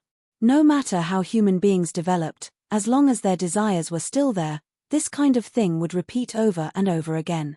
Perhaps the form would change, but the essence would never change. Li Longji and his group were all disguised as Shui Chongjian's bodyguards. It looked like they were going out to hunt. When they were near Tonghua Gate, they stopped by the roadside. After a while, several generals in military uniform arrived with 3 to 5 bodyguards. Commander Guo Yima Sizong, Shongyi Feng Wang Chongyi, Chowi Wei Wei Liu Yochio. These people each had bodyguards in hunting clothes, and all looked like they were going out to hunt. These people were all like-minded friends that Shui Chongjian had made in the name of Li Longji. It was almost dusk, and Tonghua Gate was located to the east of the palace. Although there were a few shops around, it was not a place where the common people lived. Merchants and travelers did not come and go through this gate, so the streets were very deserted. They all knew what they were going to do today. They were all rather nervous, but they also found it hard to restrain their longing and excitement. Seeing that everyone was present, Li Longji pulled his wide-brimmed hat back to his brow and whispered, "Let's go." Chowi Wei Wei Wei Wei whispered, "Wait, Royal Prince, have you reported such an important matter to the Prince of Xiong?" Li Longji glanced in the direction of the Prince of Xiong's estate and whispered, "We are doing this to serve the country. If we fail, we can just die for the country. There's no need to implicate my father. Moreover, my father is kind and has a gentle personality. If we report it today, it will be fine if father approves, but if he disapproves, it won't be good." Everyone nodded and left the Tonghua sect with Li Longji. After leaving Tonghua Gate, they rode along the official road for around 5 li. Seeing that there was no one else on the road, they suddenly turned their horses and charged north into the wilderness. They took a circuitous route for around 10 li, their horses drenched in sweat. When they arrived at an elm grove near the Imperial Army's camp, they saw 3 people and 3 horses waiting at the foot of the grove. The person at the front was Yang Fan, and behind him were Li Ida and Wang Maozhong. Chapter 1192. Li Longji stopped his horse from a distance and dismounted. He quickly walked towards Yang Fan, cupped his fists, and greeted, "Great General." Yang Fan smiled and cupped his hands. "Your Highness, was the journey smooth?" Seeing Yang Fan's extremely calm expression, Li Longji miraculously calmed down. He nodded at Yang Fan, and his smile became much more relaxed. Yang Fan said cheerfully, "All right, let's go to the Forbidden Court now." The political power in the imperial court had been purged by the Zetian dynasty and Li Xianqiao, and was now cleaner than ever. The Wei faction was outshining the rest, and Li Longji had no support at all. Under such circumstances, Yang Fan and Li Longji had no choice but to be cautious. Today was the day of the coup, and very few people knew about it beforehand. There were dozens of them, and they were too obvious a target to enter the barracks. If they attracted the attention of others, the coup would probably be aborted. However, as the leader of the coup, Li Longji couldn't leave the barracks. Given the current communication conditions, he couldn't remotely control them. Therefore, they chose the Imperial Garden Supervisor as the former enemy command center of the coup. The Imperial Garden Supervisor was stationed at the north of the palace, and there was only one non-military organization among them, the Imperial Garden Supervisor.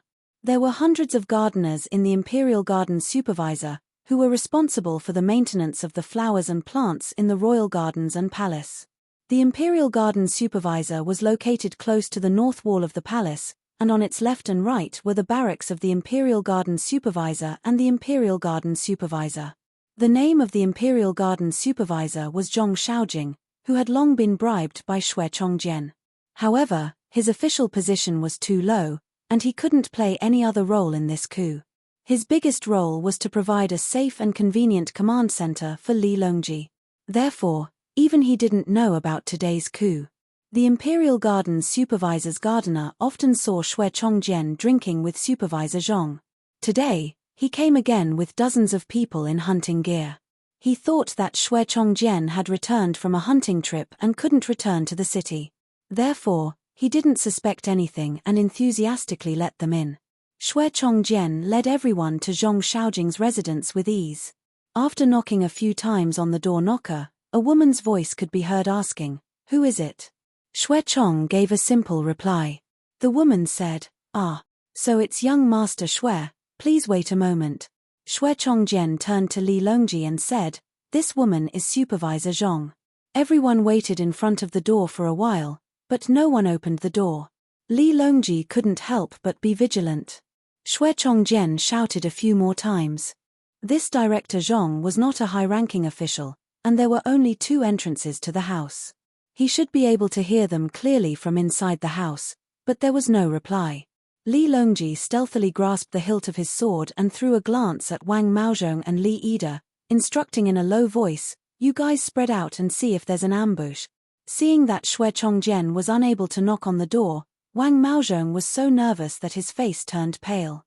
As soon as he heard Li Longji's order, he immediately gestured to Li Ida and led a few people to scatter in all directions.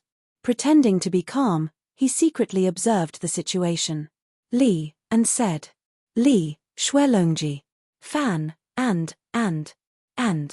Li Longji glanced at the gardeners who were strolling around the forbidden garden and said in a low voice, "That won't do. There are still a few hours before we make our move. There are several hundred people in this forbidden garden. Once someone notices that something is wrong, we won't be able to control so many people."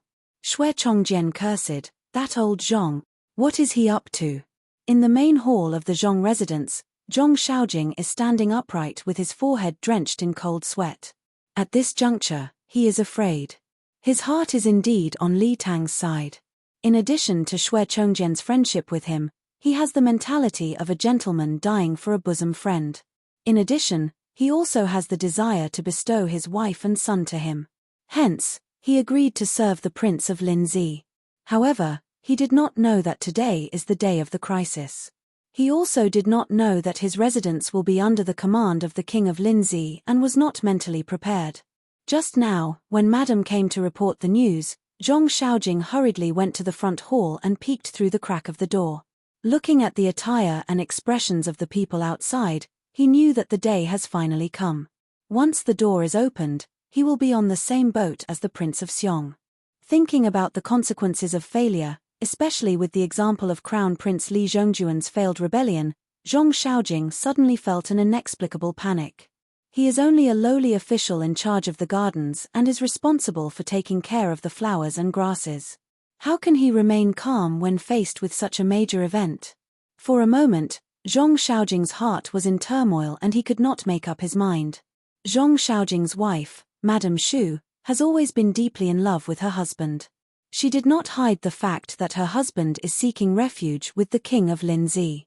Looking at her husband's expression, she understood that the king of Linzi is going to start a rebellion tonight. Seeing her husband's unwillingness to make up his mind, Madame Xu went to him and gently called out, "Husband." "Ah!" Zhong Xiaojing regained his senses and looked at his wife in a daze. Madame Xu solemnly explained, "Husband has an agreement with the king of Linzi. Even if you turn them away today, if they fail, do you think that husband can escape death? Even if you sacrifice yourself for the country, the deities will secretly protect you." At this point, husband must not hesitate any longer. Listening to his wife's advice, Zhong Xiaojing carefully thought about it and agreed with her reasoning. Actually, from the day he agreed to serve the king of Linzi, he is already on the same boat as the Prince of Xiong and can no longer leave. Zhong Xiaojing gritted his teeth and affirmed, "Wife is right. Your husband will go and welcome the prince." Outside the courtyard, Li Longji and the rest have been waiting for Zhong Xiaojing for a long time. Knowing that something unexpected has happened, they are stuck in a dilemma. Not to mention Xue Chongjian, Liu Youqiu and the rest, even Li Longji's face is somewhat pale. Even the usually calm and composed young Fan could not help but frown, thinking to himself, could it be that this is an unfavorable start and before the rebellion can be launched, the halberds will sink into the sand? At this moment, the door bolt clanged loudly and the courtyard doors opened. Standing at the entrance, Zhong Xiaojing squeezed out a smile and loudly exclaimed, "Aha! I am taking a bath. Sorry for making young Master Xue wait. Please, please, please come in." This group of people has been standing at the entrance for a long time and many of the gardeners have started to notice them. Some of them are even whispering to each other. Now that Director Zhong personally came out to welcome them, these people's suspicions were dispelled and they dispersed. Li Longji secretly heaved a sigh of relief and hurriedly instructed a guard beside him, "Go and call Yida and Mao Zhong back." He then followed Xue Chongjian into the courtyard. Zhong Xiaojing's house has only 2 entrances and the courtyard is not small. In the spacious courtyard, there are chickens and ducks and a few plots of vegetables, giving the atmosphere of the countryside. After the courtyard doors are closed, Xue Chongjian reported to Zhong Xiaojing, "Director Zhong, our uprising will take place tonight. This is the Prince of Linzi. Hurry up and pay your respects." Zhong Xiaojing saw a handsome young man dressed like a guard nodding and smiling at him. He hurriedly kneeled on the ground and greeted, "Zhong Xiaojing pays his respects to your Royal Highness." Looking at his expression, Li Longji can tell that the bathing is just an excuse. However, this is a matter of life and death and it is normal for him to be conflicted. Since he is willing to open the door, it means that he is ultimately on his side. Therefore, Li Longji didn't expose him. He just went forward to help him up and comforted him. "Director Zhong is loyal to the country and has a high sense of righteousness. Our Li family will never forget your loyalty. If we succeed, we will definitely reward you generously." Zhong Xiaojing also knows that the reason he gave earlier is not very credible. Moreover, Li Longji's words are sincere and without any intention of deceiving him. Zhong Xiaojing felt ashamed and did not dare to continue the conversation. He passionately invited everyone into the courtyard. Just as Li Longji was about to follow Zhong Xiaojing into the courtyard, Li Yida suddenly barged in with a few guards. Seeing Li Longji, he reported, "Royal Prince, Wang Maozhong is missing." Li Longji was shocked and hurriedly questioned, "How can he be missing? What has happened to him?" Li Yida's expression is a little strange. He stammered, "Someone saw him just now. He led a horse and quietly left the Forbidden Park supervisor's gates." "What?" Xue Chongjian, Zhong Xiaojing, and the others paled. Xue Chongjian anxiously tugged on Li Longji's sleeve and said in fear, "This is bad. San Lang, let's go." Li Longji was dragged 2 steps away by him. Suddenly, he grabbed the other's wrist and stood firmly in place. Xue Chongjian anxiously asked, "San Lang, what are you doing?" Li Longji's brows furrowed and he lightly shook his head. "We can't leave." Xue Chongjian stamped his feet. "Why can't we leave? If we don't leave now, when Wang Maozhong leads House Wei's troops here, we won't be able to live." Zhong Xiaojing was so frightened that his teeth chattered. He said in a trembling voice, "Yes, yes. Since they haven't arrived yet, Royal Prince, you should leave quickly." "Oh. This one also has to leave with Royal Prince." Wife, quickly pack up your belongings." Li Longji said solemnly, "House Wei won't come to capture us." Liu Yoqiu asked in bewilderment, "How can Royal Prince be so sure?" Li Longji said, "Wang Maozhong is a servant of my residence and has served me since he was young. I know him best. He doesn't have any ulterior motives, but he's as timid as a mouse.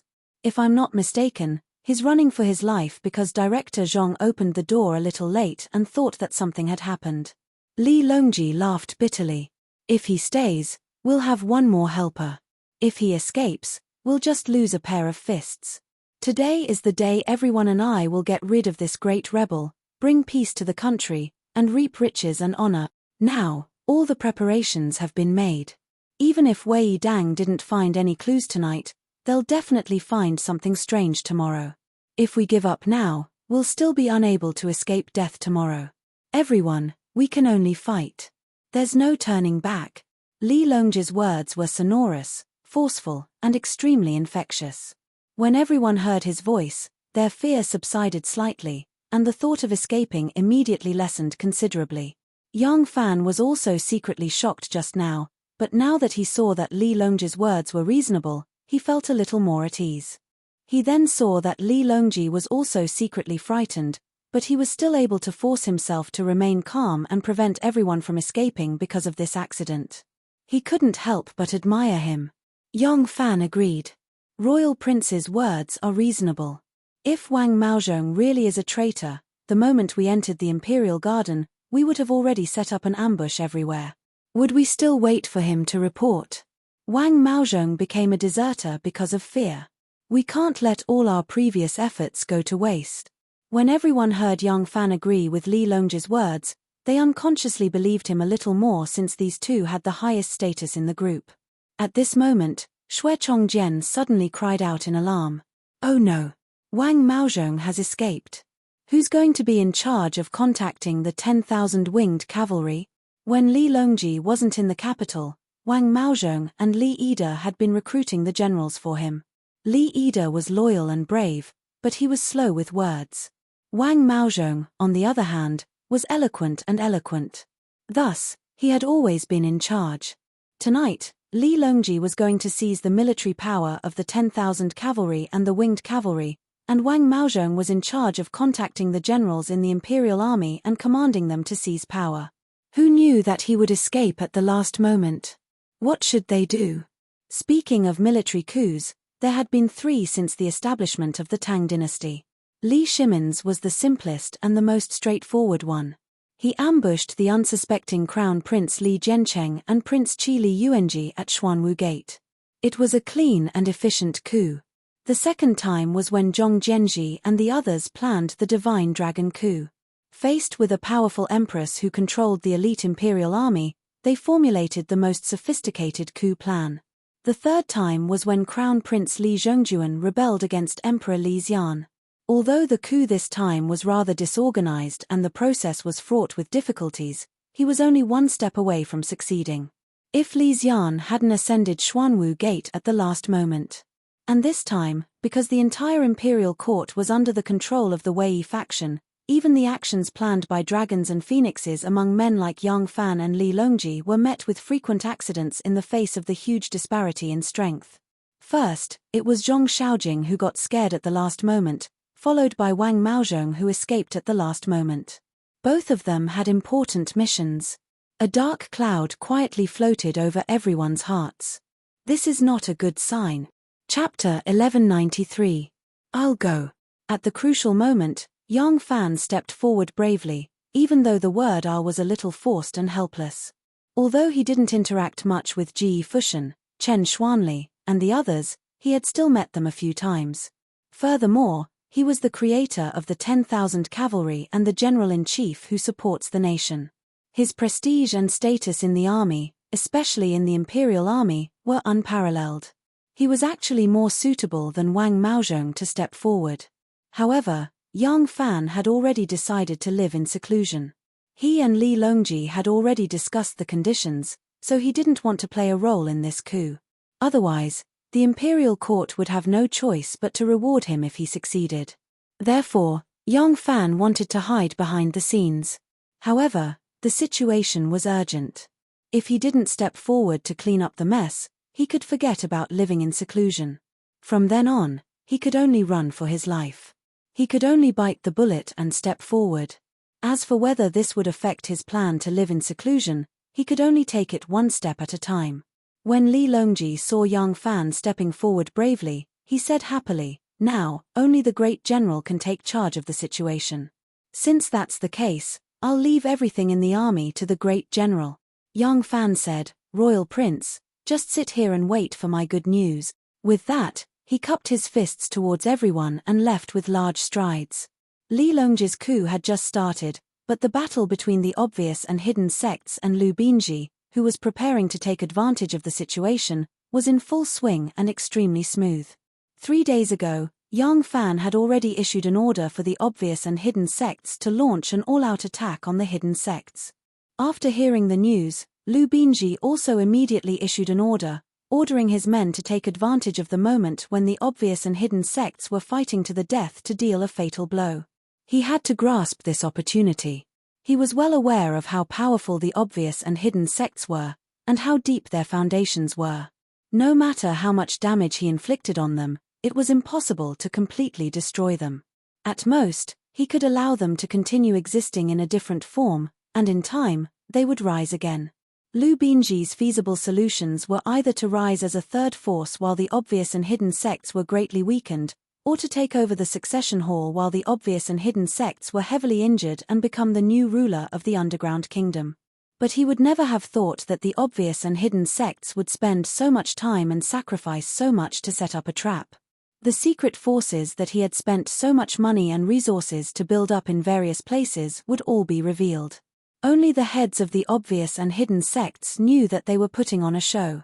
Even the elders were deceived, not to mention the other people, including the local gentry forces under their control who didn't know that they belonged to such an organization. Therefore, the confrontation between the obvious and hidden sects these days was enough to make it seem real, because those who carried out the plan were acting for real. How could Lu Binji see any clues from it? The chaotic war in Chang'an City would begin tonight. The predator side was the obvious sect, while the prey side was the hidden sect. The one who was secretly preparing to devour both the predator and the prey was Lu Binji. But Lu Binji would soon discover that the predator and the prey had actually worked together to set up a trap. The goal was to lure out his hidden forces, and he was the true prey. However, when he realized this, it was too late. Also, the hidden forces that Lu Binji had cultivated in various places would attack at the same time. Once the battle started, even if they knew they had been tricked, they wouldn't have time to warn him. In the enormous Chang'an City that was as orderly as a chessboard, countless chess pieces started to act according to the tasks that their superiors had set for them. A game of chess began, but it was covered up by the impending battle for the country. The teams of the obvious sect that were in charge of the operation finally opened a brocade bag according to the orders of their superiors. This was Yang Fan's order. Up until now, Yang Fan had always given orders to the obvious sect through Ren Wei, but he had Guda use another group of assassins as a cover. He had long ago established a channel that bypassed Ren Wei and the people around him to directly command the forces of the obvious sect. This time, this special path was put to use for the first time. According to the requirements, each brocade bag was opened and passed around in front of all the members participating in the operation. After reading it, the expressions of all the people participating in the operation were very interesting. Yang Fan wasn't sure if Ren Wei was the only one among his subordinates that had been bribed, so he used this method of only giving orders when the operation started. This method was very effective. It was still used thousands of years later. This way, even if there were people in the obvious sect that had been bribed by Lu Binji, they would not be able to ruin the plan. In reality, there weren't many people under Yang Fan that had been bribed. More accurately, there was only Ren Wei. The people that had caused the conflict between the two sects were just being used by others. They didn't even know who was using them or what their goal was. Lu Binji's return this time could be said to be full of schemes. He was very careful in his actions. If he bribed too many people, if someone betrayed him or refused to be bribed, he could only eliminate them, and it would be hard to keep the secret. Also, his goal was to cause conflict between the obvious and hidden sects and reap the benefits without doing anything. He didn't want to overthrow the obvious sect and usurp power. The difference in fighting meant that he didn't need to take a great risk to bribe too many people. The people of the obvious sect looked at the sect master's plan. While they felt strange, they still strictly followed the sect master's orders and started to act. They attacked the members of the hidden sect that they had confirmed beforehand, and Shen Mu strictly carried out his promise to Yang Fan, fully cooperate. Caught off guard, the hidden sect suffered heavy losses. Lu Binji's people followed the time and place that Ren Wei provided and patiently hid at the side, playing the role of the Oriole. When the Mantis and Cicada's side suffered a crushing defeat and the other side won a Pyrrhic victory, they excitedly jumped out. Then, they discovered to their shock that the people who had suffered a crushing defeat and the Pyrrhic victory suddenly became lively. The people who were limping suddenly moved as though they were flying, the people who were on the verge of collapse suddenly became lively, and the people who had fallen to the ground suddenly came back to life. They had all jumped into the trap of death. In front of the flying mount camp, a junior colonel was anxiously waiting and occasionally looked into the distance. He was Ji Fushan's trusted aide and had been sent to receive Wang Maozhong. Seeing that the sky was getting darker and darker, and that it was hard to see anything more than 100 steps away, but Wang Maozhong was still nowhere to be seen, this junior colonel was burning with anxiety. Just at this time, Yang Fan walked over from the other side. This junior colonel didn't think that someone would come from the direction of the Imperial Gardens and jumped in fright when he heard the footsteps. He hurriedly turned around and saw that it was the person who had seen his general with Wang Maozhong. He hurriedly went forward and asked, "Where is Sir Wang?" Yang Fan said, "Wang Maozhong did not come for some reason, so I went to see General Ge." The order that the junior colonel had received was to receive Wang Maozhong into the camp. Ge Fushan had repeatedly reminded him not to make any mistakes. Now that Wang Maozhong was nowhere to be seen, and the other side had changed people, he couldn't help but hesitate. Yang Fan said, "What are you hesitating for? Just bring me there. Once General Ge sees me, he will understand everything. I am only one person. Are you afraid that something will go wrong?"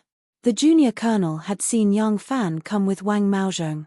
After a moment's thought, he had no choice but to agree and bring Yang Fan into the camp. Ge Fushan was also waiting anxiously. Because he had something on his mind, he hadn't eaten much of his dinner. The junior colonel shouted from outside, "General!" Ge Fushan, who had been sitting there all this time, jumped up and dashed to the door. Lifting the tent flap, he grumbled, "Why did you only?" As soon as he saw Yang Fan, Ge Fushan was stunned and couldn't continue. How could Yang Fan tell the truth and disturb the morale of the army? He smiled slightly and said, "This is an important matter. The Junwang changed his mind at the last minute and sent me here to cooperate with General Ge." Ge Fushan was overjoyed. Although he had long since known that his subordinates were full of complaints about the generals sent by House Wei, he was at least 70% certain that they would follow him when the time came. Still, he was somewhat apprehensive. Now that the general-in-chief who supports the nation, the well-respected Yang Fan of the Imperial Army, had arrived in person, his rallying power naturally couldn't be mentioned in the same breath as before. His chances of success would also be greater. Ge Fushan hurriedly welcomed Yang Fan into the commander's tent and repeatedly said, "I dare not, I dare not. Since the great general is here, the great general will naturally take charge. This general will follow the great general's lead." Yang Fan smiled and said, "I am not being polite. My rank is already high enough. If I were to be rewarded, it would be too meritorious. Haha, General Ge, there is no need to be polite. The greatest merit is yours. No one can take it away." Yang Fan talked cheerfully and wittily. Ge Fushan's nervous mood also relaxed. When he heard that Yang Fan didn't want to compete with him for merit, he was even more grateful. Yang Fan entered the tent and sat down. He asked, How are the preparations over here? Speaking of this operation, young Fan was also helpless. In the previous 2 coups, he was a participant in one and a resistor in the other. Therefore, he was very familiar with the inside story. In both coups, a large number of high-ranking generals participated and civil officials cooperated in the planning. Now, the situation was very different. The Wei clique had already taken control of all the important positions. Not a single civil official in the imperial court had participated. Young Fan's greatest reliance was the 10,000 cavalry. However, because the middle and lower ranking officers of the 10,000 cavalry were his former subordinates, after Empress Wei established the winged cavalry, some of the important missions were transferred to the winged cavalry. He also exchanged some of the 10,000 cavalry with the winged cavalry officers. If young Fan wanted to take action now, he couldn't do it without the cooperation of these winged cavalry officers. However, it was precisely because the entire Yulin Royal Guards was a mix of good and bad people that many of the middle and lower ranking officers hadn't been clearly roped in beforehand. Therefore, he couldn't be sure that they would definitely participate in the coup. Now, young Fan could only rely on the control these middle and high-ranking officers had over the army and the resentment that the soldiers of the 3 armies had towards the incompetent generals sent by the Wei family for bullying and humiliating them. Only at the moment of the uprising could he announce the coup. There were undoubtedly many variables and the risks were extremely high. After Zhong Xiaojing's wavering and Wang Maozhong's absconding, even young Fan didn't dare to be so optimistic about the future. Ge Fushan said in a low voice, "Apart from me, Generals Chen Xuanli, and Xiong Mingwei's trusted aides, the soldiers of the 3 armies are still unaware of this matter. This general intends to go kill a few of the Wei family's Yulin royal guards tonight before calling the 3 armies to revolt." Young Fan nodded and said, "What a good plan to catch bandits. First capture the ringleader. When the time comes, this general will go with you." Chapter 1194. Young Fan and Ge Fushan were sitting under the tent. Just one more watch and they would raise their sharp knives and charge into the tent to take the general's head. If they succeed, they would be bestowed the title of Marquis and Prime Minister. If they fail, their families would be destroyed. At this time, it was clear that they were not in the mood to talk about romance. However, if they did not talk about this, the 2 men sitting opposite each other became a very boring thing, especially at this time of extreme psychological torture. Young Fan saw that Ge Fushan was fidgeting restlessly, his huge buttocks twisting and turning, causing the stool under his buttocks to creak. He could not help but ask with a smile, "Somewhat nervous?" Ge Fushan's rough face showed a trace of embarrassment. He spat on the ground to hide his embarrassment and said with an embarrassed smile, "I have been in the army for more than 20 years. From a soldier to today, I have fought hundreds of battles on the battlefield. I have taken at least 100 lives. I did not expect that I would be so nervous today. I really have no prospects." Young Fan said with a smile, "General Ge is certainly not afraid of death. However, if this matter fails, not only will you lose your own life, you will also implicate your family. This is very different from dying on the battlefield. It is normal for you to be a little uneasy." Ge Fushan saw that young Fan was calm and composed. He could not help but praise, "Great General is indeed Great General. Although in terms of age, Great General is younger than me, but Great General's ability to be calm and composed is something that I cannot compare to." Young Fan smiled faintly and thought, "If I had not made arrangements for my family, I am afraid I would be sitting on pins and needles like you." He sighed and subconsciously looked in the direction of the palace. There was a part of his concern there. After today's matter, he had fulfilled his wish for the country.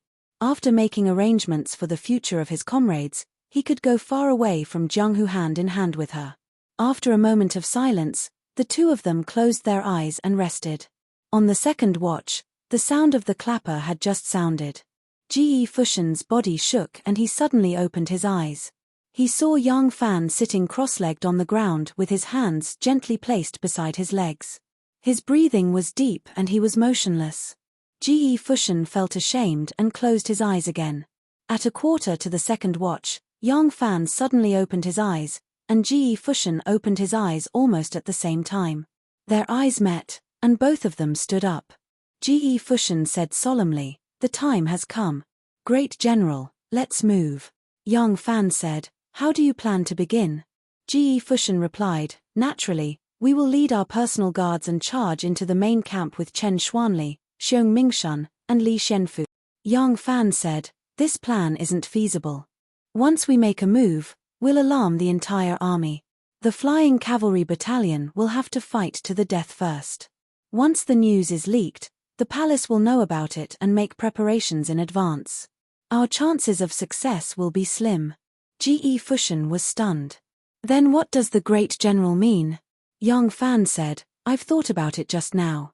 Given your status and the flying cavalry battalion's usual situation, as long as we can enter the main camp, taking the heads of Wei Bo and the other two will be as easy as taking something out of our pockets. Why do we need to go to war?" Yang Fan hung his saber at his waist and said in a carefree manner, "Let's go." Ge Fushan hurriedly made some adjustments and instructed someone to inform Chen Xuanli and the rest of the changes in the plan. Then, he gave Yang Fan a set of imperial bodyguard's clothes and boldly rushed to the main camp. "Halt! Who's there?" When the soldiers guarding the main gate saw people coming from afar, they immediately raised their spears and shouted. When they saw Ge Fushan walking over under the moonlight with an imperial bodyguard, they hurriedly greeted, "Commander Ge, it's already so late. Why aren't you sleeping?" Ge Fushan coughed and said, "I have something to report to General Wei Bo." A platoon commander was surprised and said, "At this time? I'm afraid General Wei is already asleep. Does Commander Ge have something urgent to report?" Ge Fushan's face darkened and he reprimanded, "Do I need to report anything to you?" The platoon commander didn't dare to contradict him and awkwardly retreated to the side. Ge Fushan snorted coldly and walked past with his head held high. Yang Fan followed suit. The platoon commander gloomily said to himself, "I'm just afraid you'll go at the wrong time and be taught a lesson by General Wei. Seriously, why do you have such a bad temper?" The residences in the main camp were also arranged in rows. However, Wei Bo and the other important generals' residences were located in the officers' quarters. The high-ranking generals all had their own residences with front and back courtyards. This was the Imperial Army's main camp, so there was naturally no need for security inside. As a result, the two of them didn't see a single soldier along the way. When Ge Fushan arrived at Wei Bo's residence, he originally wanted to climb over the wall and enter. Unexpectedly, when he pushed the courtyard door, it unexpectedly opened. Yang Fan looked left and right and said to Ge Fushan in a low voice, "Go in." The two of them entered the courtyard in a flash, leaving the courtyard door ajar. When they reached the front door and pushed it, the door was unexpectedly not bolted. With a soft creak, the door was gently pushed open and a loud snore was immediately heard. Yang Fan said to Ge Fushan in a low voice, "I'll keep watch." Ge Fushan nodded and slowly unsheathed his saber, quietly sneaking into the room. The layout of the buildings in the army camp was all the same. As if entering his own room, Ge Fushan flashed into Wei Bo's bedroom with familiarity. He saw the flickering candlelight, not a single lamp was extinguished. The light shone on the bed. Wei Bo was only wearing a pair of snub-nosed trousers, his upper body bare as he slept soundly, snoring loudly. Seeing this, Ge Fushan couldn't help but feel his blood boil. The credit of killing Wei Bo is mine. He was a general and his actions were straightforward. At this time, he wouldn't think too much about it and immediately raised the sharp blade. It was as if people really did have a sixth sense. Wei Bo was sleeping soundly when suddenly he seemed to sense some kind of unknown danger. His snoring stopped and he opened his eyes, but it was already too late. Wei Bo only saw a tall figure standing in front of the bed, blocking the light from the table. This person's arms were raised high in the air and a cold light was chopping down from above. Wei Bo's startled cry had just rushed up his throat, but before it could explode out of his mouth, he was chopped into two halves by the sharp blade. Hearing the sudden stop of snoring, Yang Fan knew that Ge Fushan had succeeded. A moment later, Ge Fushan came out of the room. Patting his waist, he said excitedly, "It's done. It's a piece of cake." He saw a handkerchief tied around his waist, wrapped around a round object, presumably it was Wei Bo's head. Yang Fan whispered, Where is Wei Bo's residence? Ge Fushan replied in a low voice, the residences of the generals are all next to each other. The one next to them is Wei Bo's residence. Yang Fan made a hand signal to him and the two of them quietly left Wei Bo's small courtyard. Wei Bo's courtyard door was bolted. This kind of low courtyard wall naturally couldn't stop someone like Yang Fan who could come and go as high as he wanted. However, after pushing the courtyard door, he found that he didn't need to climb over the wall. The courtyard door was not closed well. When he pushed it, there was a gap the width of a finger and he could remove the bolts with a knife. It was the same arrangement. Yang Fan would stand guard while Ge Fushan would kill. This time, the room was not lit. Ge Fushan sneaked into the inner room and heard light snoring coming from the bed. Trying to figure out the general position, he chopped down with his knife. Pu. Following the sound of a sharp weapon entering the body, there was a cry of pain. Someone cursed vaguely, "What's going on? It hurts." Ge Fushan was greatly alarmed. He thought that he had missed and was afraid that Wei Bo would cry out. He immediately pounced forward, the knife in his hand chopping down viciously. Ooah! With a muffled grunt, the cursing turned into a soft groan. Ge Fushan pulled out his knife and stabbed again. After stabbing 6 or 7 times in succession, he finally stopped with a head full of cold sweat. He panted heavily in the dark for a long time before he finally found a table and used a match to light a lamp. He moved the bed to take a look and couldn't help but spit. Bad luck. No wonder he had missed. There was more than one person on the bed. Lying on the outer side was a young man with delicate features. He was completely naked, had fair skin, a slender waist and narrow buttocks. His head had already been separated from his body. Because the knife had been too fast, this person's expression was very serene and he was still in a sleeping posture. However, when contrasted with the pool of blood on the bed, it looked somewhat frightening and strange. On the inner side of the bed was Wei Zhuo. Wei Zhuo was also completely naked. Ge Fushan's knife had pierced through the young man's body and pierced through his chest. The previous few stabs had also pierced through the young man's body and pierced into his body. His chest and abdomen were a bloody mess. Wei Zhuo's eyes were wide open in anger and his face was filled with horror. He was already dead. There was a knife wound on his cheek. The wound was not deep but it was dripping with blood. It was likely that Ge Fushan's knife had also cut his cheek when he chopped off Qing's head. In the army, there were soldiers with delicate features and delicate features. Often, they would be played by veterans or their superiors. Ge Fushan had been in the army for a long time and was no stranger to this kind of thing. He just didn't expect Wei Zhuo to have this kind of hobby. Even though he had killed Wei Zhuo, Ge Fushan was already drenched in cold sweat. He hurriedly pulled out his sharp knife and chopped off Wei Zhuo's head. He wiped the blood on the bed and wrapped it in the sweat towel around his waist before leaving in a hurry. Seeing him come out, Yang Fan couldn't help but frown. "What took you so long?" Ge Fushan smiled bitterly. "There was an accident. Grand General, don't worry, it has already been resolved." Hearing this, Yang Fan didn't ask any more questions. Following Wei Zhuo's lead, the two of them once again rushed towards Jiao Chong's residence. Jiao Chong was Empress Wei's nephew. This person had always been addicted to alcohol. Today, he was completely drunk. Not to mention that Ge Fushan was extremely careful when he sneaked in, even if he boldly barged in, lit the lamp, and helped Jiao Chong position himself in the most suitable position to receive a knife, Jiao Chong still wouldn't wake up. Ge Fushan very smoothly chopped off Jiao Chong's head.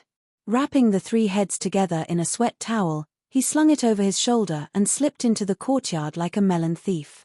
Seeing that he had succeeded again, Yang Fan was also delighted. "Come, let's go to the commander's tent and beat the drums to gather the generals." After obtaining the heads of Wei Bo and the other 2, Ge Fushan no longer had a higher position than him in the Flying Mount Battalion. Instantly, his courage grew and he and Yang Fan headed straight for the commander's tent. The commander's tent naturally had soldiers on duty. At this moment, Ge Fushan had revealed his true intentions and naturally did not hold back. He was a Flying Mount Lang general and if he insisted on barging into the commander's tent, Those soldiers didn't dare to use force and could only helplessly let him pass. But these soldiers also didn't dare to take responsibility and could only send someone to inform Wei Bo. How could they know that Wei Bo's head was currently in Ji Fushen's hands? Ji Fushen barged into the commander's tent. Under the illumination of the torches, he took a look at the painting of a fierce tiger descending the mountain behind the commander's desk. He threw the cloth wrapping the 3 heads under the commander's desk with a thud. He shouted to the soldiers on duty who had followed him into the commander's tent, "Go, beat the drums to gather the generals." The soldiers in the Middle Army were directly under Wei Bo. Wei Bo had always been strict in managing the army and frequently used torture. Who would dare to carelessly listen to other people's orders? A platoon commander braced himself and said to Ji Fushen, "General Ge, this lowly officer doesn't dare to obey." Ji Fushen snorted and said, "I know you don't dare, so I won't make things difficult for you. I'll do it myself." Ji Fushen rushed to the tent and took down a pair of drumsticks from the drum stand. With a dong sound, he struck the drum, which was as tall as a man. Bam, bam, bam. Ji Fushen finished beating the drums. He paused for a moment, then suddenly changed the rhythm and started beating the charging drum. Those commanders who heard the sound and rushed over looked at each other in dismay. They didn't understand what kind of madness General Ge was going through. The drums had to be beaten 3 times in a row. After 3 rounds, those who did not arrive within the time limit would be beheaded. But there had never been anyone who beat the drums 1 time and then beat the charging drum right after. The rhythm of the 2 was different. Those who had been in the army for a long time could tell the difference. Someone thought to himself, "I heard General Ge hasn't been very successful lately. General Wei Bo is going to transfer him out of the Imperial Army very soon. Could it be that he is too depressed and has lost his mind?" A brigade commander belonging to the Middle Army heard the drums and hurriedly got up and rushed to the commander's tent. He saw a group of guards on night patrol standing there in a daze. A burly man was beating the war drum with all his might. By now, the drum had turned into the charging drum. The brigade commander looked at the man beating the drum and recognized it was Ji Fushen. Not only was he his old superior, they were on very good terms, like brothers. Usually, they didn't pay much attention to seniority. He couldn't help laughing in surprise and said, "Old Ge, what kind of madness are you going through?" Ji Fushen ignored him and continued to beat the drum with all his might. The sound of the drum rumbled throughout the camp. Chen Xuanli, Xiong Mingwei, Li Xianfu, and the others had already received his message. As soon as they heard the chaotic sound of the drum, they knew that Ji Fushen had succeeded. Excited, they immediately led their personal guards and rushed over. Chapter 1195. Although the winged cavalry generals were baffled by the beating of the drum, they became even more curious. As a result, they didn't arrive any later than the usual 3 drum beats. When Ji Fushen switched from the charge drum order to the drum order to gather generals and beat the drum for the 3rd time, dozens of lieutenants, commandants, and brigade marshals had already gathered around him. All of them were wearing helmets and armor and had swords strapped to their ribs. They looked murderous. The generals didn't enter the commander's tent because the first to arrive were the well-prepared Chen Xuanli, Li Xianfu, Xiong Mingwei, and the rest. These people gathered around Ji Fushen as soon as they arrived. People have herd mentality, so they naturally stopped. Moreover, they heard that the drum wasn't the drum order and knew that it wasn't Lieutenant Commander Wei Bo who summoned them. When they stopped and saw that the person beating the drum was Lieutenant Commander Ge, they felt even more strange and wanted to know why. After beating the drum 3 times, Ji Fushen threw away the drumsticks and was slightly out of breath. These generals were all very familiar with Ji Fushen. Many of them had been drinking and swearing together. When Ji Fushen threw away his drumstick, one of them scolded, "Old Ge, what are you doing in the middle of the night?" Ji Fushen said in a clear voice, "Generals, do you want to know why I beat the drum in the middle of the night? Please come into the tent and talk." As he spoke loudly, his eyes drifted to Xiong Mingwei, Chen Xuanli, Li Xianfu, and the rest. These people nodded their heads inconspicuously, hinting that he had already arranged the bodyguards around the commander's tent. Ji Fushen felt relieved and took the lead to walk into the main tent. At this time, the squad leader who was originally guarding the commander's tent and had gone to report to Wei Bo ran back in a daze, as if he was being chased by a malicious spirit. He rushed to the squad leader's side and said a few words while trembling. At this moment, all the general's attention was on Ji Fushan and no one noticed him. After hearing what he said, the captain was shocked and hurriedly covered his mouth. He vigilantly looked forward and was relieved to see that no generals had heard him. However, when he turned his gaze again, he saw the captain of Li Shenfu's bodyguards holding the hilt of his saber and looking at him with a faint smile. He couldn't help but be emboldened. The captain smiled at him and suddenly said, "Old Jiao, behave yourself. We are all brothers, so don't harm each other." The captain's expression was very ugly, but he really didn't say anything. The generals of the winged cavalry battalions were anxious to find out the whole story and rushed to the commander's tent together. The entrance of the tent, which was extremely spacious, was actually a little congested. However, the strange thing was that even though the entrance of the tent was congested and the generals were whispering to each other as they walked in, the moment they entered the tent, their voices would immediately stop and not a single sound could be heard. It was as if the person who stepped into the tent had entered another world. This strange phenomenon naturally aroused the vigilance of the people at the back. However, the people at the front were all gathered together, and those generals who suddenly held their breaths were still there. Naturally, they could not have been plotted against or met with an accident. Then, what exactly did they see that made them suddenly shut up? The more curious they were, the more they wanted to know. The people behind them squeezed forward even more. But as soon as they had reached the front, they stood silent, like those who had entered the tent before them. Gradually, all the generals entered the commander's tent. However, they didn't stand solemnly on the left and right as usual. Instead, they huddled together and stared straight at the table. They saw Commander-in-Chief Wei Bo, Wei Zhuo, and Jiao Chong, the two deputy generals. The three winged cavalry commanders appeared uniformly on the table. One of them glared angrily, one was startled, and the last one had his eyes closed and was sleeping peacefully. However, there were only their heads, only 3 heads. They were not standing behind the table, but were placed on top of it. Behind the table, there was a huge painting of a ferocious tiger descending the mountain. It was a majestic and gorgeous tiger with a vigorous tail that was like a hook in the sky. The tiger's head was huge, and its eyes were wide open. It seemed to be glaring at the 3 heads on the table, and its fangs were sharp and awe-inspiring. Below the tiger stood a young man in a military uniform. His eyes were bright like stars, and there was a smile on his lips. With his hands clasped behind his back, he stood calmly behind the table. Although there were dozens of generals in the tent and 3 bloody heads on the table, he was calm and composed, as if he was admiring plum blossoms in the snow. Although he was only wearing a military uniform made of coarse cloth, his graceful bearing and disdainful demeanor outshone all the domineering generals in armor and helmets. It was as if he was naturally above everyone else since he was here. All the high-ranking generals in the winged cavalry camp recognized him. He was the general-in-chief who supports the nation in the Tang dynasty, Yang Fan. "Today, I am the one who gathered all the generals." Yang Fan opened his mouth to speak. He was the general-in-chief who supports the nation and the commander-in-chief of the 3 armies of the Tang dynasty. Naturally, he was qualified to do so. Yang Fan continued, "All of you are generals of the Tang dynasty and receive the salary of the Tang dynasty. You should be loyal to the Tang dynasty. Today, the Wei family is monopolizing power and holding the young lord hostage.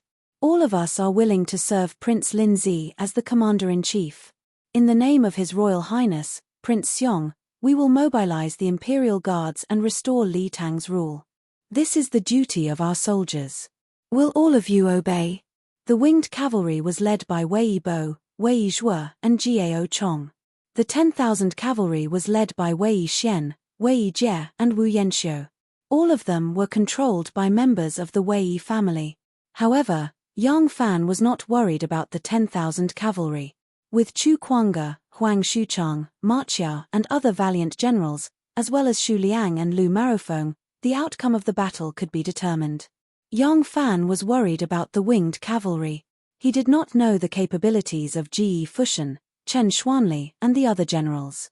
He also did not know how much influence they have among the winged cavalry. Therefore, he wanted to oversee them personally.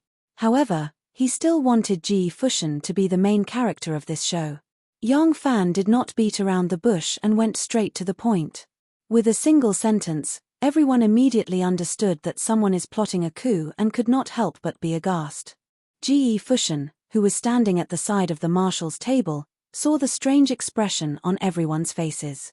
He drew his saber and shouted, "Brothers, do you know how the late emperor died? The late emperor was poisoned by Empress Wei." Once this statement was out, everyone in the tent was in an uproar. Even Yang Fan was surprised. However, he did not reveal his surprise at this point in time. Yang Fan merely glanced at Ji Fushan from the corner of his eye and thought to himself, "This is a good reason. Could it be this crude man's idea? Could it be the Prince of Linzi's idea? Why didn't you tell me beforehand?" After Ji Fushan finished his statement, he saw the shocked and angry looks on the faces of the generals and was secretly delighted. "Hey, Wang Maozhong's idea is indeed effective. With this, they are all convinced." Striking while the iron is hot, Ji Fushan did not allow them to overthink and continued, "Everyone knows that Princess Anli wants to be the imperial princess. Empress Wei is blinded by greed and also wants to be a female emperor. These women, instead of serving their husbands and giving birth to children, they want to create chaos in the world. Now, we are willing to serve Prince Xiong as our leader, Prince of Linzi as our marshal and the great general who supports the country as our commander. We will avenge the late emperor and eradicate the rebels of the Wei family so that Li Tang can rule the world." What do all the generals think? The Wei faction is unpopular in the army. In addition, Empress Wei's nephews who became generals out of nowhere have committed treacherous acts, causing the entire army to resent them. Now that the bloody heads of Wei Bo, Wei Zhuo and Jiao Chong are on the table, the winged cavalry generals could not help but be tempted. However, taking this step is a matter of life and death. Being the first to stand out requires more courage than others. As a result, the generals looked left and right. Actually, once they are involved, the outcome will be the same regardless of whether they are the first to stand out. However, human nature is like this. It is human nature to seek good fortune and avoid calamity. If they are unwilling to stand out, there will naturally be others who will. Chen Xuanli is the first to stand out and loudly declared, "I am willing to serve Prince Xiong as the minister of supports the country to kill the rebels and restore Li Tang." Immediately afterwards, the second bird that stood out, Li Xianfu, and the third bird that stood out, Xiong Mingwei, also stood out. When the generals saw this situation, the generals who had been bullied by Wei Bo and the others immediately responded. Ji Mingshan was overjoyed. "Good. In that case, we shall swear an oath to kill the rebels and protect Li Tang. Those who violate this oath shall have no descendants and be exterminated by both humans and gods." Chen Xuanli, Li Xianfu and the rest took the lead in making the oath. Since the matter has come to this, the generals no longer hesitated. Seeing that the matter is about to succeed, Ji Mingshan happily turned around and cupped his fists to Yang Fan. "Great General, please give your instruction." In a clear voice, Yang Fan declared, "Good. Everyone, put your lives on the line. After the deed is done, riches and honor will be bestowed upon all of you. This general will bring the heads of the 3 rebels to see the Prince of Linzi. General Ji Fushan will be the center commander and Chen Xuanli and Li Xianfu will be the deputy generals. Immediately assemble your troops and await further orders. Once the war drums are sounded in the imperial garden, you will charge into the palace with the 10,000 cavalry. In the imperial garden, Li Longji and the rest are anxiously waiting for news from the outside at Zhong Shaojing's residence. As the commander-in-chief, Li Longji must not disturb the morale of his troops. Even though he is feeling anxious, he still pretends to be calm on the surface. His subordinates, on the other hand, do not need to conceal themselves and are like ants on a hot pan, pacing back and forth. Suddenly, Liu Yoqiu, who is guarding the front door, rushed in. When he reached the door, he tripped on the doorsill and almost fell. Fortunately, Xue Chongjian reacted quickly and rushed over to support him. Unable to sit still any longer, Li Longji sprang to his feet and stared at him anxiously. With a face full of joy, Liu Yoqiu reported, "Regional Prince, the 10,000 cavalry have succeeded." Shortly after, Ma Qiao hurried over with a few retainers, carrying 2 bloody heads in his hands.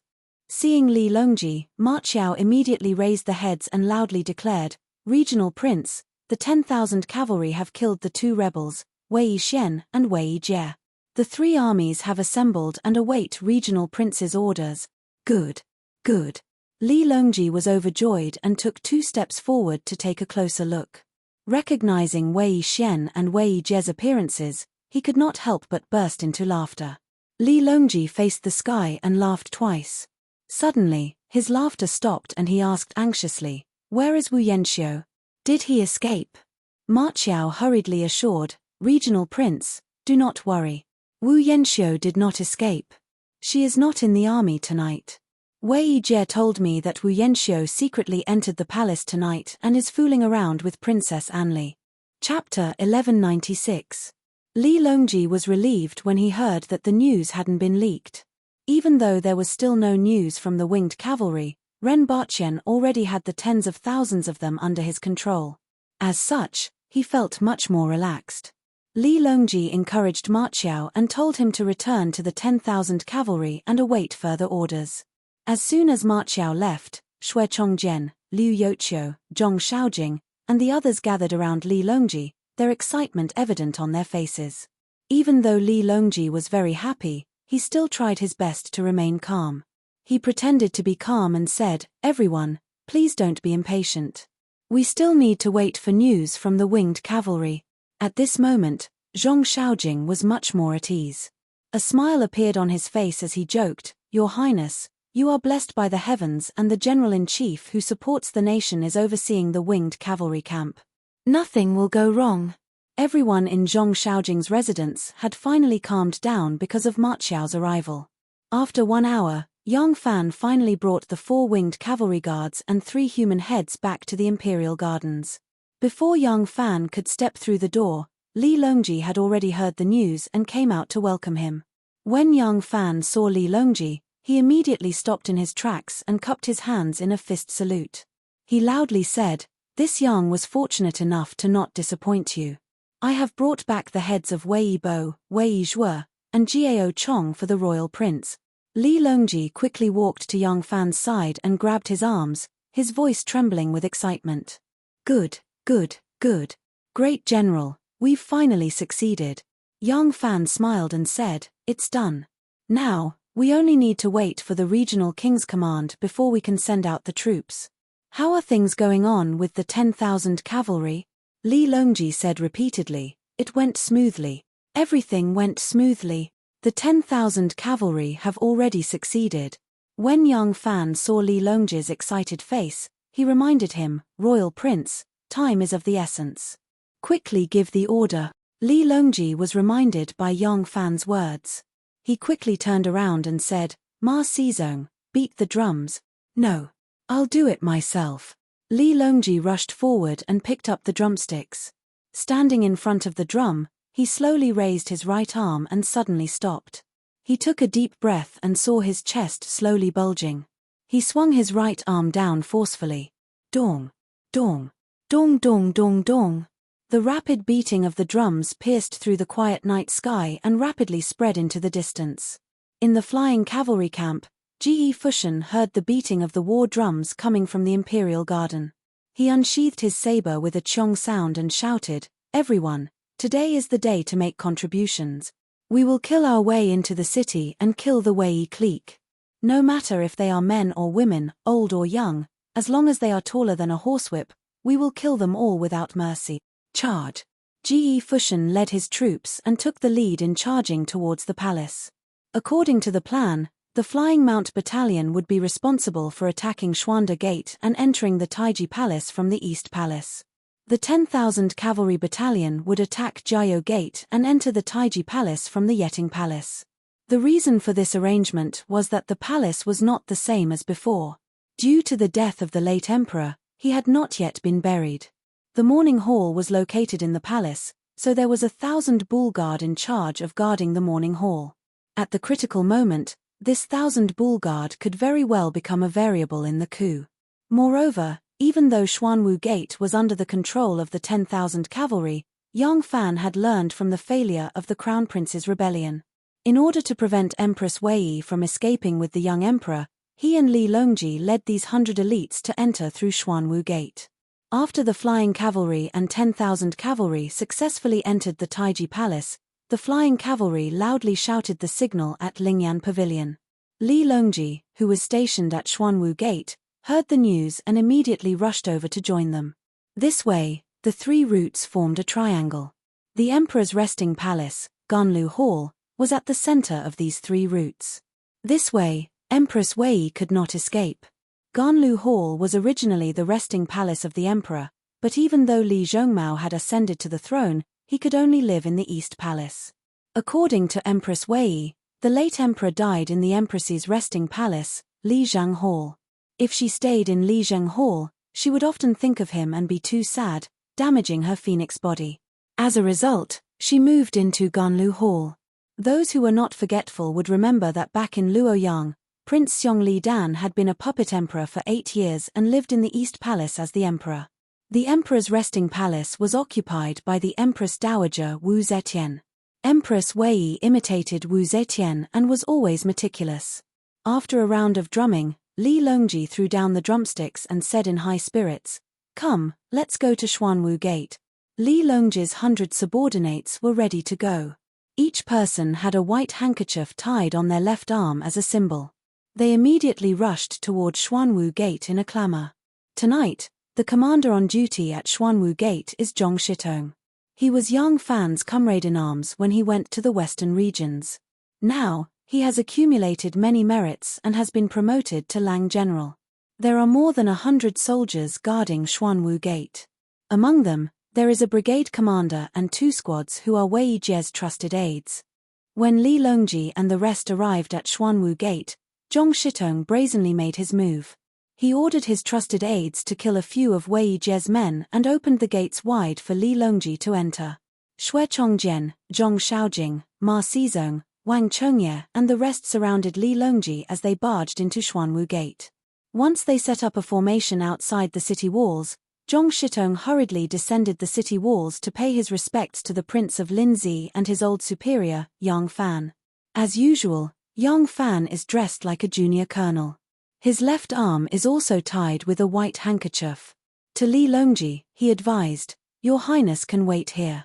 Once Pavilion Ling sends word, you will immediately mobilize your troops and launch a pincer attack on Sweet Dew Hall. This general will go ahead and scout out the situation." Li Longji already had an appointment with him and naturally understood the reason for his departure. Taking a deep look at Yang Fan, he nodded, "The palace is too chaotic now. Great General must pay attention to your safety." Zhong Shitong anxiously protested, "Great General, please wait. Let this general deploy a few men to accompany Great General." Yang Fan chuckled, "I am not a weak scholar. 1 man and 1 sword is enough." As he spoke, Yang Fan walked away. He did not appear to be sprinting but seemed to be walking slowly. Nonetheless, his speed is unbelievably fast.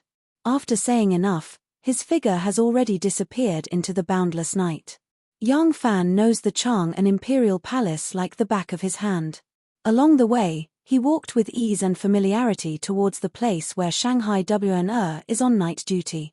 From afar, the sounds of killing shook the heavens. Many palace maids and eunuchs were startled and panicked when they heard the battle cries. They did not know what happened in the palace and did not know where the commotion broke out from. They just instinctively ran in the opposite direction of the battle cries, like frightened mice looking for a place to hide. Yang Fan did not expect the other 2 armies to enter the palace so quickly. Previously, because of Zhong Shaojing's wavering and Wang Maozhong's desertion, Yang Fan was worried that this coup would be even more unsightly than Crown Prince Li Zhongjuan's failed rebellion. But the result was beyond his expectations. The Wei family's regime was like a walnut. The only hard part was the outer shell. Once it was cracked open, the insides would be vulnerable. The process of killing Wei Bo, Wei Jie and the others was so smooth. The process of attacking the palace was also so smooth. The 3 valiant generals, Ma Qiao, Chu Kuanga and Huang Xuchang, led 10,000 cavalrymen and broke through like a hot knife through butter. When the guards heard them shouting, "Empress Wei is happy, poison the former emperor to death, kill the traitor Wei, restore Li Tang," they either abandoned their weapons and fled or changed sides at the last moment. If a ruler treats his subjects like dirt, then the subjects will treat the ruler like a bandit. The Wei family really did not treat their soldiers well. When the Wu family was in charge of the military, they were bossy and domineering to outsiders, but they were almost protective of their soldiers. But what about the Wei family? The Imperial Guard was the ultimate force that protected the imperial household and had always enjoyed all sorts of generous treatment. But after the Wei clan came to power, everyone in the Wei faction, from Wei Wen down, was greedy. They were even greedy for the pay of the soldiers of the Imperial Guard, so who would be willing to risk their lives for them? The general guarding the Suzhang Gate was called He Lu. He was a trusted aide of the Wei family. When he heard the cries of battle coming from Yeting Palace, he hurriedly put on his armor and climbed the walls. He ordered the gate to be tightly guarded while simultaneously sending a warning into the palace.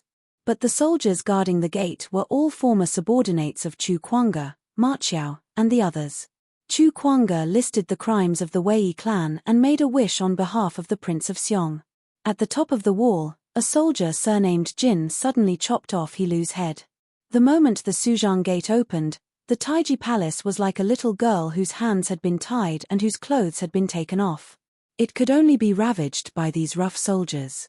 With a blade in one hand and a torch in the other, Ma Qiao charged at the very front. He had just run 100-some steps when several people rushed over. One of them yelled, "Who gave you permission to retreat? Quickly go back and defend the city. Anyone who disobeys will be executed." "Ha! Then execute." Ma Qiao gave a strange laugh and threw the torch into the air. Gripping his blade with both hands, he leaped up like a tiger pouncing on its prey. With a whoosh, he leaped into the air and fiercely exhaled. With a forceful cleaving Mount Hua, he slashed down at the head of the man who had given the order. This man held a sword in one hand and a lantern in the other. His clothes were disheveled, his hair disheveled, and he had not even put on a belt. He had heard the alarm and had come with several stout eunuchs wielding staffs. They were just about to rush to the Suzhang Gate to supervise the battle. When he saw a group of people rushing over, he thought that the defenders had escaped. The Suzhang Gate was one of the palace gates leading into Taiji Palace. The walls were extremely high and the palace gates were thick and heavy. Even if the defenders did not move and allowed them to attack, it would not be a matter of time for the people outside to rush in. How could they break in so quickly? Therefore, he instinctively thought that the newcomers were routed soldiers. He did not expect that these routed soldiers would actually dare to fight with him. He saw the man pouncing down from the sky like an eagle swooping down from the void. The sharp blade in his hand turned into a shadow, carrying with it a sharp whistle. He was so frightened that he gave a strange cry and raised his sword to meet the attack. The blade was light and agile. How could it collide with the edge of the blade? Moreover, Ma Qiao was holding the blade with both hands. His strength was great and his momentum was heavy. In his haste, the man could only raise his sword with one arm to block. With a crack, the scabbard tilted. In the midst of a miserable cry, 4 fingers and the sheathed sword fell to the ground. Before the sword fell to the ground, the saber had already smashed the sword away and cleaved squarely on the top of the man's head. Ma Qiao had learned superior saber techniques from Yang Fan, so his saber technique was extremely brilliant. The saber went all the way to the man's chest and was stuck by his sternum. A large head was cleaved in half by Ma Qiao's saber. The fat eunuchs following behind the man were stunned at first when they saw this scene. Then they let out a few sharp howls, threw away their rods, and ran away. As they ran, they screamed, "The prince consort is dead! The prince consort is dead!" At this time, Chu Kuanga and Huang Xuchang led their men to catch up. They lit a torch and illuminated the scene. Although the man with disheveled clothes and disheveled hair had been split in half from his brow to his chest, and there was a lot of blood splashed on his face, they could still see the 2 halves of his face. Chu Kuanga cried out, "Ah, it's Wu Yanxiu. Brother Qiao, you killed Wu Yanxiu, you've done a great service. It turned out that the first palace after entering Suzhang Gate was by Fu Hall. Princess Anli was currently living here. Wu Yanxiu had entered the palace tonight to make love with his wife and then stayed in the palace. Although this was against the rules, no one dared to control him. After hearing the alarm, Wu Yanxiu hurried to Suzhang Gate to supervise the battle. She didn't expect that she would be killed by Ma Qiao's saber. As soon as Ma Qiao heard that Wu Yanxiu had died to his saber, he couldn't help but laugh. Huang Xuchang enviously called out, "You've already taken the lead, you're not allowed to fight with me for the next one." Having said that, he exerted strength in his legs and rushed to the front. Chapter 1197. The place where Li Xian's coffin was placed was the Divine Dragon Hall. The Divine Dragon Hall was to the left of the Hall of Dew, but because of the size of the palace, it was 3 or 4 li away. There were about 400 soldiers of the 1,000 Ox Guard stationed here. In the palace, this could be considered an extremely powerful force. These 400 people were the ceremonial guards of the Son of Heaven's Morning Hall, but the weapons they used were all real, just wrapped in a layer of white silk. Thus, once they entered battle, they would be of great use.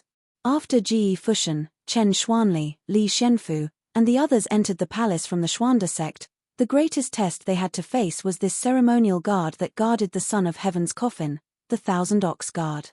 Ji Fushan killed his way in, and it was even smoother than Chu Kuanga and Ma Qiao's group.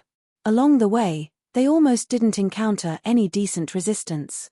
Occasionally, they would fight, but it wasn't because the palace guards were sincerely protecting their master, but because they didn't know where to run and instinctively fought back. This kind of sporadic resistance naturally couldn't stop Ji Fushan's group. They didn't stop until they reached the Divine Dragon Hall. Here, they encountered the 400,000 Ox Guard that had already assembled. Seeing that the 1,000 Ox Guard was in a tight formation, Ji Fushan immediately stopped his men from moving. The two sides were separated by nearly 20 paces, forming a tight formation. Sabers and spears were raised, and the atmosphere was extremely tense. It seemed like a fight could break out at any moment. Ji Fushan took 5 steps forward with his saber and shouted, "Empress Wei and Enle," in order to be the Empress Dowager, and Empress Dowager brazenly poisoned Emperor Yan to death. "My 10,000 cavalry and flying cavalry, under the orders of His Highness the Prince of Xiong who assists the government, want to kill the Wei faction. Your 1,000 Ox Guard is in charge of the Imperial Saber and attendants, and you are the Emperor's personal army. Now that the Son of Heaven has died, are you willing to join us in killing the rebel and protecting Li Tang, or are you going to defy the heavens?" Ji Fushan's words immediately caused an uproar among the 1,000 Ox Guard. The soldiers of the 1,000 Ox Guard didn't know if Ji Fushan's words were true or false, but after the Son of Heaven's sudden death, there was much criticism among the people. Hearing Ji Fushan's words, they couldn't help but somewhat believe him. If it was just based on Ji Fushan's words, even if they half believed and half doubted him, it would not immediately destroy their morale. But what was worse was that they were guarding the Emperor's coffin and had just provoked a bellyful of anger. Organizing the Emperor's funeral was a lucrative job. The people of the Wei family would not let go of such a good opportunity. This matter was taken over by the brother-in-law of Empress Wei's nephew, Wei Bo.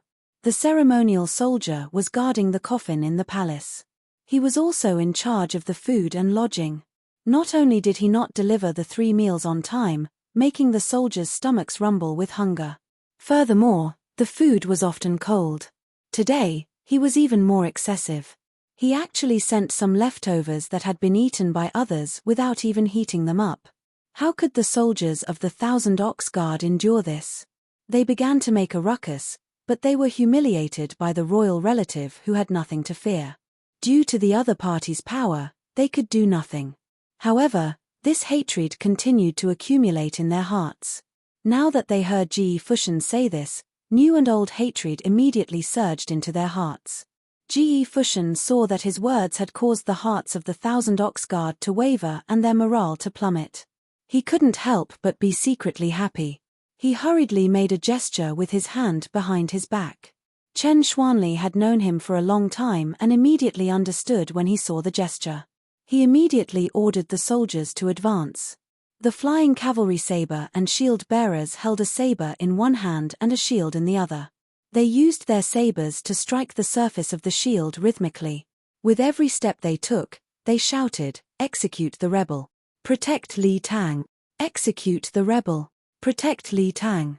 Chu Cai, the commander of the 1,000 Ox Guard, took a step back in panic. He suddenly turned his gaze behind him. Behind him, the 3 brigade marshals were looking at him strangely. Their gazes were restless and unwilling. Chu Cai suddenly gritted his teeth and raised his hands high in the air. When Chen Xuanli saw this, he immediately stopped the soldiers from advancing. Chu Cai turned around and shouted, "Brothers, we are the Emperor's personal guards, not the private army of the Wei family.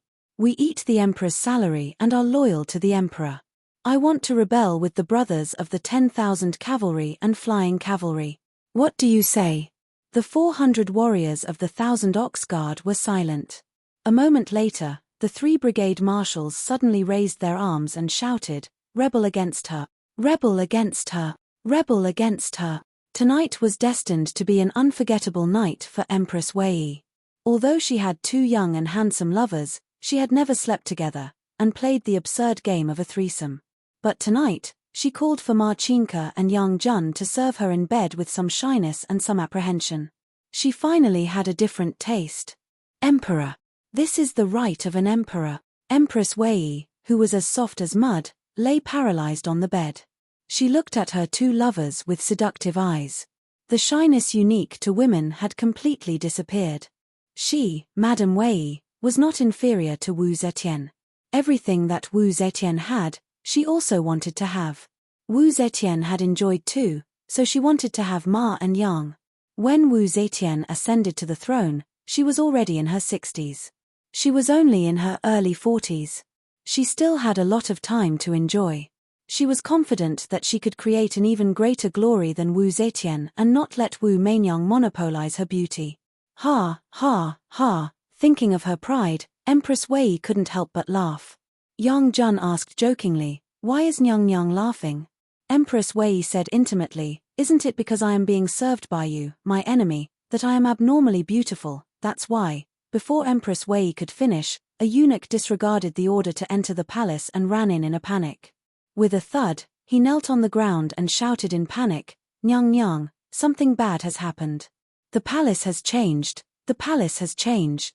When Empress Wei heard of the palace change, her already limp body somehow found strength and sat up. She asked with a pale face, "Who is rebelling?" The eunuch said in a trembling voice, "Newbie doesn't know."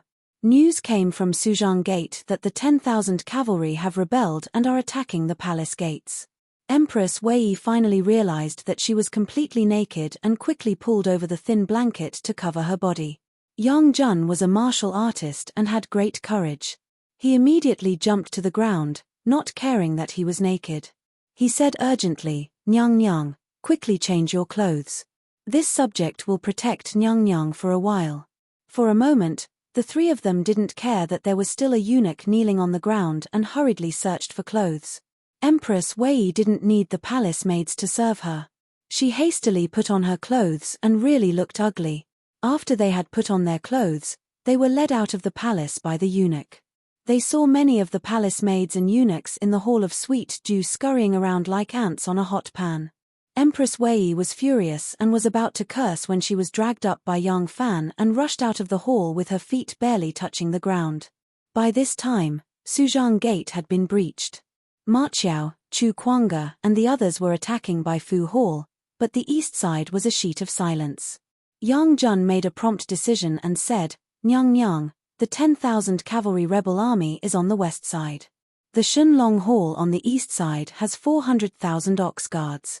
We only need to let them stand guard and it will be enough to ensure Nyang Nyang's safety until the troops to rescue the emperor arrive. Let's go to the Shunlong Hall." What they didn't know was that the direction of the Shunlong Hall was abnormally silent right now was because the 1,000 ox guards had just rebelled and were joining forces with the winged cavalry. They were also acting as the vanguard, attacking Sweet Dew Hall. Yang Jun and Ma Qingke supported Empress Wei and hastily fled. Behind them, many palace maids and eunuchs also chased after them like stray dogs. When they reached a long and spacious courtyard between the Hall of Sweet Dew and the Divine Dragon Hall, suddenly they saw the torches ahead like a dragon, moving swiftly towards them. Marchinka was shocked and cried out involuntarily, "Oh no, there are also rebels here." Yongjun took a closer look. Under the light of the torch, he saw many people wearing mourning belts on their waists, and mourning scarves on their heads. The weapons in their hands were also wrapped in white silk. He could not help but was greatly delighted. "It's not a rebellion," he said, "it's the 1,000 ox guards who have come to rescue the emperor." Empress Wei was so frightened by Marchinka's words that her face paled and she almost fell to the ground. Hearing Yongjun's words, her spirits rose again.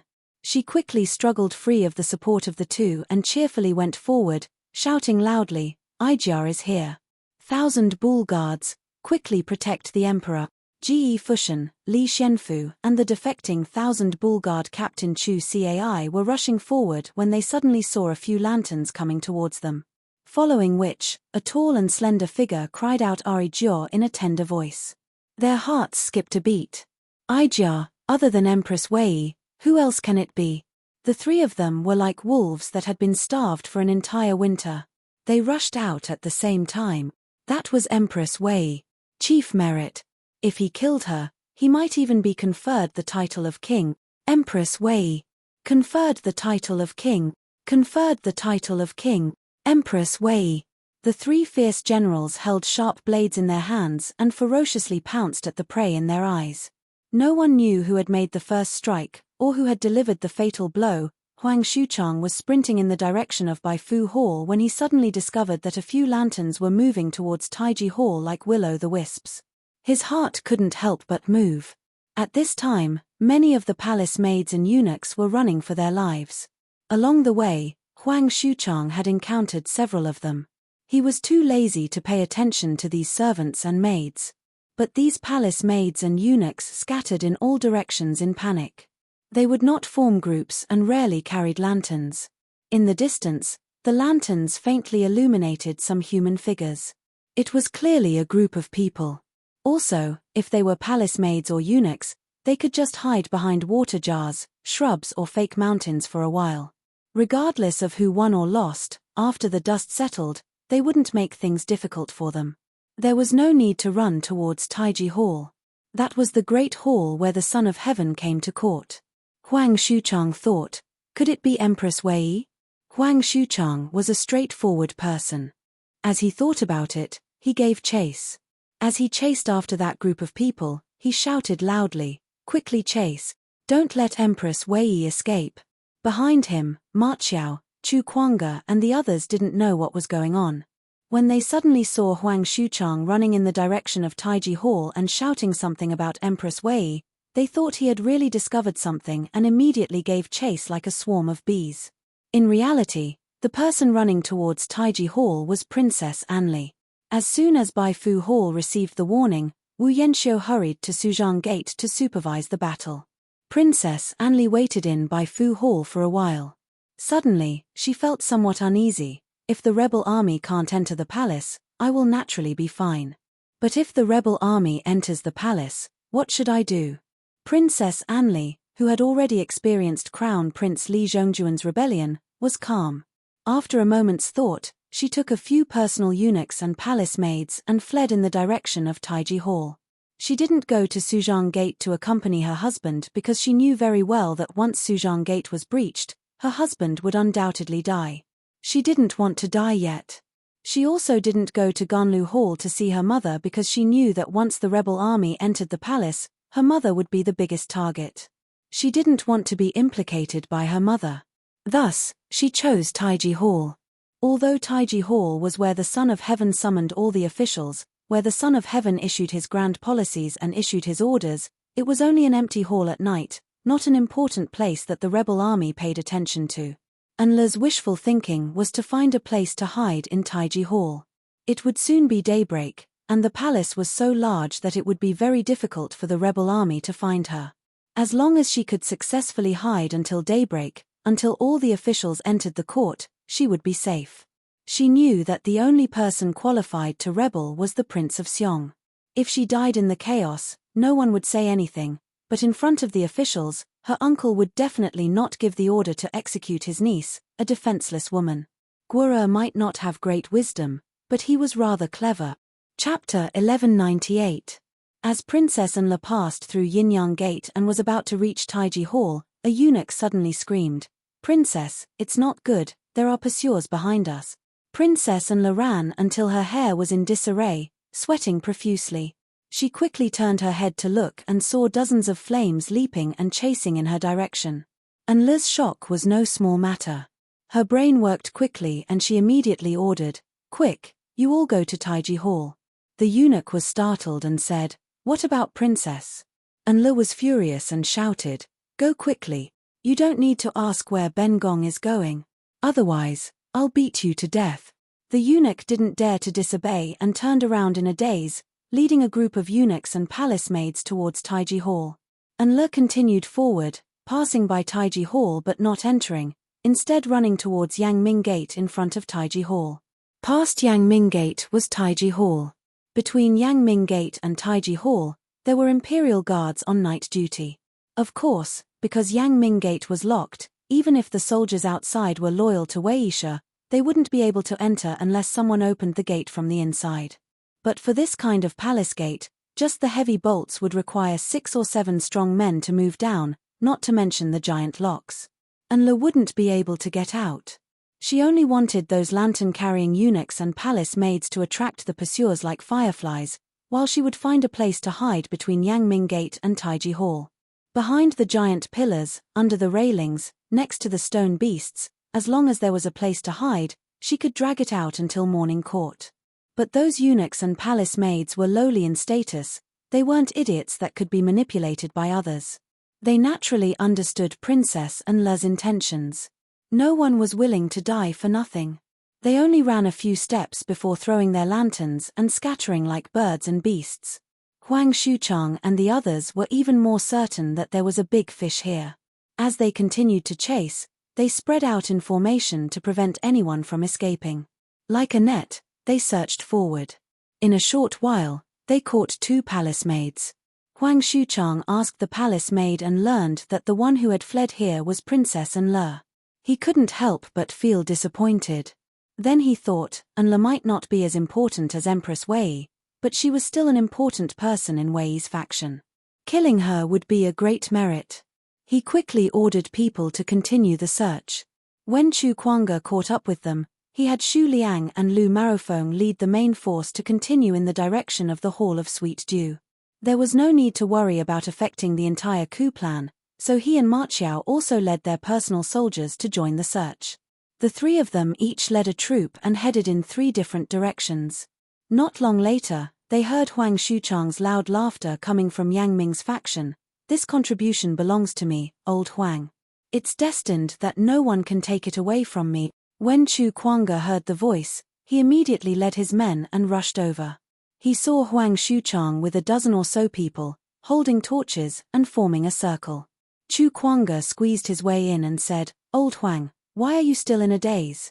Hurry up and gather at the Ganlu Palace Hall. The winged cavalry are still." At this point, Chu Kuanga's voice abruptly stopped. He had already squeezed into the middle of the crowd. What he saw wasn't a corpse, but a person kneeling and a beauty kneeling on the ground. Enla escaped from Baifu Palace in a hurry and didn't even wear her clothes neatly. She was only wearing a white undergarment made of the most expensive and silky mermaid muslin. There weren't any patterns or other colors on it, and it didn't need any other adornments because the person wearing it was the most beautiful woman in the world. The mermaid muslin was thin and translucent, and her jade-like body was faintly discernible. She was kneeling on the ground. Her soft and beautiful hair and soft clothes stuck to her curvaceous and delicate body, outlining her soft and graceful curves. She was extremely beautiful. Chu Kuanga finally understood why Huang Xuchang was in a daze. Who could bear to lay a hand on such a woman? Even though he knew very well what she had done and that her peerless beauty was just a shell, he still couldn't bear to lay a hand on her.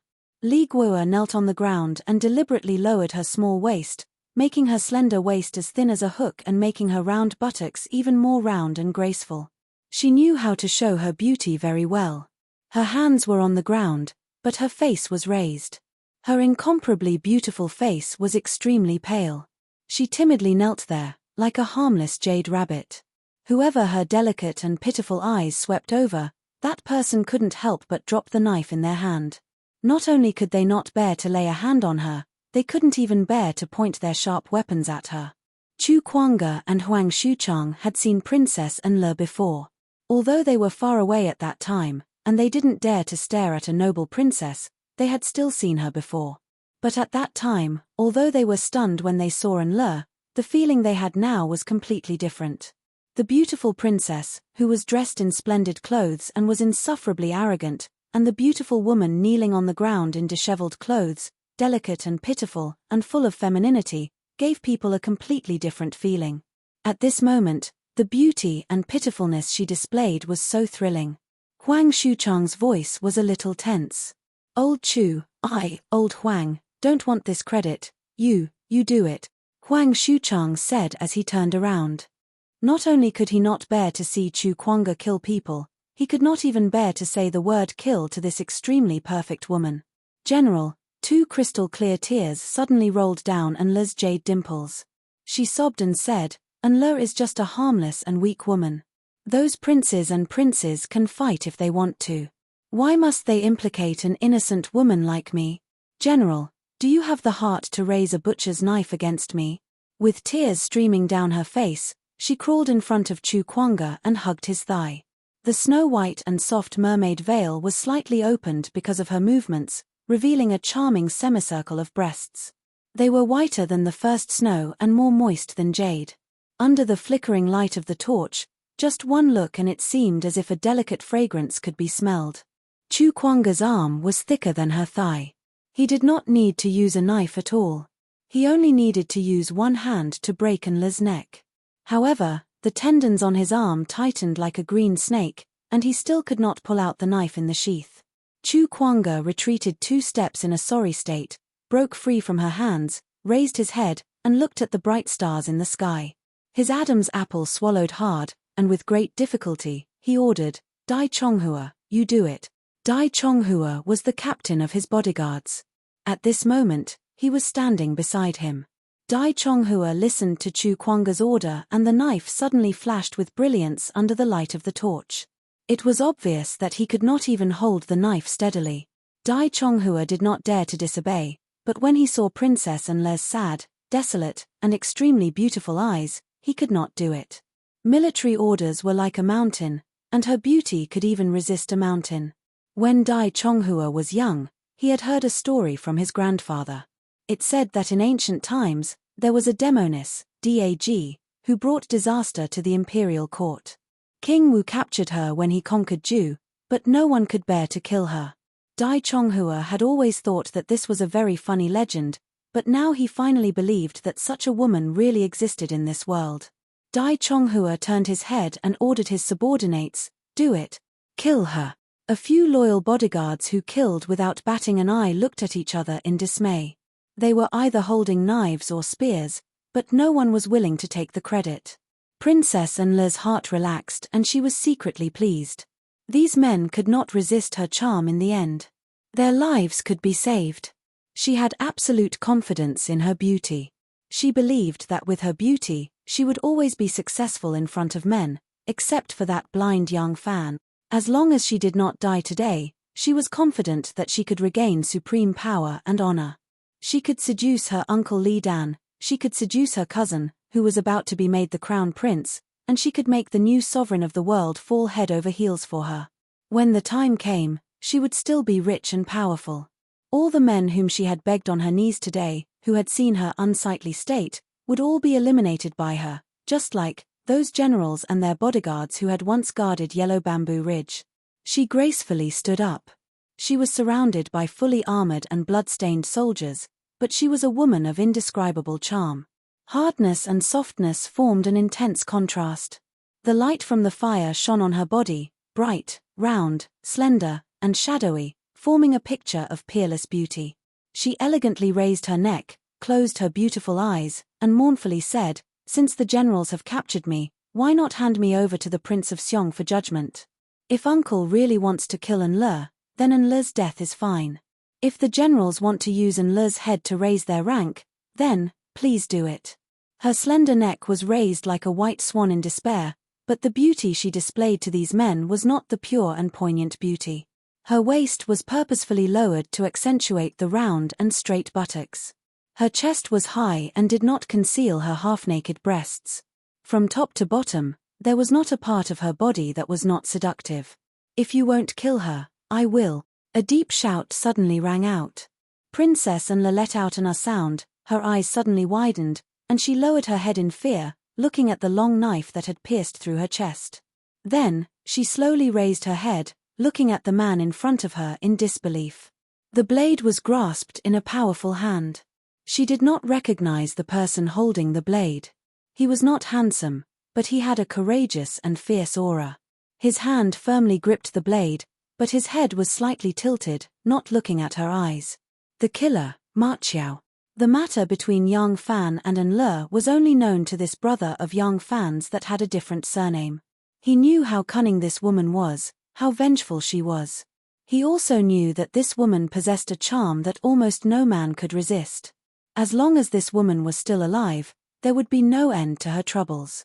Ma Qiao knew that if there was any man in the world who would be willing to kill her, it would definitely be Yang Fan. But because of the ill-fated relationship between her and Yang Fan would definitely not do it. Thus, he could only do it for his brother and put an end to any future troubles. Wu Yanxiu had died at his hand, and Princess Enle would also die at his hand. In the end, both husband and wife would die under the same blade. Princess Enle collapsed to the ground in despair. She did not want to go to the Yellow Springs with her husband, but in the end, she still had to reluctantly go. As the world spun and she collapsed to the ground, she suddenly saw a figure rushing over from the distance, an abnormally familiar figure. Chapter 1199. Ma Qiao brazenly thrust his knife through Enle's extremely beautiful body that no one could bear to hurt. He was like a rough man who didn't know how to appreciate beauty and viciously smashed an unparalleled blue and white porcelain. When that exquisite porcelain fell to the ground, it didn't just destroy her life, it also awakened the rationality of Chu Kuanga and the others. Chu Kuanga lost no time in raising his arms and shouting, "Empress Wei Enle is insane." In order to usurp the throne, she didn't hesitate to poison the previous emperor. Now that Enle is dead, as long as we kill Empress Wei, the country's vengeance can be avenged and the great event can be expected. We will quickly kill our way to the Hall of Sweet Dew. Just at this moment, a figure flew over like the wind. A soldier standing at the periphery only saw a figure flash in front of him like a ghost. Without thinking, he brandished his saber and chopped down. Unexpectedly, just as he raised his saber, that person had already brushed past him and suddenly stood still in the crowd. The soldier looked under the light of the torch and saw that the person was Great General Yang Fan. He was really shocked and quickly looked around. Seeing that everyone's gaze was attracted by Yang Fan, he stuck out his tongue and sheathed his knife. Yang Fan came in through the Black Tortoise Gate and wanted to go to Hong Wenguan to see Wanna. Hong Wenguan and Shi Guan were adjacent to each other, just to the left of Tai Chi Palace. Yang Fan entered through the Black Tortoise Gate and passed through Cloud Gazing Pavilion, Cai Sai Hall, Returning Nature Hall, Peace Hall, 100 Blessings Hall, Tai Chi Palace. He walked in a straight line until he turned left here and was Hong Wenguan, where Wanna was on duty. When Yang Fan arrived, he saw dozens of generals holding torches in a circle. They all had a white handkerchief on their left arm. He knew that they were the soldiers of the 10,000 cavalry, so he came to investigate. Great General. When Chu Kuanga and Huang Xuchang saw Yang Fan, they were extremely happy. Yang Fan nodded to them and looked at Enle, who was lying on the ground. What entered his eyes was a shocking patch of red, and he immediately froze. Ma Qiao didn't expect Yang Fan to arrive at this time. He was slightly surprised and hesitated for a moment before saying, "Great General, you're here." Yang Fan glanced at him. The two of them had been brothers for more than 10 years and had long understood each other. With just one glance, Yang Fan understood his painstaking efforts and could only sigh inwardly. He stretched out his hand to take the torch from the hands of an imperial soldier and said in a deep voice, "There are battle cries coming from the left of Sweet Dew Hall, All of you quickly go and provide support. Yes. Ma Qiao acknowledged and lowered his head to look at Enle. Seeing that she was on the verge of death and her face was as pale as a sheet of paper, he knew that it was impossible for her to survive. Only then did he feel relieved and shouted, "Brothers, let's go and support our winged cavalry brothers." Dozens of imperial guards followed Ma Qiao and flew away. Yang Fan slowly squatted down and looked at Enle with some pity. Enle's face was abnormally pale. That deliberate act of seduction had long since disappeared. Because her beautiful face had lost all color, it gave off a desolate feeling. "Erlang, am I going to die?" Enle, who was lying on the ground, saw Yang Fan and asked with difficulty. Yang Fan's gaze fell on her chest. Seeing that bloody wound, his eyes suddenly narrowed. Even though he did not answer, his eyes had already explained everything. Enle understood. She quietly gazed at Yang Fan and suddenly mournfully said, "I am afraid of suffering, I am afraid of death. In this world, I only love one person and that is myself. I want to have all the glory and splendor in this world, but," she smiled bitterly and said, "when I have no choice but to die, I realize that what I am afraid of is not scary and what I love is not cute. What I have always wanted is actually flowers in the mirror and the moon reflected in the water." Yang Fan believed that what she said was the truth. At this time, there was no need for her to lie. But Yang Fan also knew that this was just a kind of realization she had when she was about to die. If she could survive, if she could once again have the power and wealth she wanted, she would definitely return to her old ways and even become worse. But Yang Fan did not want to say anything harsh to her. No matter what, she was really going to die.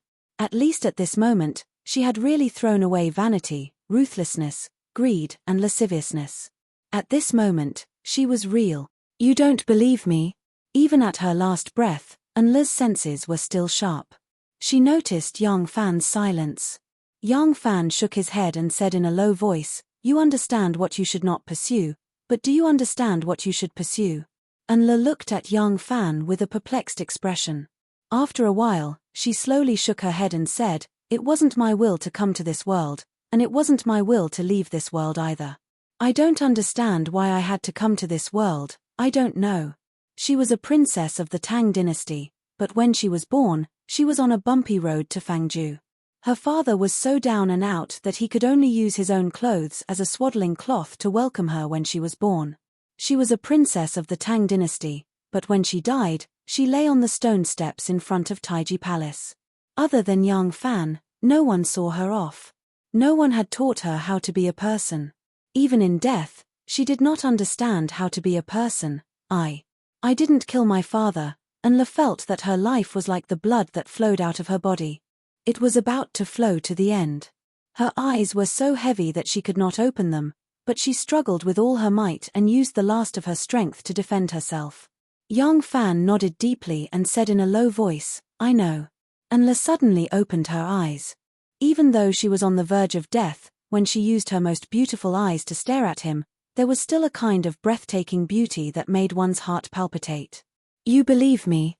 Yang Fan nodded again and said in a low voice, "Perhaps, this is the only truth that you and I have ever said since we met, but I believe you." Enle smiled, her eyes beginning to scatter.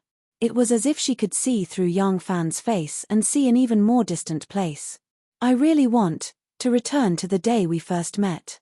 I promise, no matter if I am a good woman or a bad woman, I will never lie to you again, forever." The smile blossoming on her incomparably beautiful face froze, still dazzling the whirl. Empress Wei thought that her savior had come, but she had not expected that the regime that she had thought to be as stable as Mount Tai would collapse at the first blow. Even the 1,000 bull guards that guarded the coffin of the previous emperor could change sides at the last moment. She struggled free of Ma Chinka's support and walked forward alone.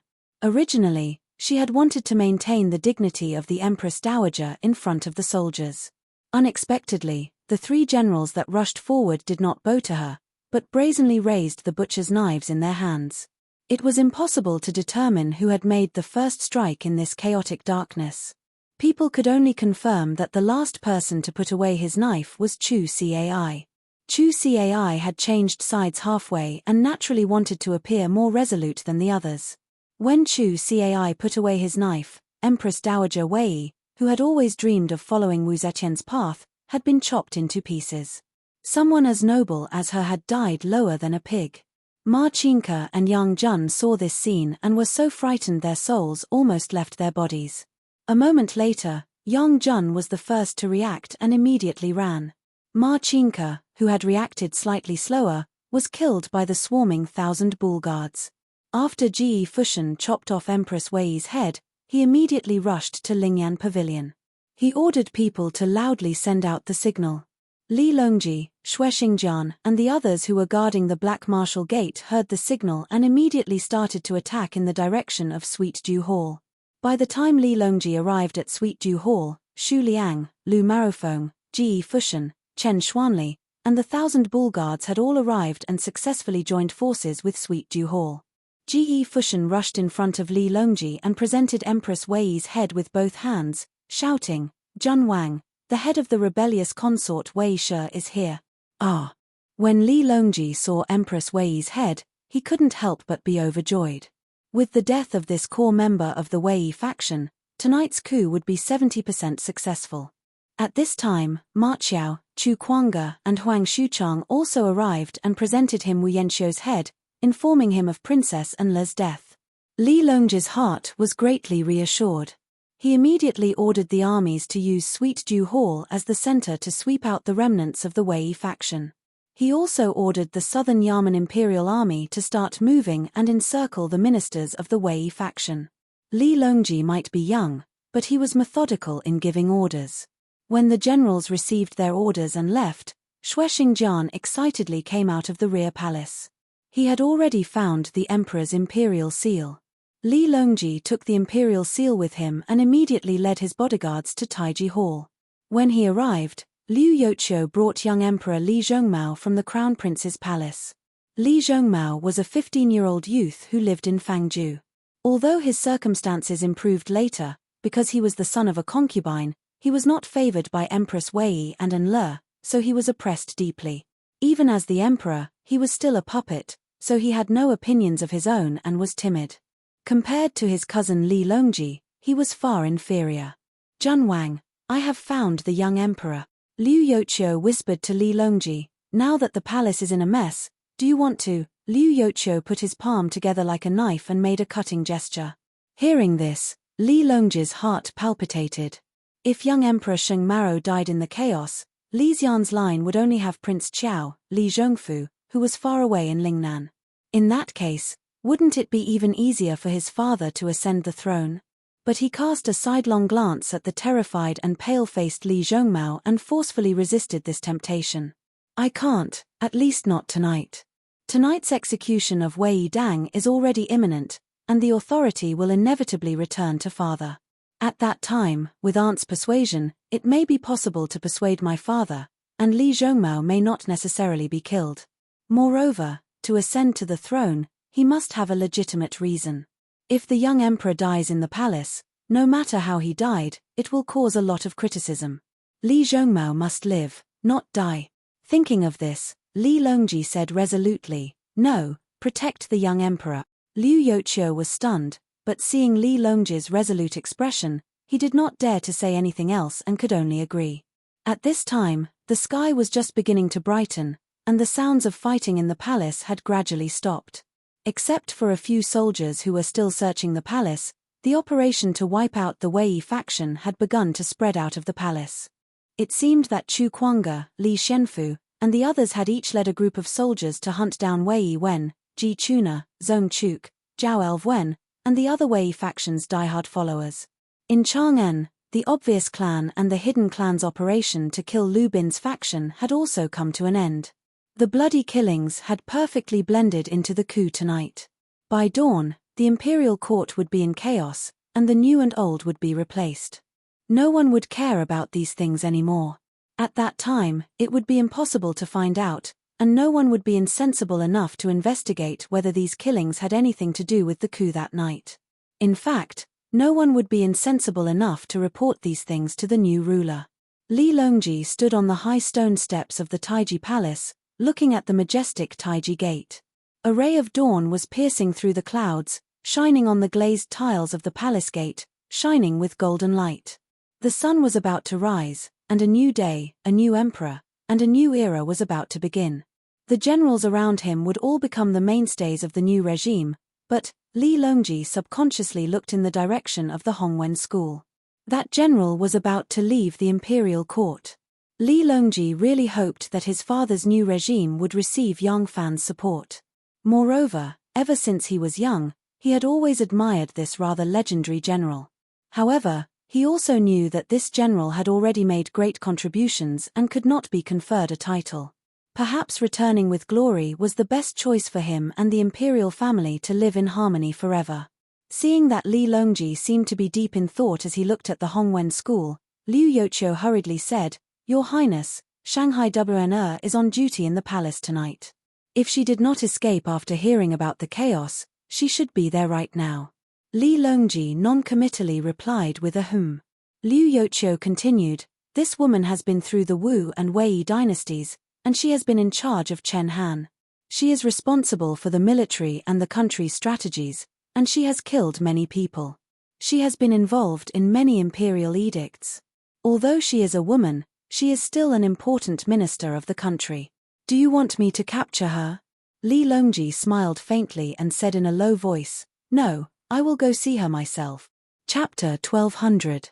Hongwen Library has more than 200,000 books. There is a library master who is in charge of the library affairs.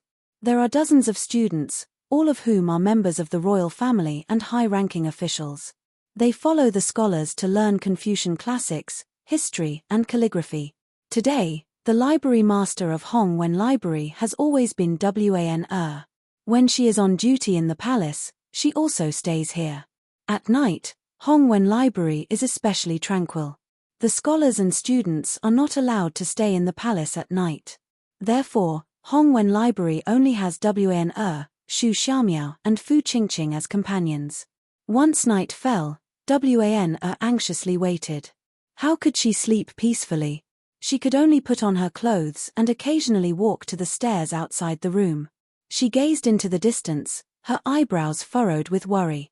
She is well aware of what will happen tonight. However, she cannot predict whether it will succeed or not. This is why she is especially worried for Yang Fan. She does not have to worry about her own safety. If the Prince of Linzi succeeds, she will regain her freedom. If the Prince of Linzi fails, Wei Dang will not know of her relationship with the rebels and will not implicate her. But if that happened, her plan to stay with Yang Fan forever would come to naught. Unless Empress Wei was willing to let her leave the palace, she, who had the enormous responsibilities of the family, could not abandon everything and elope with Yang Fan. When the sounds of fighting rose in the palace, Wanna, who was in the silence of the night, could clearly hear the sounds of fighting coming from afar. Her heart immediately jumped with excitement. From the source of the sounds, she knows that the Wn Qi and the winged cavalry have successfully entered the palace. This gave her much hope. Fu Qingqing and Xu Xiaomiao are her absolute confidants. However, Wan Er did not explain the details to them. She only summoned them to her side at night and gave them some vague instructions. With their intelligence, they should have guessed something. In this long night, the two of them could not fall asleep. When the sound of fighting faintly came to their dormitory, they could not help but put on their clothes and come out. Before they could look into the distance, they found Wan Er standing on the stone steps. Hearing the footsteps, Wan Er did not turn around. She only said, "Tonight, there will be chaos. The two of you go to the hall. Without my summons, do not come out." Fu Qingqing and the sapling looked at each other, unable to hide the surprise in their eyes. The two of them agreed and obediently walked towards the main hall of the Hongwen building. At that moment, Wan Er suddenly saw a shadow of a person flying towards them from afar. The speed of the person was faster than a galloping horse. Wan Er's heart skipped a beat. She hurriedly lifted her skirt and happily walked down the stairs. Shangguan Wan Er hurried to the door to greet him. She had just called out one word when, under the illumination of the 2 rows of lanterns under the door of the Hongwen building, she suddenly discovered that the person who was flying over was not Yang Fan. Her heart thumped and she immediately stopped talking. Wanna's reaction was very quick. As soon as the word "to" came out of her mouth, she realized that the person who came was not Yang Fan. Although she was shocked, she immediately changed her words. Yang Fan, why are you in such a hurry in the middle of the night? As it turned out, the person running for his life was the Guanglu Shaoqing Yang Jun, who had abandoned Empress Wei and escaped. Yang Jun saw the 1,000 bull guards rush forward and excitedly cut down Empress Wei to the ground. He was scared out of his wits and immediately turned to run. He didn't dare to go back to the inner palace and ran towards the front hall. He knew that the palace doors were locked and he couldn't get out. He just unconsciously ran in a relatively safer direction. Only when he was near did he think of Hongwen Building. In his view, Shanghai Wanna had been through 3 dynasties and had many eyes and ears in the palace. He didn't dare to say anything outside the palace, but inside the palace, she was a person of great power. In this mutiny, it would be difficult for her to escape. The two of them were grasshoppers on the same rope and could help each other out. Wanna had wanted to call out Erlang, but luckily she reacted quickly and immediately called out Yang Fan. In his panic, Yang Jun thought that she had blurted out and the shock on Wanna's face was definitely not fake, so he didn't suspect anything. For Wanna to be neatly dressed and standing at the door in the middle of the night was illogical, but at this time it made sense. The sounds of fighting could be heard here. As long as one wasn't sleeping too deeply, they would be able to hear it. Yang Jun saw Wanna. He hurriedly said, "Shangguan Zhaorong, it's not good. The 1,000 cavalry, flying cavalry, and 1,000 bull guards have all rebelled. The Empress has already been killed and the soldiers are burning and killing everywhere. Let's quickly escape." How could it be like this? Wanna turned pale with fright and said in a trembling voice, "The Empress has been killed. What should we do? Who is rebelling?" Yang Jun smiled bitterly and said, "Things happened in a hurry. Yang still doesn't know who is rebelling. Let's first escape from the palace and then discuss." "Escape from the palace? How can we escape?" Wanna's face was full of difficulty. She furrowed her brows and thought hard. In Yang Jun's eyes, Shangguan Zhaorong was anxious and worried. Naturally, she was thinking hard of a way to escape. He didn't know that Wanna was secretly complaining and didn't know how to get rid of this uninvited guest. It was difficult for Wanna to send him away. If she randomly pointed out a place for him to escape to, but she refused to leave, Yang Jun would most likely guess that she was also a member of the rebels. Besides, she didn't have any place to point him to. In a while, Yang Fan would arrive. No matter how stupid Yang Jun was, he would understand the role she played in this coup. At that time, it would be very dangerous. Or she would be held hostage by Yang Jun. What should she do? Yang Jun was at his wits' end. He had already placed all his hopes on Shangguan Zhaorong. Seeing her pacing back and forth, her expression fluctuating, Yang Jun couldn't help but ask anxiously, "Zhaorong has no way?" Shanghai Wanna suddenly had an idea.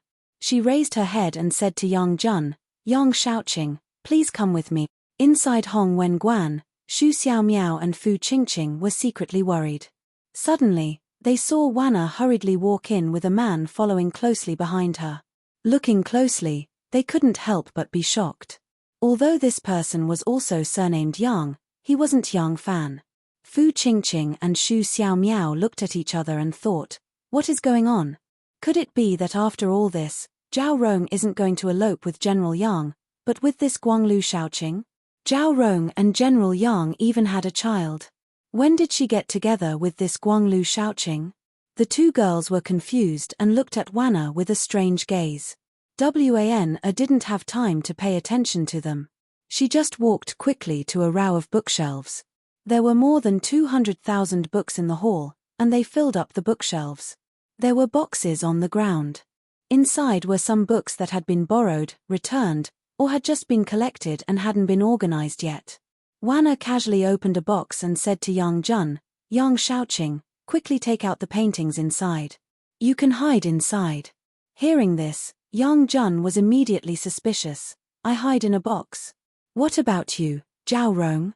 Wanna calmly said, "No matter who wants to rebel, they are plotting for the world. Wanna is a woman and harmless. And the new dynasty has just been established. The system and etiquette will inevitably need Wanna. Perhaps I can deal with it. Young-jun originally didn't want to hide in a box. He felt that once he did, he would be at the mercy of others and wouldn't be able to fight back. Hearing Wanna's words, he became even more worried. He coldly said, "If that's the case, how do I know that Zhao Rong won't betray me?" Wanna sullenly said, "Wanna's life or death depends on whether the rebels want to use Wanna. You, Yang Shaoqing, don't have that much weight. Betraying you will allow Wanna to live. Wanna is only helping you to leave a path of retreat. If Steward Wei can reverse the situation, you can also prove Wanna's innocence. Why be so suspicious?" Yang Jun saw that Wanna was angry and hurriedly smiled. "Shangguan Zhao Rong, please forgive me. This Yang is like a bird startled by the twang of a bow. I can't help but be paranoid. If my words have offended you, please forgive me. However, it really isn't appropriate for me to hide in a box." Wanna angrily said, "This isn't appropriate, that isn't appropriate. What do you want?" Wanna doesn't have the strength to truss a chicken and has nowhere to go. She can only sit and wait for the Prince of Xiong's will. The chaotic army will arrive soon. Yang Shaoqing, do not harm me. Let him run for his life. Yang Jun said, "There's nowhere to run. This Yang can only gamble this once. In the end, I still need to borrow Zhao Rong's strength. However, this Yang really can't follow the method of hiding in a box. Why don't we do this?" Yang Fan turned from the right Yangming Gate to the Great Literature Hall. When he thought about Enle's death, he couldn't help but sigh.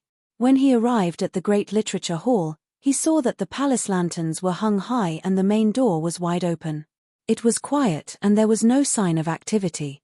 He couldn't help but wonder, Wanna is a little too calm. The palace is already in an uproar, but she still hasn't come out to visit. Yang Fan grew suspicious and became a little more cautious. Taking a deep breath, he charged into the Great Literature Hall. Creak. Yang Fan pushed open the door. His eyes flashed as he saw 4 figures. Before he could lock onto Wanna's charming face, he heard Wanna's surprised voice. "Great General Yang, why are you here? Just what has happened in the palace?" Yang Fan's heart instantly sank. At this juncture, Wanna would never be in the mood to joke around with him. For her to say this, something must have happened. Yang Fan looked over and immediately found something strange. The nervousness in Wanna's expression was not feigned. When she met his gaze, Wanna very skillfully gestured to him, as if telling him to look behind her. Yang Fan's gaze immediately swept behind her. There were 3 people standing behind Wanna. He recognized 2 of them, Fu Qingqing and Xu Xiaomiao. The other person was slightly taller than Fu Qingqing. She stood with her head bowed. Because there was only 1 lamp in the room and it was placed in a corner, the light was dim. It was impossible to see her appearance clearly. There's something wrong with this person. Yang Fan's heart jumped. He slowly walked forward and pretended to say, "Shangguan Zhao Rong, to tell you the truth, Empress Wei committed regicide in order to seize the throne. We were ordered by the Prince of Xiong, who assists the government, to execute the Wei clique tonight and restore Li Tang. The general situation has already been decided." Shanghai Wanna let out an ah in shock, but a happy smile appeared on her face, completely at odds with the shock in her voice. It was a pity that Yang Fan was standing behind her and had no way of noticing. Yang Fan continued, "Zhao Rong has been in charge of managing Chen Han. Most of the military and state edicts have come from Zhao Rong. His Highness, the Prince of Xiong, holds her in high regard. After the clouds are dispelled and the sun is seen, he will assuredly place Zhao Rong in an important position. Thus, Yang was sent here in advance to guard against any harm from the rebels." As Yang Fan spoke, he approached Shanghai Wanna, wanting to suddenly restrain the unfamiliar palace maid behind her. However, the palace maid seemed rather timid and quietly hid behind Wanna. She was too close to Shanghai Wanna. Yang Fan was not confident that he could strike without harming Wanna. Yang Fan's heart was filled with hatred. I was about to hold Wanna's hand and roam the Jianghu. How could something like this suddenly happen? Just who is this person? Has Wanna been restrained by her? Chapter 1201. Although Wanna was anxious, she still had to brace herself and continue acting. She thanked young Fan. I am indebted to the Prince of Seong's love and care. Wanna is moved to tears and will naturally serve the Prince of Seong. Does Wanna wish to go with General to pay a visit to the Prince of Seong? Young Fan replied, the Prince of Seong is currently overseeing the palace and commanding the extermination of the Wei clan rebels. There is no need for Zhaorong to be anxious. It won't be too late to pay a visit to the Prince of Seong after daybreak. Yang Jun stood behind Wanna with his head lowered. Hearing this, he couldn't help but sigh in relief. At this moment, he was wearing one of Fu Qingqing's palace robes. His hair was tied up in a woman's style, his lips painted in vermilion, and his face powdered. He was disguised as a palace maid. Yang Jun had an extremely handsome appearance, and under the lantern light, he looked like a beauty, though the lines of his face were a little more robust. He was much taller than Fu Qingqing, but when he bent his knees, it was impossible to see under his skirt. Although Yang Jun's idea was bold, it was the only method he could accept. He could not accept hiding in a chest and leaving it to fate. Moreover, he did not believe that Wanna, in the face of imminent disaster, would do all she could to protect him, who had no family or friends. He felt much safer disguising himself as a palace maid and standing guard at Wanna's side. When he calmed down and thought about it, Wanna, as the Minister of Internal Affairs, had no authority in the outer court. Her authority came entirely from the emperor, so whenever a dynasty changed, the new emperor could use her without worry. As long as the rebels gave Shangguan Zhaorong preferential treatment, he could temporarily live here. Who would pay attention to a palace maid at Shangguan Zhaorong's side?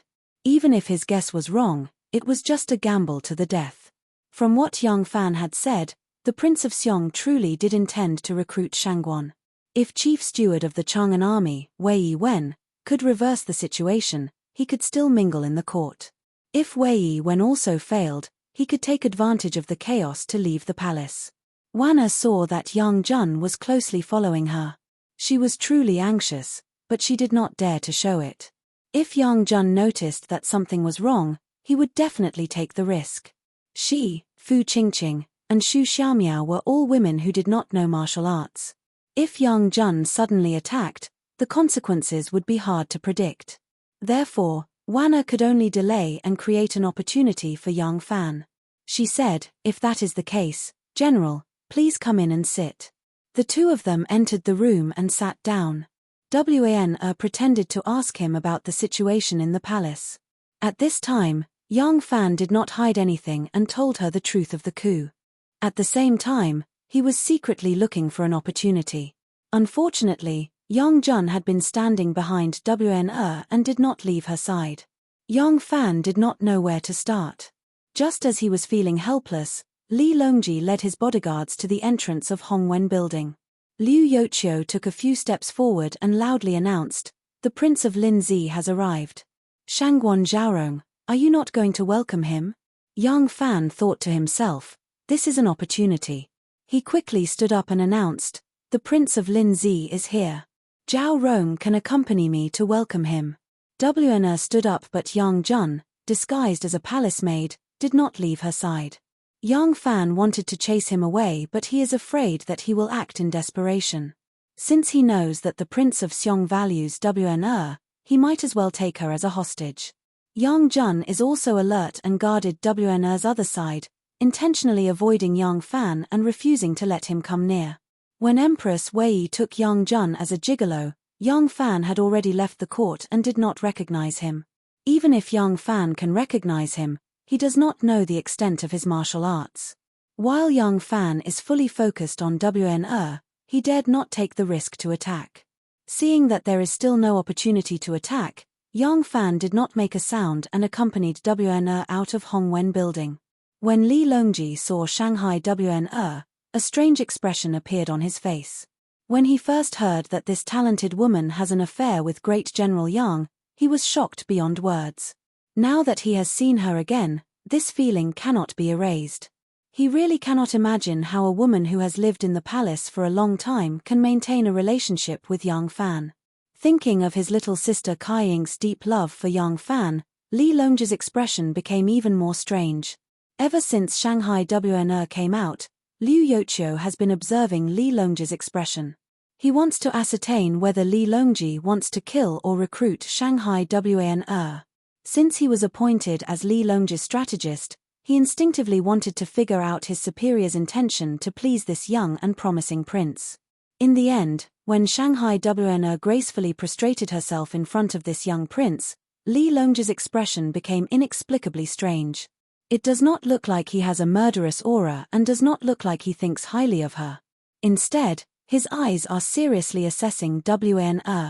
Liu Yochio's heart skipped a beat and a bold idea popped into his head. Could it be that Prince has feelings for Shangguan Zhaorong? Liu Yochio subconsciously looked at Shanghai Wan. Her figure is lithe and graceful, her features pretty. Her facial features and posture are actually maintained as a 20-year-old girl. It is said that men who lost their mothers at a young age are usually in love with older and more beautiful women. Could it be that Prince, Liu Yochio secretly muttered to himself. Shanghai Wan gracefully prostrated herself and greeted. Subject Shanghai Wan pays her respects to Prince Lin Zi. Li Longji recalled his earlier agreement with Yang Fan. His face turned solemn and he coldly questioned, "Which crime are you guilty of?" Shanghai Wan lowered her head and replied, "Empress Wei is in power and has committed perverse acts. All the edicts were issued by Wan. Wan is a traitor and has let down the late emperor's expectations. This is a serious crime." Liu Yochio guessed that he has already understood Li Longji's intentions. From his expression, it does not look like he is truly angry. He thought that he has guessed Li Longji's true intentions. Prince is using his authority to subdue Shangguan Zhaorong. Thinking about this, Liu Yochio hurriedly stepped forward and pleaded, "Prince, please do not be angry. Shangguan Zhaorong is only drafting the edicts according to Her Majesty's wishes. Although the edicts are issued by Shangguan Zhaorong, they are in fact from Her Majesty. From this subject's point of view, Shangguan Zhaorong's crime is not punishable by death. She can atone for her crimes by meritorious deeds." Li Longji coldly glared at him. Liu Yochio quickly shut his mouth and thought, "Oh no, could I have guessed Prince's intentions wrongly?" When Yang Fan had been paying his respects to Li Longji, he had been secretly watching the palace made with the strange identity. At this time, he could see that it was a man and guessed that Wan had been kidnapped. However, that person had also knelt along with Wan and there was a small sapling between them. Yang Fan was not certain. What Yang Fan needed now was a chance to act. Seeing that person's defenses were tight, he said, "Prince, this subject has just chatted with Shangguan Zhaorong and understands Zhaorong's difficulties. Prince, please enter the room and take a seat of honor. This subject will report to you one by one." Li Longji raised an eyebrow and looked in surprise at Yang Fan. He thought, "What are you doing? Didn't you tell me to have Shangguan Zhaorong commit suicide for the crime of being a traitor to Wei the moment I see her? Now you want me to enter the room to discuss something?" Li Longji hesitated for a moment but still agreed. He said to Liu Yochio and the others, "You all wait here." He then walked towards Hong Wenguan. Yang Fan and Wan followed closely behind. Yang Jun also stood up. On his left was Fu Qingqing, and on his right was Xu Xiaosao. They entered together. Yang Fan and Shangguan Wan followed behind Li Longji. As they entered the main hall and turned to their seats, Yang Fan's foot suddenly moved backward and touched the tip of Xu Xiaomiao's boot. His movement was hidden under his robe, and no one else could see it. Xu Xiaomiao was caught off guard and fell on his back with a cry of "Aya!" Yang Jun had been following closely behind Wan. As soon as Xu Xiaosao fell, he was immediately alarmed. He turned his head and saw that Xu Xiaosao had slipped and lost his footing. The energy that he had accumulated dissipated. Yang Fan took the opportunity to turn his head in surprise. His eyes were on Yang Fan. He saw Yang Fan's shoulder tighten and then relax. Taking advantage of the moment when his energy was dissipated, Yang Fan made a decisive move. He spun his body and fiercely punched towards Yang Fan's ribs. Yang Fan had been accumulating energy for a long time. Now that he had finally found an opportunity, how could he be merciful? He punched out and heard a catcher sound. Yang Jun was sent flying through the air by this punch. He fell more than 3 jong away and hit a pillar before falling heavily onto the green brick floor. As soon as Yang Fan punched out, he couldn't stop himself from giving a muffled grunt. He felt the bones in his palm were about to crack. The pain was unbearable. He was shocked. Could it be that this fellow has practiced some kind of defensive martial arts like the Golden Bell Shield? Why is this punch like iron and stone? How could Yang Jun have such a high level of martial arts? His martial arts were admittedly not bad, but compared to Yang Fan, he was still far from it. The main reason Lu Binji chose him to enter the palace was because of his good looks. Lu Binji was not sure what kind of man Empress Wei would like, so he chose Ma Qingke, who didn't know any martial arts, but had an elegant and graceful bearing. He also chose the handsome and masculine Yang Jun. Lu Binji's skill was inferior to Yang Fan's, and he was bending his knees to conceal his height. When Yang Fan suddenly attacked, he had no way to dodge. However, even though Yang Fan's punch was fierce and could have broken at least 3 of his ribs, it shouldn't have sent him flying so far. However, he had a sharp blade hidden under his robe. Yang Fan's punch just happened to hit the blade. This punch was too tyrannical, it actually broke the blade, and the broken blade cut Yang Jun's ribs. Yang Jun was sent flying by the punch and hit heavily on the pillar before falling to the ground. With a WA sound, he spat out a mouthful of blood.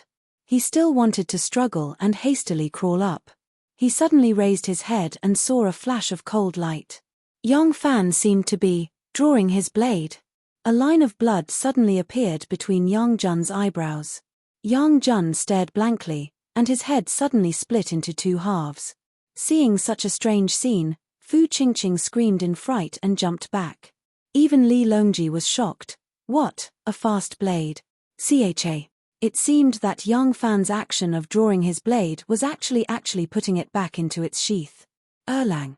Wnr cried tears of joy and threw herself into Yang Fan's embrace. This coup was completely different from the one in the Dragon God's coup. There was no response from the imperial court, and no response from the palace.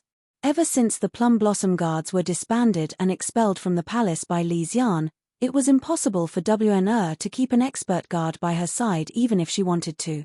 Moreover, according to the plan, as long as Yang Fan and the others could successfully enter the palace, he would immediately rush over. Who would have thought that something like this would happen? Seeing that she was about to get rid of this identity and no longer have to be accompanied by official documents, henceforth she would support her husband and teach her children, living a happy life. How could Wnr not be afraid of this sudden change? It was only at this moment that she felt relieved. After throwing herself into Yang Fan's embrace, she was already crying tears of joy. In the courtyard, Liu Yoqiu heard a cry of surprise from inside and couldn't help but be shocked. Quick, protect the royal prince. Then he led his men and rushed inside. Li Longji had already understood something, but he was afraid that more people would know about Wnr and Yang Fan, so he immediately shouted, "Guard outside." After shouting, Li Longji frowned and said to Yang Fan, "Grand General, what is going on?" Li Longji's shout stopped Liu Yoqiu. Liu Yoqiu was full of doubts, but he didn't dare to disobey. After about the time it takes for 2 incense sticks to burn, Li Longji slowly walked out of Hong Wenguan and said lightly, "Shangguan clan attached themselves to Wei clan, their crime cannot be pardoned. They have already been executed. Collect her corpse." Liu Yoqiu was shocked. He didn't expect Li Longji to be so decisive in killing. His heart trembled and he respectfully complied. When he walked into the hall, he saw a pool of blood on the floor, and a corpse had already been wrapped in a straw mat and tied up properly. Yang Fan stood at the side and comforted Fu Qingqing and the other 3 palace maids. "You don't have to worry, the royal prince only executes the main culprit, he won't implicate the innocent. Come with me, once the palace is settled, you can go or stay as you please." Liu Yoqiu waved his hand and said, "Someone, come and carry the corpse away." 2 imperial guards responded and went to carry the straw mat. One of them moved it up and a pair of big feet appeared in the straw mat, wearing men's boots. Liu Yoqiu was shocked and quickly shouted, "Stop." Liu Yoqiu turned his head and looked at the 3 palace maids who were following behind Yang Fan. He saw one of them walking quickly with her head lowered. That posture seemed. Liu Yoqiu didn't dare to make a sound, and quickly turned his head back, thinking, As expected, the royal prince is interested in Shangguan Zhaorong. This time, Shangguan Zhaorong will probably have to change her name and be taken by the royal prince as a concubine to fill the inner palace. Liu Yoqiu hurriedly went to the window and pulled down 2 curtains, blocking the head and tail of the mat. Only then did he let out a sigh of relief, thinking, "Oh, that Juyi of mine is a young and beautiful widowed woman. Since the royal prince has this kind of hobby, why don't I find a chance to introduce her?" Chapter 1202. At 1:45 watch, Ji Fushan killed Wei Bo, Wei Zhuo, and Jiao Chong. At the same time, Chu Kuanga and Ma Qiao of the 10,000 cavalry camp attacked Wei Xian and Wei Jie, taking control of the flying cavalry and the 10,000 cavalry. At the 3rd watch, the 10,000 cavalry and the flying cavalry simultaneously set out for the palace. The flying cavalry attacked Xuanda Gate, the 10,000 cavalry attacked Jiao Gate, and Li Longji moved from the Forbidden Garden to Xuanwu Gate. At the 4th watch, Empress Wei and Le, Wu Yanxiu, and Shanghai Wana were beheaded, and Li Longji moved to Taiji Palace. Soon after, the purge of the Wei clan's faction began throughout the city. The Crown Prince's Grand Protector, the 3rd rank of the Hall of Governmental Affairs, and the Chief Steward of the Chang'an Army, Wei Wen, jumped over the wall when his front and rear gates were attacked at the same time. He fled in panic to the north gate of the East Market, where he was shot to death by his pursuers. Chu Ku of the Hall of Governmental Affairs took advantage of the night to escape from his home. He disguised himself as a peddler and led a donkey to hide in a small alley. At daybreak, he snuck out of the alley with the intention of escaping from Chang'an through Tonghua Gate. In the end, because he hid too much gold and silver in his pouch, he was discovered by the imperial guards of the southern Yamen and beheaded on the spot. Zhong Jinqing, Zhao Elwen, and the other Wei clan members were all beheaded in their homes. Prime Minister Wei Juyuan, who was already 80 years old, was also assassinated by the flying cavalry on the middle steps of his mansion because he was affiliated with the Wei clan. The chief secretary Li Yong had married Empress Wei's widowed sister, and the imperial censor Do Tsongi had married Empress Wei's wet nurse. They usually boasted about this to others, but when they heard of the shocking change in the palace and Empress Wei's execution, they decisively killed their wives and rushed to the Prince of Xiong's estate with their heads, hoping to survive. By daybreak, the purge in the city was nearing its end.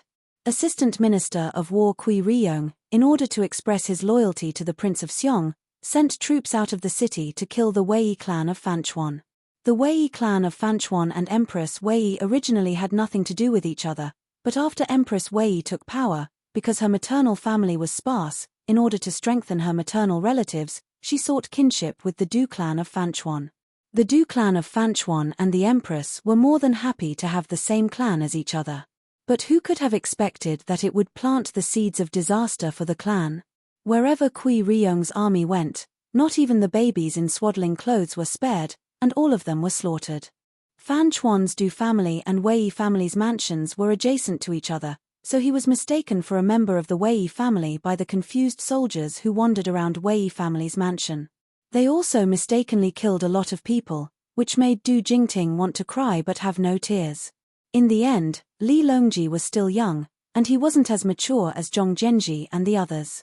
He hadn't killed many people in the Dragon God's coup last time, and the heads hanging on Vermilion Bird Avenue were only the 5 Zhong brothers.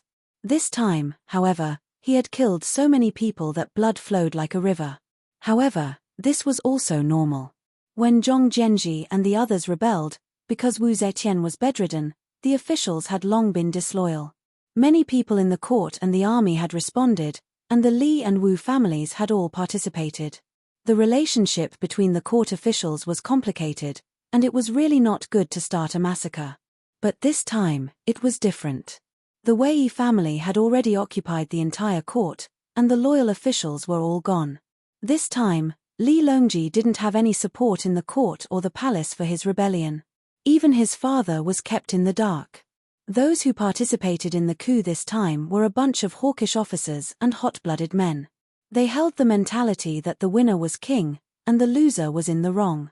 Since they had succeeded, they could only carry out a massacre to purge the old party and meet the political needs of building a new dynasty. It was just that once the plan was implemented, The subordinates would always flatter their superiors even more, and in the end, the scale of the purge far exceeded the intentions of the initiators. The cruelty of this great purge was far worse than what Li Longji wanted. Most of the officials lived in the northern and eastern parts of the city, and their mansions were adjacent to each other. When they saw the bloody massacre, they couldn't help but be terrified. As a result, when it was time for morning court, although the officials who were lucky enough to survive gathered at the palace, they only knelt in fear. Not a single one of them dared to enter the palace. If the officials couldn't attend court today, it would be a big mess. If the news spread, how could the world believe that this coup was a righteous move that conformed to the will of heaven and the will of the people? Li Longji panicked and hurriedly sent people to urge them again and again, promising that they would be safe. However, the officials were still afraid and didn't dare to move. For a moment, Li Longji was also dumbfounded. Did he have to send troops to arrest them and bring them into the palace? That wouldn't be appropriate. There were countless people of Chang'an watching outside. If the officials had to arrest them to go to court, they would still lose face. The capital was not like other places. In small places, a county magistrate could make the people tremble with fear. But the capital was an important place, and there were many civil and military officials. The people of Chang'an were used to it, so they were not afraid. They all gathered there to watch the show. Only then did Li Longji realize that the massacre had gone too far. For a moment, he couldn't think of a way to comfort the officials. It was Liu Youqiu who came up with a plan. Why don't you go to the Prince of Xiong's residence and ask your father to come forward? The Prince of Xiong is a person of virtue and prestige. If he comes forward, the officials will definitely be reassured. Li Longji suddenly understood. At the beginning, he didn't want his father to come forward because he knew that his father was indifferent and didn't care for power. He was worried that his father wouldn't accept his nephew's abdication of the throne, so he wanted the officials to go to court and force Li Zhongmao to abdicate. Once this was established, he would lead the civil and military officials to welcome his father's ascension. Now that the situation was out of control, he could only ask his father to clean up the mess. The cavalry was like a dragon, escorting Li Longji straight to the Prince of Xiong's residence. There were more than 1,000 retainer knights. At this time, Chang'an was in turmoil. No one could guarantee that the remnants of the Wei clique could be completely purged in such a short time, so Li Longji naturally had to be especially careful about his safety. The front of the Prince of Xiong's residence was currently empty. There wasn't a single servant, and the cinnabar gate was tightly shut, not even a crack visible. 2 people were kneeling on the stone steps in front of the gate. One was Secretary Li Yong, the other was Imperial Censor Do Tsongi. The 2 of them had their heads bowed to the ground, not even daring to raise them. However, if one were to get a closer look, one would assuredly be shocked, because there was actually a head placed in front of each of them. The head in front of Li Yong had a head of black hair. Although the head looked rather frightening when placed on the ground, if one looked carefully, one would realize that this head had been quite beautiful when she was alive. She was Empress Wei's younger sister. The head in front of Do Tsongi was that of a white-haired old woman, her face covered in wrinkles. This was Empress Wei's wet nurse, now more than 60 years old. Do Tsongi was only a little over 50. After his wife passed away, given his status, he could have married a beautiful woman. However, in order to curry favor with the Wei clan, he had actually taken Empress Wei's wet nurse as his wife, taking pride in it. Now that he was kowtowing to the ground, he didn't know if he regretted it or not. Empress Wei's party had already been slaughtered to pieces, but these 2 were lucky enough not to die. This was all because this was the Prince of Xiong's estate. Those who had been ordered to exterminate the remnants of the Wei clan's party did not dare to use weapons to kill in front of the Prince of Xiong's estate. When Li Longji was still several dozen zhong from the gate of the Prince of Xiong's estate, he dismounted and walked forward, accompanied by 10 some imperial guards. Upon hearing these footsteps, Li Yong and Do Tsongi did not dare to raise their heads, their bodies even lower. Li Longji ignored them and strode up to the gate of the estate. He picked up the brass beast collar and began to knock on it. After a while, the gatekeeper asked, "Who is knocking?" Li Longji loudly replied, "Quickly report to my father. Tell him that San Lang requests an audience." After a pause, the somewhat timid voice replied, San Langjun, forgive me. Our Lang already knows of San Longjuan's actions. Our Lang has declared that he will never see San Lang. Li Longji stared blankly for a moment, then loudly said, Longji's actions are all for the sake of Li Tang's country. Go and report to my father. Tell him that San Lang has an important military matter and earnestly requests father to see him. This time, the gatekeeper's voice could be heard through the crack in the door. It seemed like he was trying to talk through the crack. The man humbly said, San Lang Jun, our Lang personally ordered that no matter what happens, he will not see you. San Lang Jun must not make things difficult for this lowly one. Our Lang is currently in a state of rage. This lowly one does not dare to reply. Li Longji clenched his teeth and suddenly turned around. He took 3 steps, then turned around and knelt down at the bottom of the stone steps. When the guards who had come with him saw this, they also hurriedly knelt down with him. Li Longji loudly said, Father, San Lang has done great things and caused father to be unjust. This is San Lang's fault. No matter how father punishes him, San Lang is willing to accept the punishment. However, the traitor Wei has been eliminated and the entire world is watching. I hope that father can think of the country of our ancestors and come forward to maintain the situation. San Lang pays his respects here. If father does not see San Lang will not rise. There was still no movement from inside the door. Li Longji also acted up and knelt there without moving. After the time it takes for 3 incense sticks to burn, there was still no movement from the Prince of Xiong's estate. However, there was a commotion at the end of the long alley. The imperial guards parted to the sides, opening a path for an ox carriage to slowly drive over. One of the guards kneeling behind Li Longji turned his head to look. When he saw the characters on the carriage, his expression immediately lit up. He hastily crawled 2 steps forward and whispered, Your Highness, look. Princess Taiping is here. When Li Longji heard this, he could not help but be overjoyed. He turned his head and sure enough, he saw 2 old oxen leisurely walking over, pulling a luxurious light carriage. The carriage stopped in front of the Prince of Xiong's estate. The coachman jumped down and put down the steps. The carriage door opened and Princess Taiping, dressed in splendid attire, gracefully like a tender and beautiful peony, slowly walked down from the carriage. Li Longji turned around and bowed his head, saying, San Lang pays his respects to aunt. Princess Taiping gave him a slight nod. Without stopping, she ascended the stone steps and shouted towards the door, I am Taiping and wish to see my royal brother. Open the door. Hurried footsteps could be heard from inside, presumably someone rushing inside to report. After a while, the hurried footsteps returned and the gate of the Prince of Xiong's estate opened with a bang. Li Dan, dressed in the robes of the Swallow residence, hurriedly came out to greet her. Lingyu, why have you come? Princess Taiping saw that he had arrived but ignored him. Instead, she turned around and raised her hand to help Li Longji up, amiably saying, San Lang, please rise.